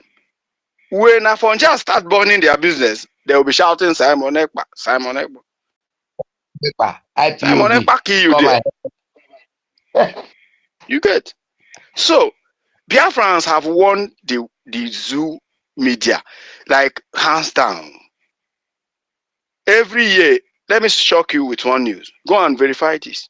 Every year. That is why Lai Mohammed, after his tenure, Lai Mohammed is one of the richest politicians. Go and verify this thing. Every year, every month, zoo budget over 18 billion for media. You see, Femi Adesina, these guys have cashed out from Nigerian system. Do you know what 18 billion is all about? Traveling to US, bribing CNN, bribing, going to UK, bribing BBC, trying to shut up any door that you hear Biafra from. The only way they cannot bring us down because they can't control it is Twitter. And Elon Musk don't know Nigeria exists. He only do business. Someone told me that when Starlink want to establish in Nigeria, it was one of the, a condition they gave Elon Musk. That you have to, since you are controlling Twitter, you have to minimize Biafran activity. He said, okay, no problem. Give me space to launch Starlink. And they gave him. Starlink is functioning in Nigeria today. But here we are. Can they go back and retrieve the agreement? Of course, he will tell them, yeah, we are doing all we can. He's a businessman. Elon Musk no send anybody. So some of the attack we are having on Twitter today is because we have dirty Afonjas who are still working with Twitter. Who are still working with Twitter. That's why you see sometimes some of them will collect some money and start disturbing our space and all that. So, but the truth about media, we have won them hands down. And let me tell you one important thing about media. If you don't understand, let me tell you. I can equally give you business ideas so that you can start planning a media company. Media is very powerful. Media can destroy a businessman. Media can kill a politician. A media owner or an editor or a journalist can crush anything. Media is powerful. That was why my grandfather told me a story during Biafra war. He said the Afonjas who were controlling the media then organized themselves in London. Most of them are still students by then. They have play card.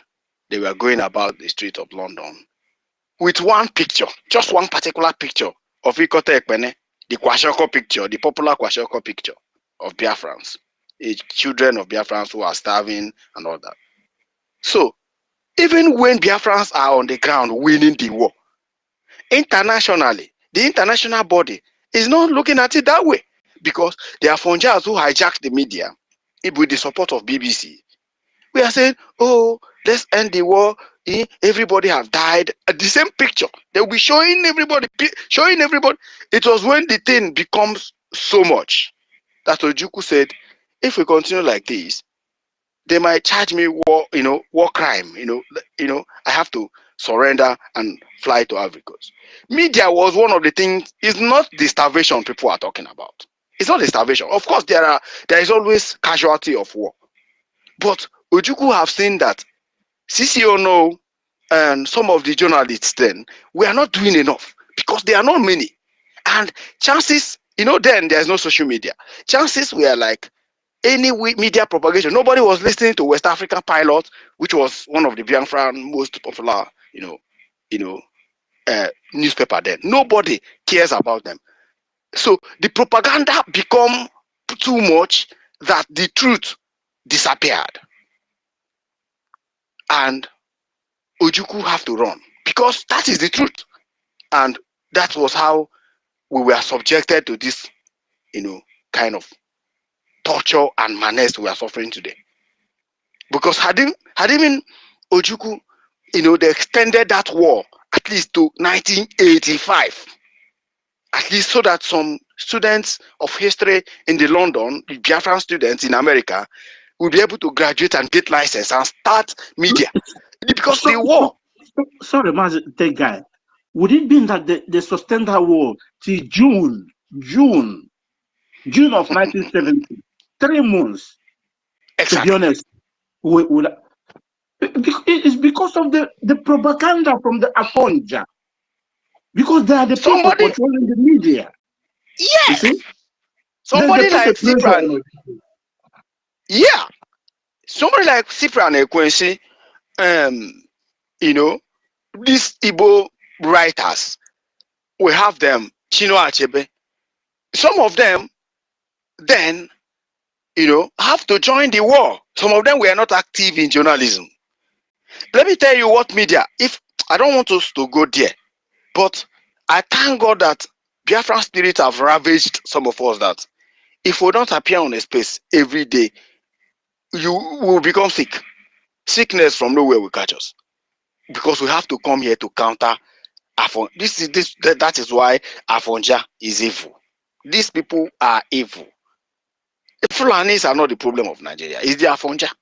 These guys are evil. And remember, the reason Onyendu called, you know, Shore was not because he respects Shore. No. That meeting that was headed in US, if you remember, somebody, Dr. Chidi in Canada, sometimes ago, they had that meeting. There was an agreement there. Why? Because what Shore is known for is nothing but blackmail and propaganda. You know, using his media outlets to cause propaganda in the name of contesting for presidency. So Mazen Amdekano targeted him and like, come, let me tell you the truth. I believe in that meeting. Mazen Amdekano, bro, leave this thing, this country you guys are doing this thing. We never work. But Afonja is Afonja. You know, discuss with a chameleon now. Agree with him. Don't change my clothes. Just be yourself. Be green that God created you green. Don't change my clothes. All you need to do is just shift. The moment you shift from that chameleon, boom, you don't collect your clothes, wear them. So that is Afonja for you. You can never change them. Today they are this one. Tomorrow they are Nigeria. Well, I wish them good luck with their Odua Republic. But as you can see, what is going on now, if not now that Biafrans have woken up to face media bomber to bomber. Trust me, by now they would have been telling our stories on media. They would have been telling our stories. I've taken much time, and I know a lot of people want to speak. So, my brother, you've not taken enough time. You're not taking enough time. Okay. Sure. Yeah. I actually, I've been looking at people, and nobody is raising hand, and it's for important Continue. request for microphone, and hear we want to hear your opinion. The thing is that my host, are you back? Mazi Chukwuma, I agree with you. How's everything going? Is it going good? All right, my brother. Welcome back. Yeah, my co-host was down since I needed you to assist and bring him up because it like he went down with the vice. So say to him and see if he's still around and beat him. Okay, he's around. Please see how to bring him up again. Thank you. Benchuk. All right, go on, Benchuk. Thank you so much, Mazi, the guy. You know, you see, one thing, what that will make me, I can never forgive any Afonja. Afonja is Afonja, no matter. Trust no Yoruba man. Do you know why I say this? The last interview Mazi Nnamdi Kanu had with this man called Dele Momodu, I think his name, yeah. After that interview, even and some questions that man asked Mazi Nnamdi Kanu, Mazi Nnamdi Kanu just told him, Dele, if I told you wanted to contest tomorrow as a player, I will vote for you. I look at it as What kind of confidence Mazi Nnamdi Kanu would like to have with this kind of person? Since he was kidnapped and tortured and taken away, I've never had any comment from this man or to express on his media, say, oh, why is this man is being detained? The court has set him free. Time without number. Why is he still there? And these are people who said they want to change the face of Nigeria, looking for new Nigeria.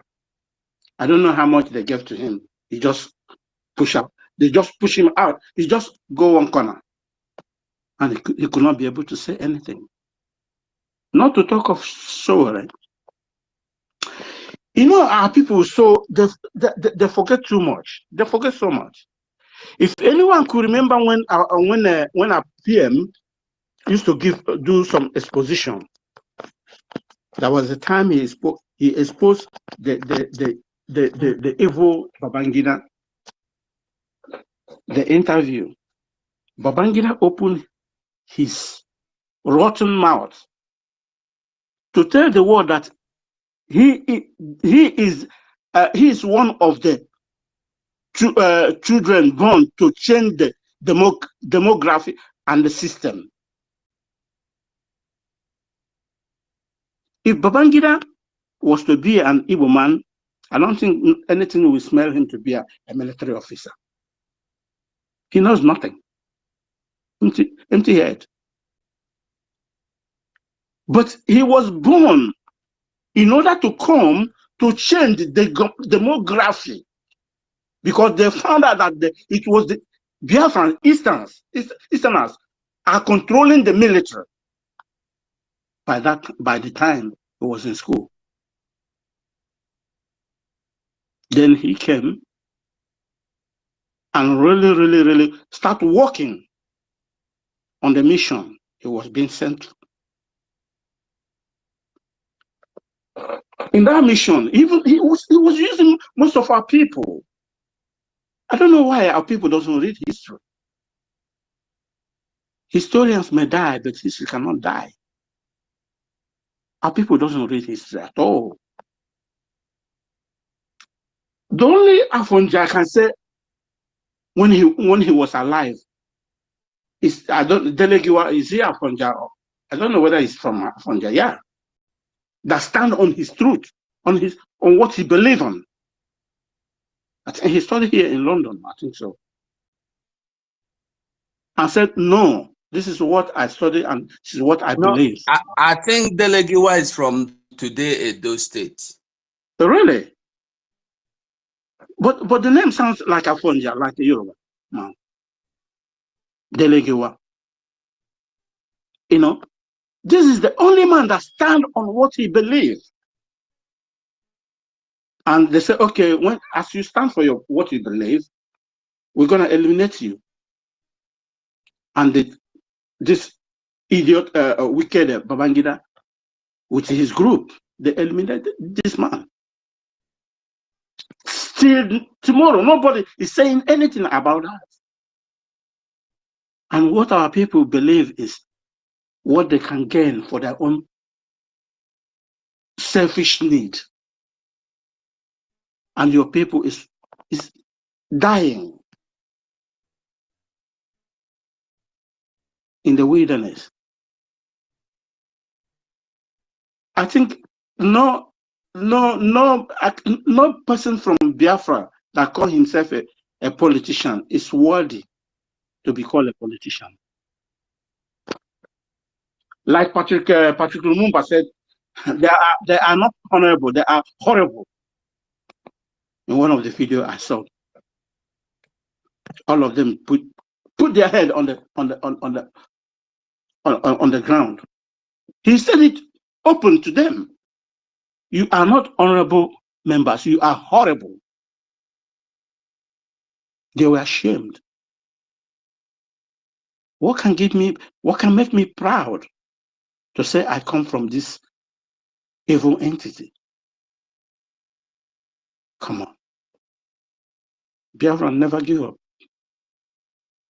You should not give up. Never, never. It's time. Thank Yeah, you. thank you, my brother. Yeah, thank you very much. My co-host, Mazi Dike, you'll be off for some time, please. Let us hear from your voice more before we give our mic to Make Sure. Is it off? Is Make Sure off? Yeah, I Go. think he's requesting. They've just been kicking me out. I see what you've been doing, my co-host Onishi Biafra. Well done. Thank you so much for holding the space for this long. And yeah, I've just been around battling with the network. I'm still battling with it now, though. But I'll be around. Yeah, I love the Yeah, way the space is it will going. fix your Tinubu network. That's the key. Don't worry, I'll handle it. Oh, I'm Chukuma, just gonna bring Make Sure back. have you woke up? Yeah. Leave Chukuma. Thank you, Chukuma Onisi. is. Wow, you're an amazing co-host. I didn't know if I didn't make you the co-host, they probably would have brought down the space, but thanks for holding it down. And I think what that guy said, we should be checking the profile of people when we bring them on this space because man, we're able to hold the space down and they couldn't bring it down because we were selecting the people that we brought in here to speak. So I think it did work. So moving forward, we should do that because, man.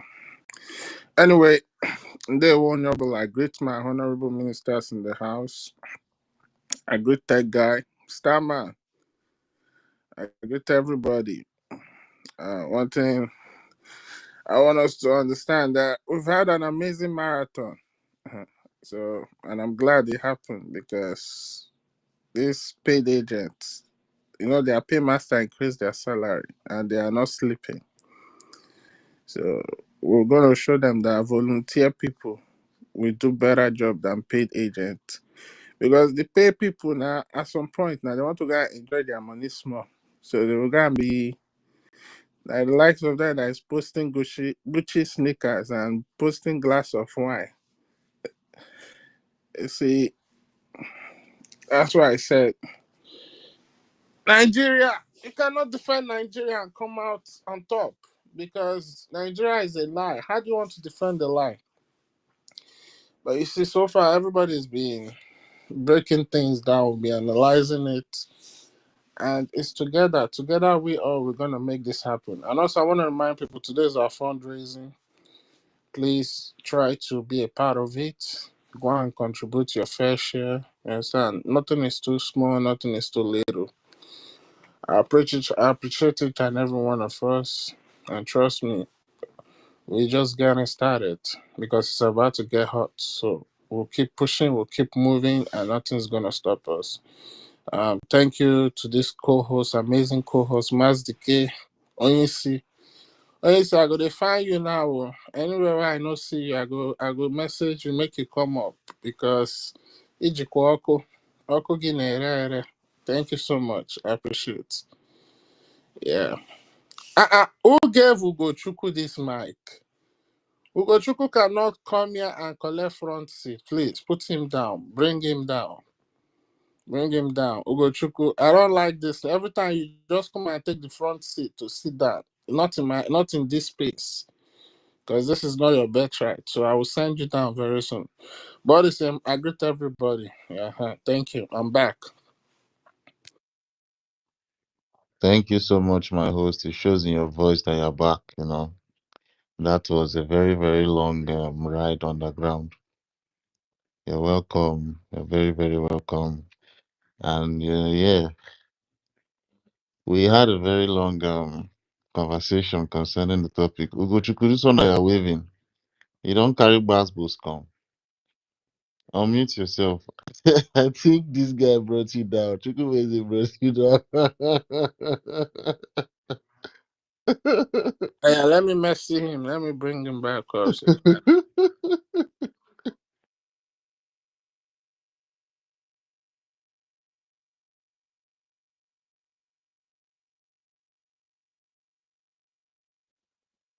Yeah, so while Ogochukwu comes back up, I don't know why Chukwumeze is very, he's very mean today. Probably he woke up at the wrong side of the bed, at the left-hand side. He told me he sleeps up, so it's all right. I see our honorable ministers in the room. I see our honorable MID Bridge.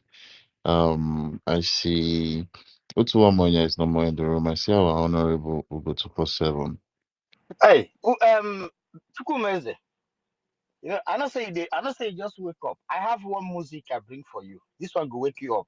And listen careful for this music. This music specially for you, not for any other Biafran. Listen.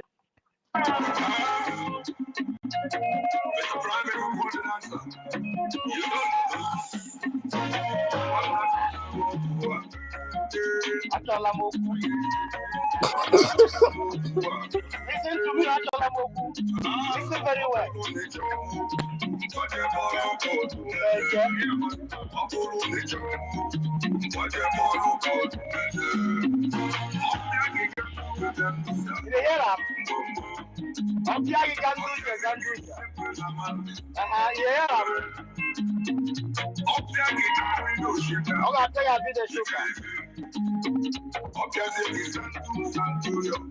For you.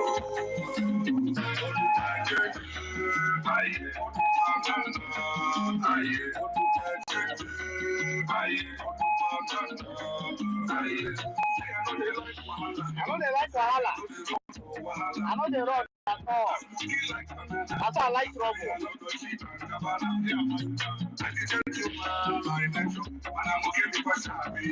All the two shots. I go value you. Yeah, but I know you value me. I love you, man.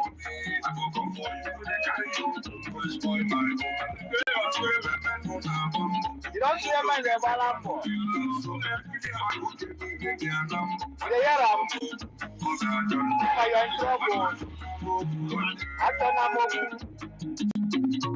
I got what you can do there.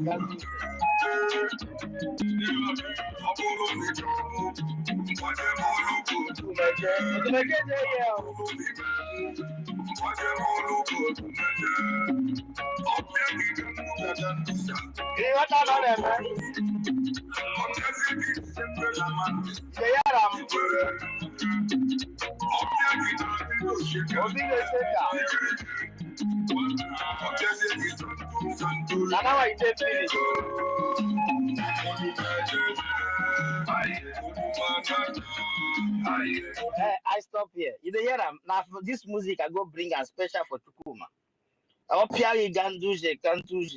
Go ahead, my brother. Just wake you up. Ugochukwu, you terrorist. Not talk too much before A I very bring good you one. down. Yeah, don't talk too Which much good before I one? bring you down. The one where they fight trouble, na good one. Now Tukuma, they look for trouble. I did my own. They call me. Where I do, I just go download this music for them. Say Tukuma, now for you. Who got pay ganduze, man on them. So my brother, greet you now. Now they do well, So like Ubayi na kono wani. I don't forget say today na fundraising. I don't do my own. I go do my own. Tukuma, I beg give us $10,000. I beg. Mainly for those. We need that pass anything. How are you? Thank you so much, our brother. Thank you, my brother. Man, I go see Mary, so I'm going on the ground. Let me come put it in. I'm coming. Don't worry. I'm coming. I'll bring it. Naso. Thank you so much for that music with Gochuku, our troublemaker. And yeah, let's just go with the hands up. I see. Make sure you're back, right? Can you unmute yourself before we go to Kennedy? Make sure you're there. Yeah. Sorry, network have been with me. Good day, everybody. Our hosts and co-hosts, the speakers, the listeners, the peacemakers and troublemakers, the Afanjas and the zoo that is hearing our voice. Good day, all. And the loving Biafrans, those who love freedom, those who love truth, and those who love the light. Our special thanks goes to our honorable members, the ministers, especially our Prime Minister, His Excellency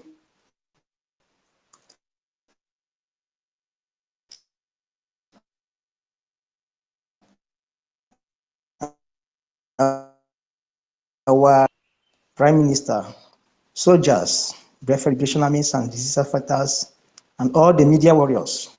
I salute you all.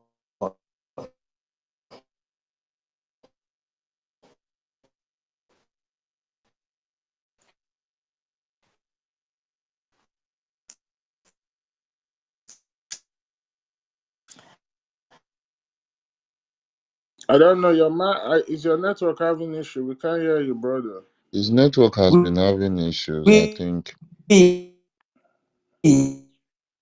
Brother, go and use those. Make sure I'll bring you down and bring you back up, okay? Yeah, Your network is not best today. you should use and clean his phone, then it should come back. It will be fine.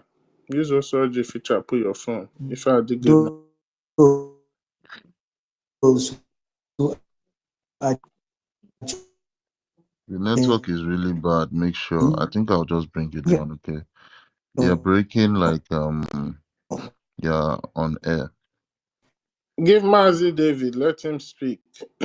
Mazi David is even showing connection here. I'm not sure if he's up. We are Mazi Nigeria David, go is ahead. being crushed. That is to exist after they arrange and kidnap us. Okay. I don't know who's talking. I'm hearing some voice, but the Kennedy. person is not. Just look at Kennedy and give him mic. He has been on Kennedy. My brother Kennedy, are you there? Yes, my brother, I'm highly here. Yeah, you're very welcome, my brother. You can go on with your submission. All right. Thank you very much for giving me the mic. Thank you, everyone that are listening. All protocols are duly observed. Yes, we have really defeated the zoo.